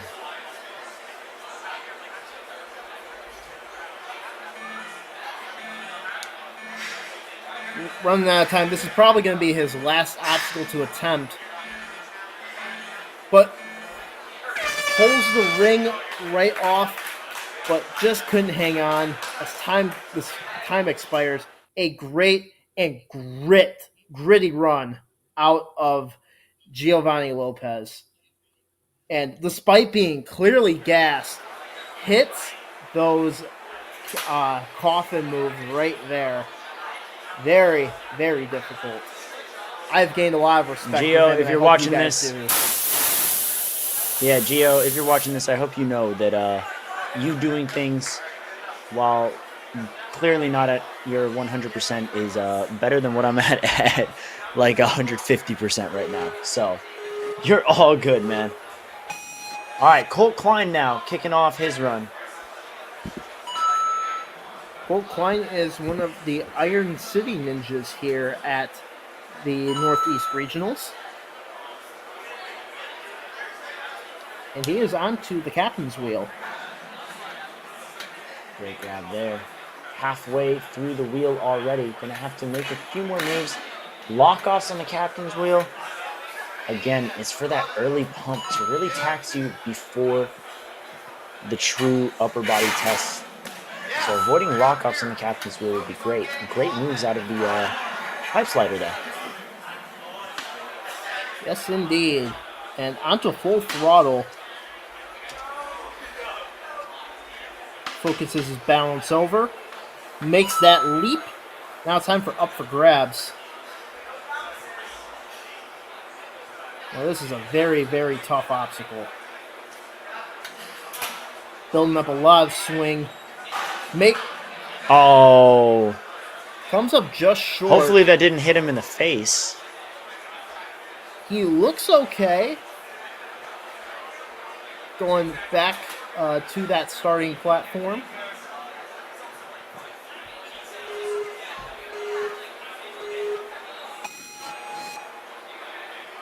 And he's off again.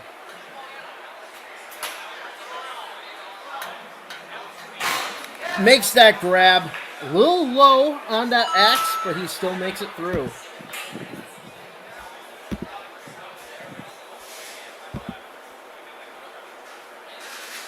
And gets through that nice balance movement pond. there.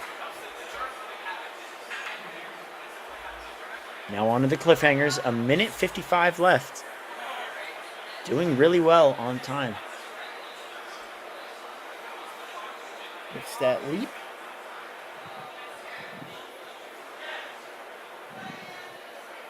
Those red cliffhangers, very, very thin. And this angled one is going to be really tough. Makes that stretch over. And he's going to make it. I think that cliffhanger is starting to get figured out by our athletes. But the challenge is far from over on the maker steps. The first half of this obstacle has been most of our athletes have gotten through it pretty easily. It's these coffin moves as Colt does not make that first transition, has one final retry. Shaking out his arms a little bit.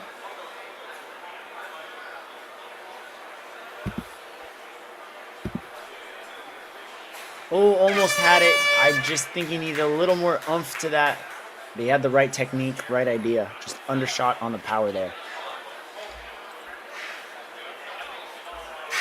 Just has the deja vu.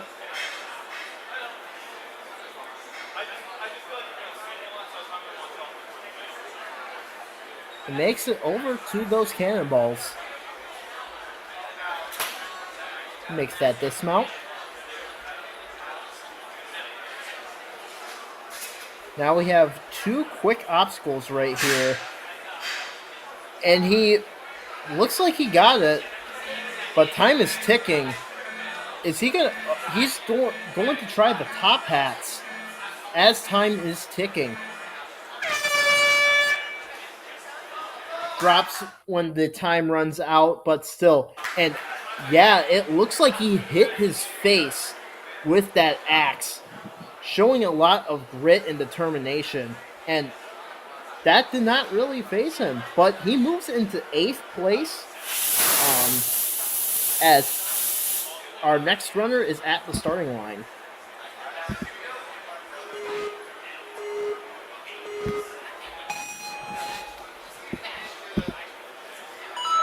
Alex very methodically through these pole graspers right now, utilizing his legs, saving himself a little bit of energy.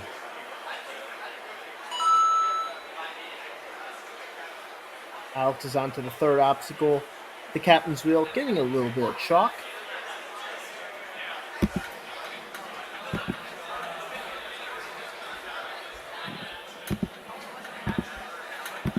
Good lock-offs there. Hopefully he's not overdoing it and will have the endurance necessary for the cliffhangers and beyond. Does not use the Big switch swing grip. through, pulls through that pipe slider.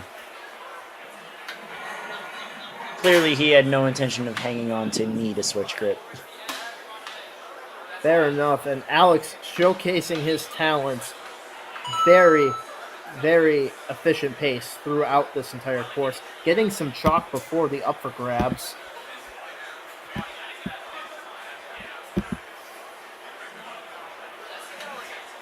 Building up a lot of swing right here. Just gotta make that grab and gets it. About 2 minutes and 5 seconds left as he begins the balance pond.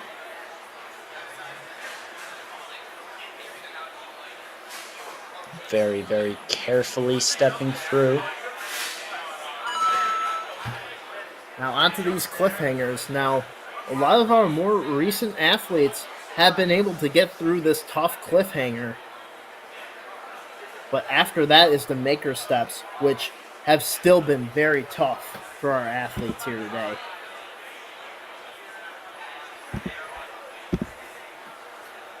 Taking a some look at the time. ledges before sizing them up. He's got a minute and a half to go now. Oh, and there goes one. He's going to have to retry. He does look pretty tired. He's going to have to dig deep to get through these last few obstacles. Still has plenty of time to get pretty far. There's the catch. But now it's this move right here. And his momentum goes to fix it, but he's just out of gas as Alex goes down on the cliffhangers.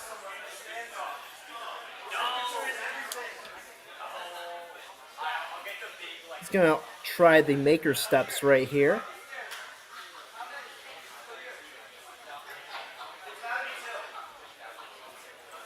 See if he can kick in the afterburners on these coffins, but goes down. But he's also going to try the Deja Vu, and he makes that kip up.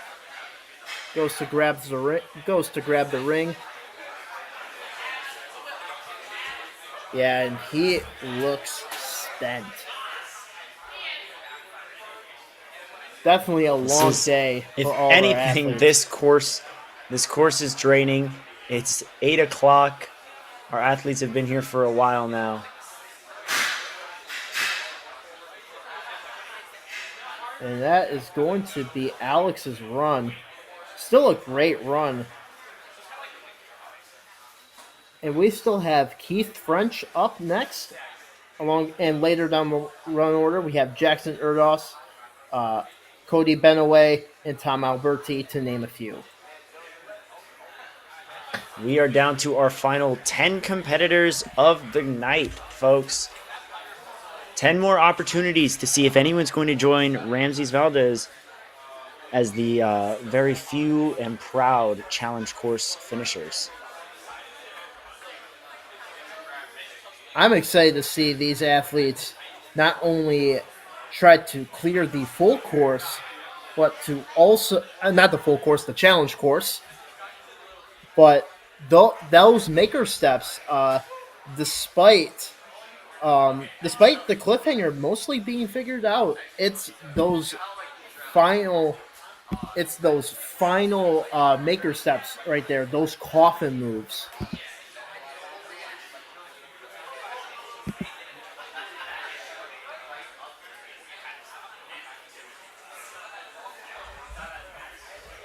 Now, Kane, if those of you in the chat right now, go ahead and throw in your favorite obstacle you've seen today or your favorite moment from tonight's action.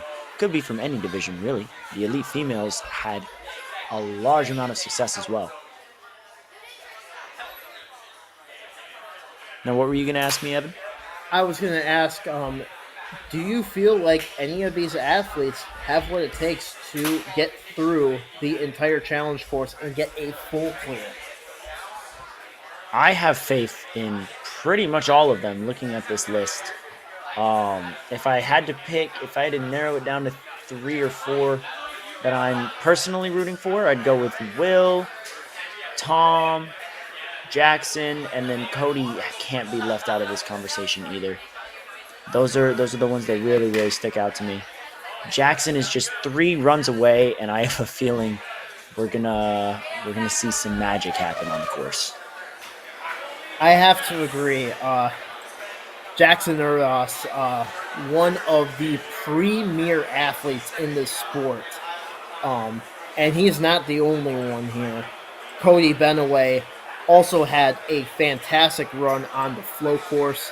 And, of course, we cannot forget Liam and Derek Wilmoth. But Keith French is up on the starting platform right now.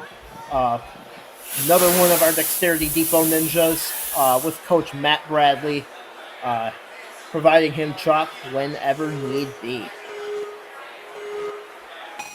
And we're off. Running right through Vault Run. Not a problem for him. First obstacle hasn't given anyone any trouble. makes that transfer over to that finishing platform, but now he is onto the captain's wheel. That's that quick tick technique that you and I have been talking about, as Keith makes short work. Now it's time for the pipe slider. Makes that look very easy. Full throttle. Using that support beam. Going pretty low on it.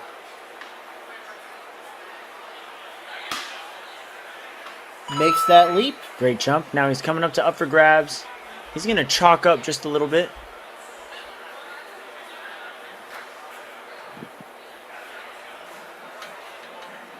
Building up an awesome swing right here. Makes that grab to that axe. Now the balance pond has proven to be pretty tricky for our athletes. See if Keith will get through it. Very focused through.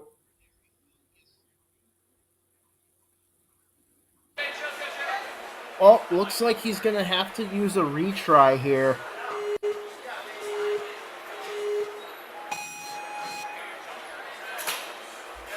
But he starts again. Staying steady, trying to make sure that he's not throwing off his center of balance here. Once again, taking a nice casual approach. Once he slowed it down, he was able to make quick work of the balance pond. Reaching over on the backside of that cliffhanger. Nice lâché across.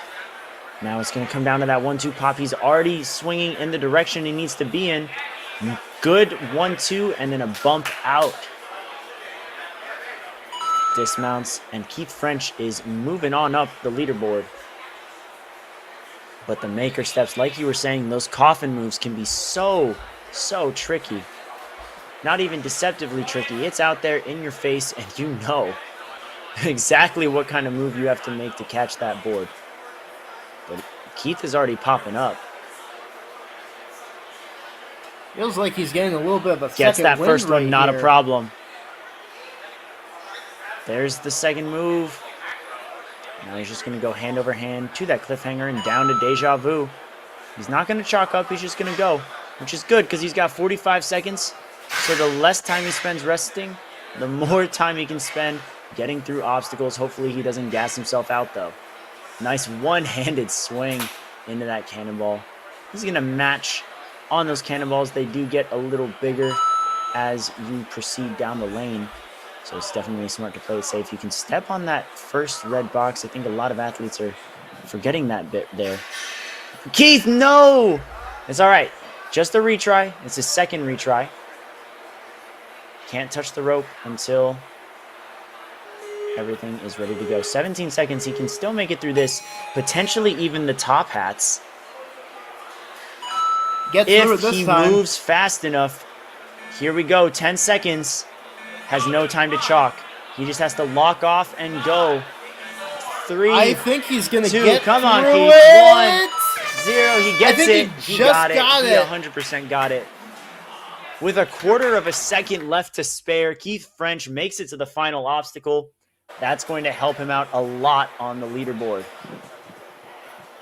Great Puts him in technique. 5th place right now, actually. Yeah, Keith is in really good shape right now. As he does place into the top 5, as Kane pointed out. And we have our next runner at the starting line. Now, I believe we were mispronouncing this gentleman's name during the flow course. I believe it's Asen, not Asim, Evan. Mainly because we got his home gym saying, "Go Coach Ace." I would assume, Ace is short for Asen. So Asen Pritchard out on the course. He's on to the captain's wheel right now. Showcasing great walk-offs.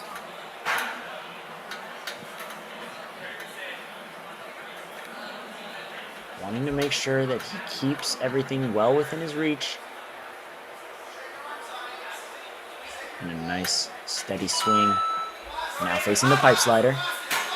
And Ace not using the switch grip, didn't need it at all. Time for full throttle. We're seeing a lot of athletes push down on the back end of the full throttle, and really it's that front end that's loose. That's what's going to pop up faster.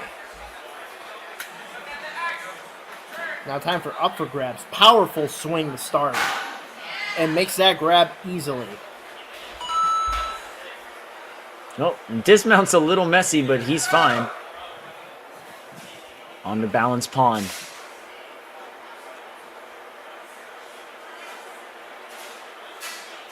Nice skipping that last step. Made sure he was locked in to give it a nice 1-foot jump. Bit under 2 minutes left as Coach Ace is going to take on the cliffhangers. Checking his time and shaking out those arms.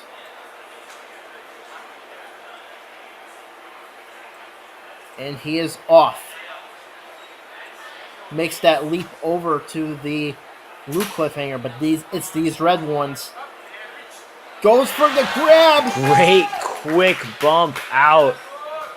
Looked like he was almost going to peel off of there, but he saved himself just at the right moment. The perks of having a long wingspan right there. But wingspan is not going to matter too much on the maker steps with these coffin moves.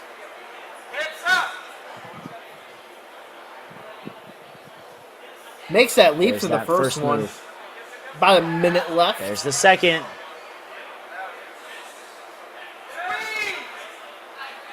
Almost through the maker steps. Come on, Asen. Great dismount. Just a few obstacles remaining. 45 seconds left as well. He can definitely make it to Angry Birds, but he's got to move with some urgency. Quick turnaround, jumping up to that deja vu bar. He's going to swing it off and pop it up. Very clean. Only 30 seconds left. He's got to move. A little bit of a jolt down with that ring, but he hangs on. Now it's just these cannonballs, and he is grimacing. Yeah, I don't think he got enough of his hand there. And yeah, he didn't grip his full hand around the top of the red cannonball. Really had to hold it kind of like a sloper. And that definitely is a very tough thing to do, especially when that swings. And especially when you're gassed from two very grippy obstacles. Now it's... I don't know if they'll have enough time to get through the deja vu crossing, but still great fight out of Coach Ace right here. And look at this save right here. Was about to peel off, and then uses the coffins to hit his coffin skills to his advantage right there as he moves into 6th place. And here is the chosen one. No, Jackson Erdos, one of the most decorated athletes in World Ninja League history, waving his hair in the smoke. Looks like he's ready to go. Had the fastest time on the flow course by far.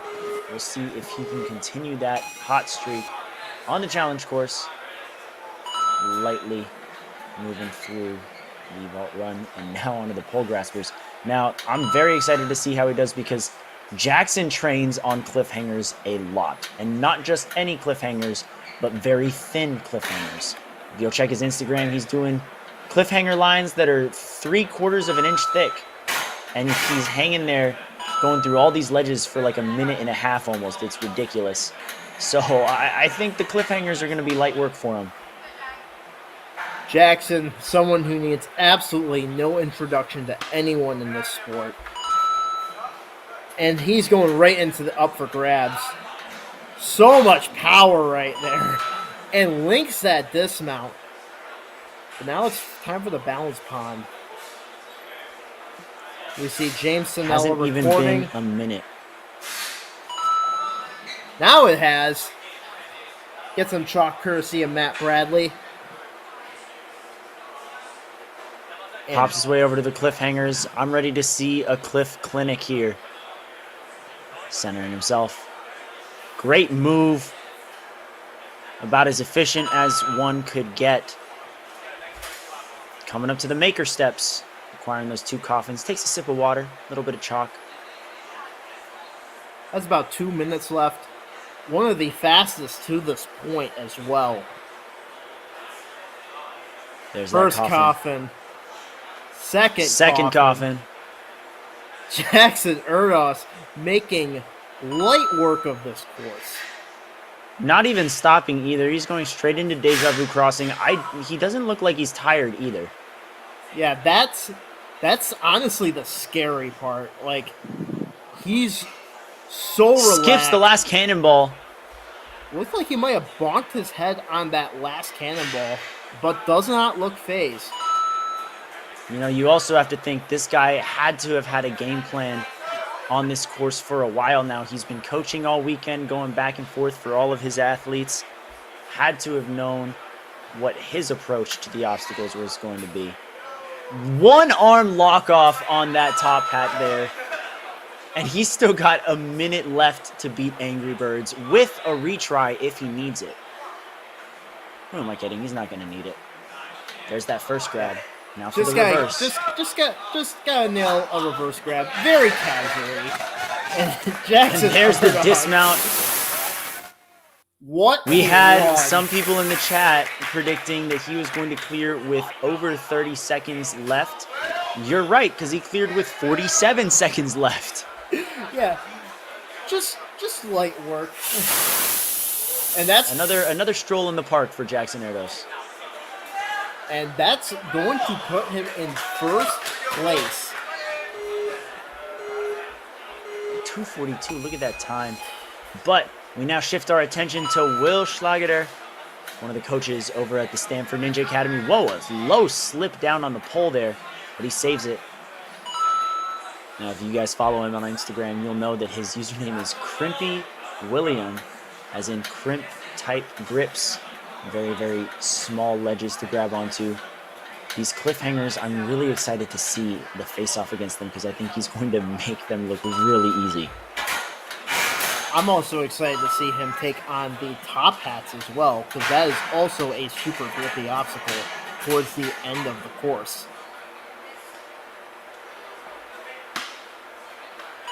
Does a bit of a push-off off of that support beam. Now it's time for up for grabs. Can't see the action from there. Got on that axe just fine. Hit the dismount and is now moving to the balance pond. Ooh, might have to readjust his foot there. Nope, not a problem for him. He skips that last step and he's moving on through. Making great pace here too. He just saw what Jackson Erdos just did. Now it's time for Will Schlageter's run. And now let's see that grip that you were talking about. It makes it look so easy. An obstacle that has took out so many earlier today has just become light work for Will Schlageter. Takes a sip of water, just under 2 minutes to go, with only a few obstacles left, starting with the maker steps. Great move up. Here comes that coffin. It's not the grip I'm worried about. I've never seen him coffin things before, but clearly that's not a problem for Will at all. Will is a jack of all trades when it comes to Ninja. He's got the speed, the endurance, the tech. He's been on commentary. He's a great coach. And his warm-up is kendamas sometimes. Very, very unique training for coordination there. And just about 70 seconds left with 3 obstacles to go. Will Schlageter, I think we're going to see another full clear right here with only 2 obstacles left and a minute remaining, and it's these top hats right here. I definitely think he has the time to clear. It's just going to come down to that reverse grab on Angry Birds for him. Not worried about him on the top hats at all. Look at the lock off right there. He's gonna no. What? I think the drop, maybe he just underestimated a little bit. You can see that he's stretching out, trying to make sure that he's still fresh. But I think this is just a minor setback for him. Minor setback for a major comeback. And Will Schlageter gets that There top it is. hat. Now it's time for Angry Birds. 32 seconds. He still does have a retry if he misses that grab, which is great to have right now because that reverse grab he just hit a little uneven. Once it steadies out, the timer will resume. He'll have one final shot, 25 seconds, to beat this obstacle and become our third challenge course finisher. And he's looking really good on time, too. So this run could potentially put him into second place, just ahead of Ramses Valdez. And There's gets the that reverse blind grab. Going a bit side to There's side, the but Will dismount and the Schlageter. buzzer. A full course clear. Not struggling whatsoever on our two major crux points there. You can maybe see a little bit of a fight on the cannonballs, but it was the last two obstacles that almost got him. But with those retries, he made the corrections necessary to jump into second place. And next we have Justin up out of Ninja Mania, I believe. Yeah, yes, out of Ninja Mania. And this is his first year in Elites. And he's definitely doesn't look like it. He looks like an experienced vet out here. Going through that captain's wheel.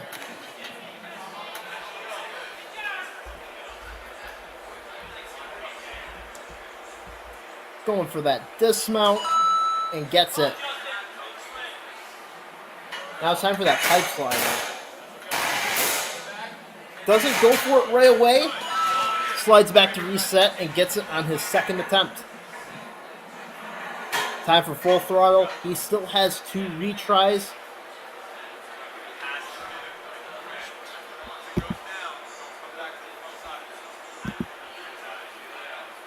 Trying to make sure that he has the right approach to full throttle, but doesn't want to lose too much time sizing up the entrance of an obstacle.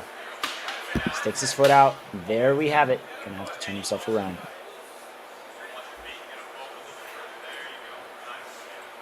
Taking a bit of time. And leaps for that ending through. platform. Time for up for grabs. Taking an extra swing. And lands that axe right onto that metal bar. It's time for the balance pond, which has been deceptively tricky. This has taken out a few of our athletes earlier, but not Justin. Taking some chalk for the cliffhangers. Looks like the cliffhangers might have started to get figured out by our athletes here. And Justin makes that nice throw into that blue cliffhanger ledge, but now it's these red ones. Oh, just had one hand on top of the other coming into that slanted ledge. Gonna have to make a correction there on his retry. Getting some more chalk. About 70 seconds left. But Justin is off again.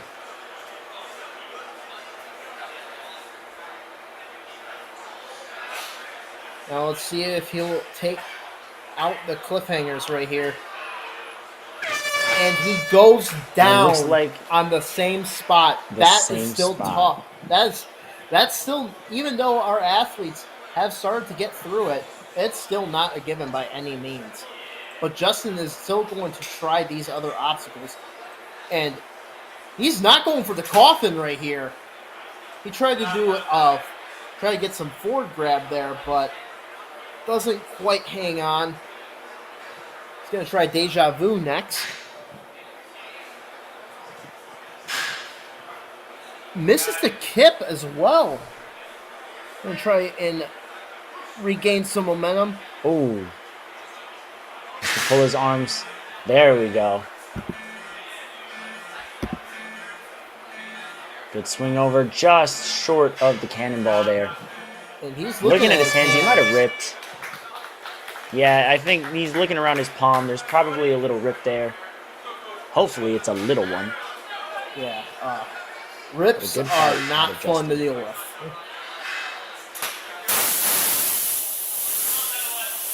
You can see there our podium full of finishers. We've got 5 runners left. We'll see if Cody Benaway is going to be our 4th finisher and potentially crack into that top 3. Our 3 finishers so far, Ramses Valdez, Will Schlageter, and Jackson Erdos. And Cody Benaway is off to the races. Time for the captain's wheel.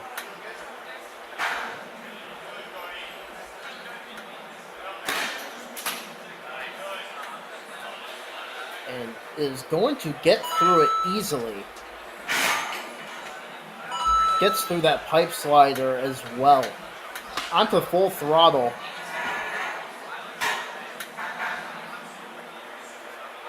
Gonna have to make that jump there. Now he's got to leap over to that axe and does just that. Cody Benaway is making great time right now. Still not even at a minute. And Skip nice hop over those 2 lily pads there. Immediately popping in, not even taking an extra backswing. He just set himself immediately. All right, now he's hanging on that slanted ledge. That's the longest I think we've seen anyone hang on it today. He casually just redirected his swing on it. Very, very impressive display of grip strength there. Coming into the maker steps now.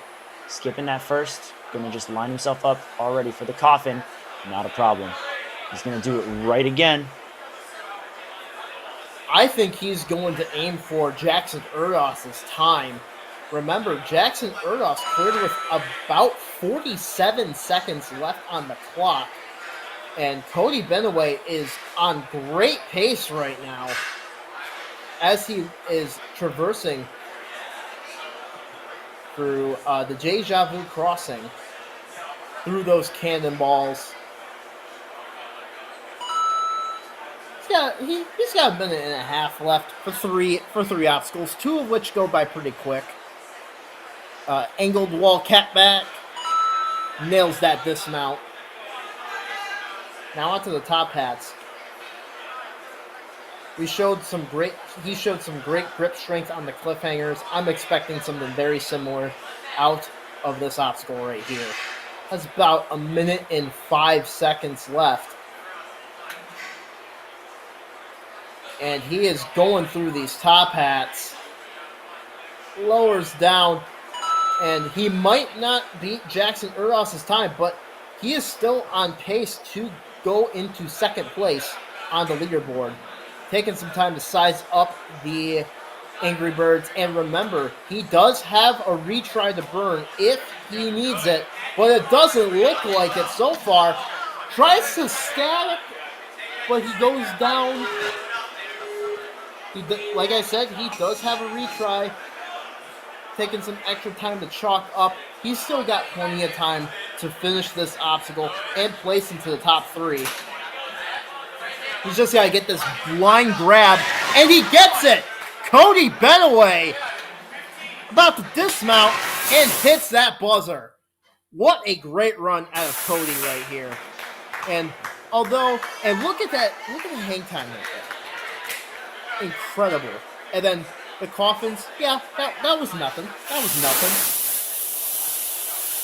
And that is going to put him in the 2nd place, just a few seconds ahead of Will Schlageter, as Liam Wilmont is up next at the starting platform. Does a little bit of a Liam dance. Speeding through that first obstacle. Through those pole graspers. Quick moves. Doesn't want to waste a second. Knows that you have to make it at least halfway through this course to have a good spot on the leaderboard, and you have to do it fast if you want to get even higher. Cliffhangers still are a massive cutoff here. Look at that twisting hand-over-hand technique on the captain's wheel as well. This guy's got strength in spades, and you just have to hope that he has the technique necessary to conquer this ever so difficult challenge course. Struggling a little bit on the pipe slider right here. Goes for a massive He's going to tip. get that dismount. I think. And you know, I normally don't get critical of this feature when they're hanging for a short amount of time.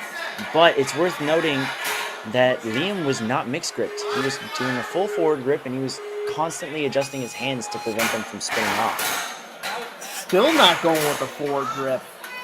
I'm sorry, not the mixed grip right there. He's still going forward grip. He's going to try the old school dismount right here. But he slides right back again. Liam Wilmot is struggling on the pipe. Oh, no. And that's going to be a surprisingly early exit.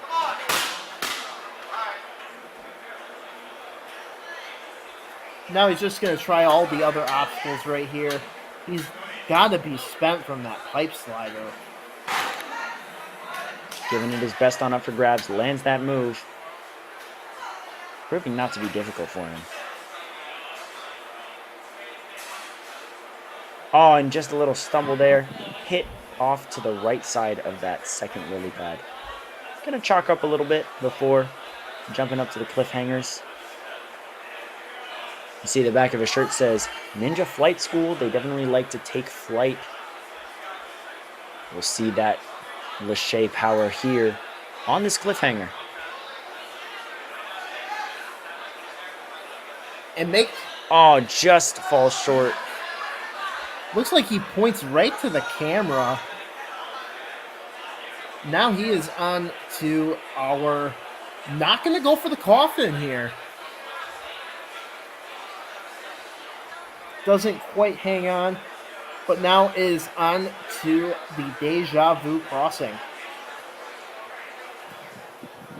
Oh, asking for a little bit of chalk.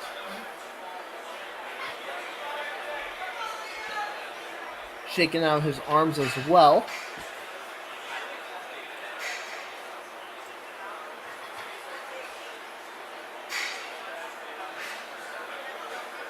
And makes that transfer right up. Just gotta get that ring.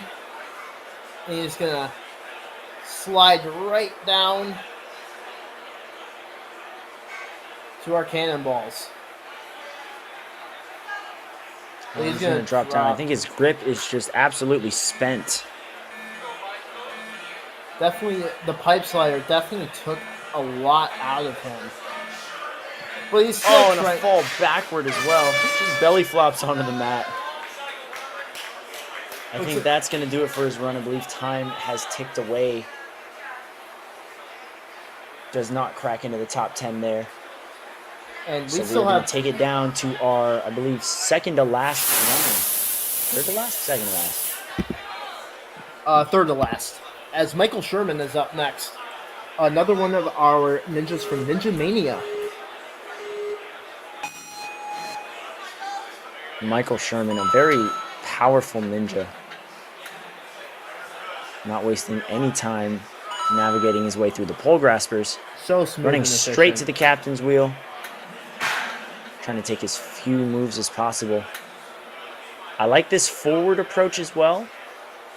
Allows you to not put too much strain on one arm, kind of evening out both. There's a quick pop through the pipe slider.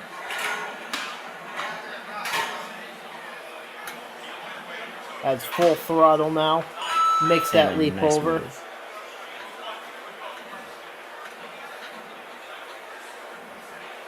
Is going to launch up to that axe and nails it. Not even a minute on the time limit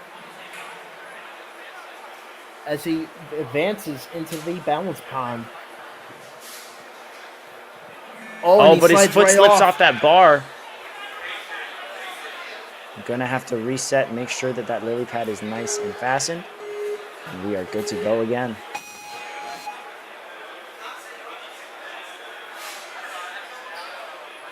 Here we go, Michael. Same almost bar, slides off again. Jumps out of the way and gets to the platform. Keeps his run alive. Just has the cliffhangers in front of him at the moment. Nice. Great Lachey across. Gonna set himself up for that 1-2. And a bump right over immediately. Glad to see that the beta has officially been broken on that obstacle, but he's looking at his hands. He might have ripped. We're getting a lot of rips today, if that is the case. I always like to say you're not a ninja until you get a rip. And Well, sounds like we're getting a lot everyone of became a ninjas. ninja on their first or second days. Actually, it took me quite a few days before I got my first rip. Oh, no, I was going for Max Lachey's day one, and I literally tore like a chunk of my palm off. Nice. But for now... Anyways, Michael's run is still alive. 1:15 left, and he's cruising through the cannonballs. He's got 3 obstacles left with time to get to the buzzer. Just has to be precise on all of his movements from here on out. Any careless little slip up. Unlike that, that was a very, very clean jump, but 55 careless seconds moves left. will cost him. He could become finisher number 5.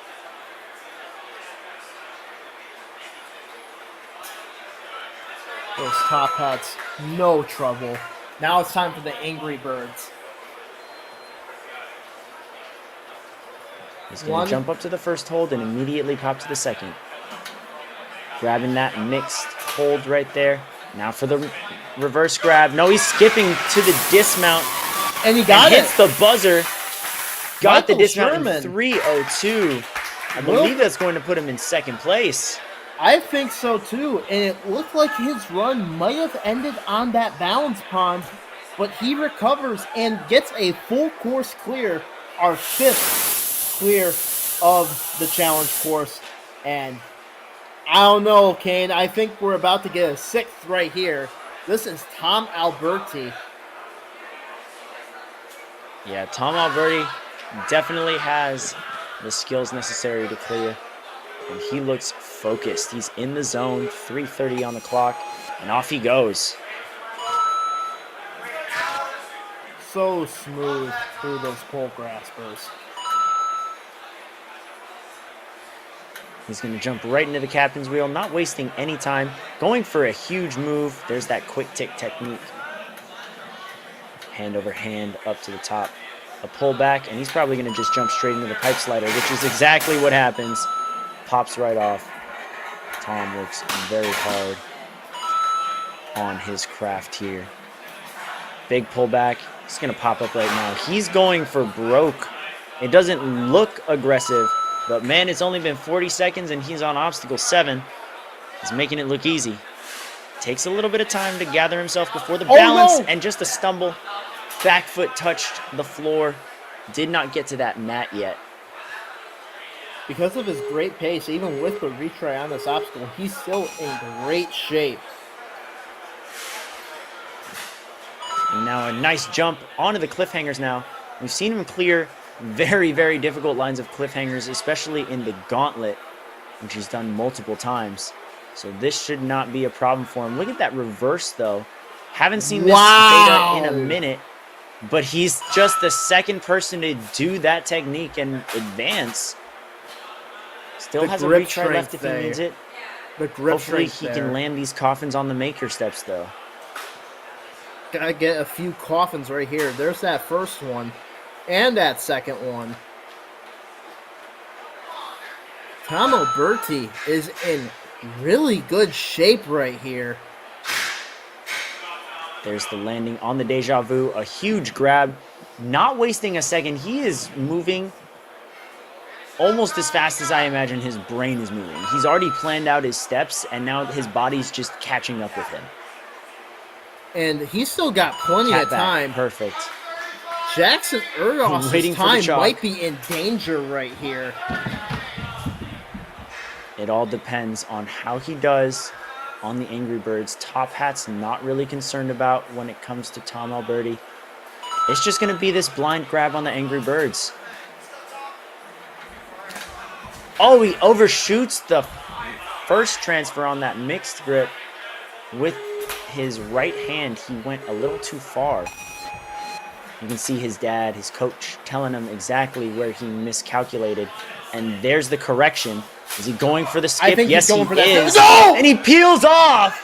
He gives a thumbs up. He's okay, but that is going to end his run. A super fast pace to that point, though.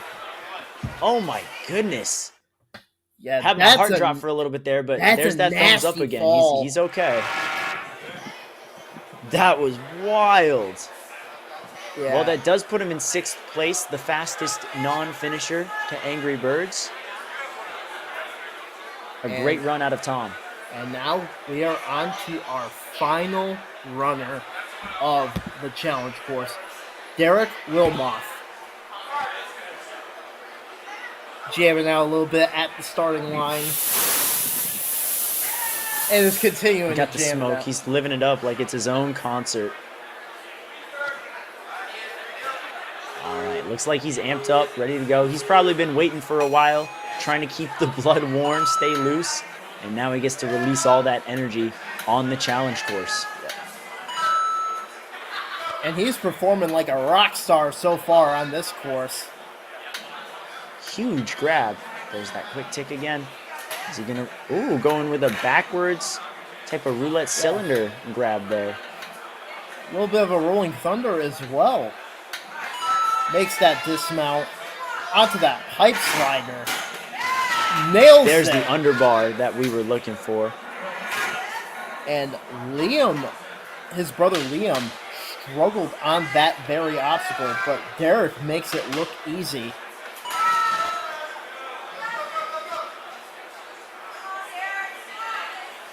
Getting some chalk right before up for grabs, courtesy of his coach. Building up that swing. Up for grabs. Takes the axe, lands on the bar. Gonna give a pull back and a dismount. On that balance pond now. Taking a quick step. Subtle movements. Soft, light footwork. Those barely even wobbled while he was standing on it. Very good flow through the balance pond. Now we have the cliffhanger. Our last right runner. here. Benefits of being the final runner: you know exactly what you have to do, where you have to go, what your strategies are. You know what works and what doesn't work. And so far, Derek is moving with that knowledge very clearly, very assertively. And there's that bump tech on the cliffhanger.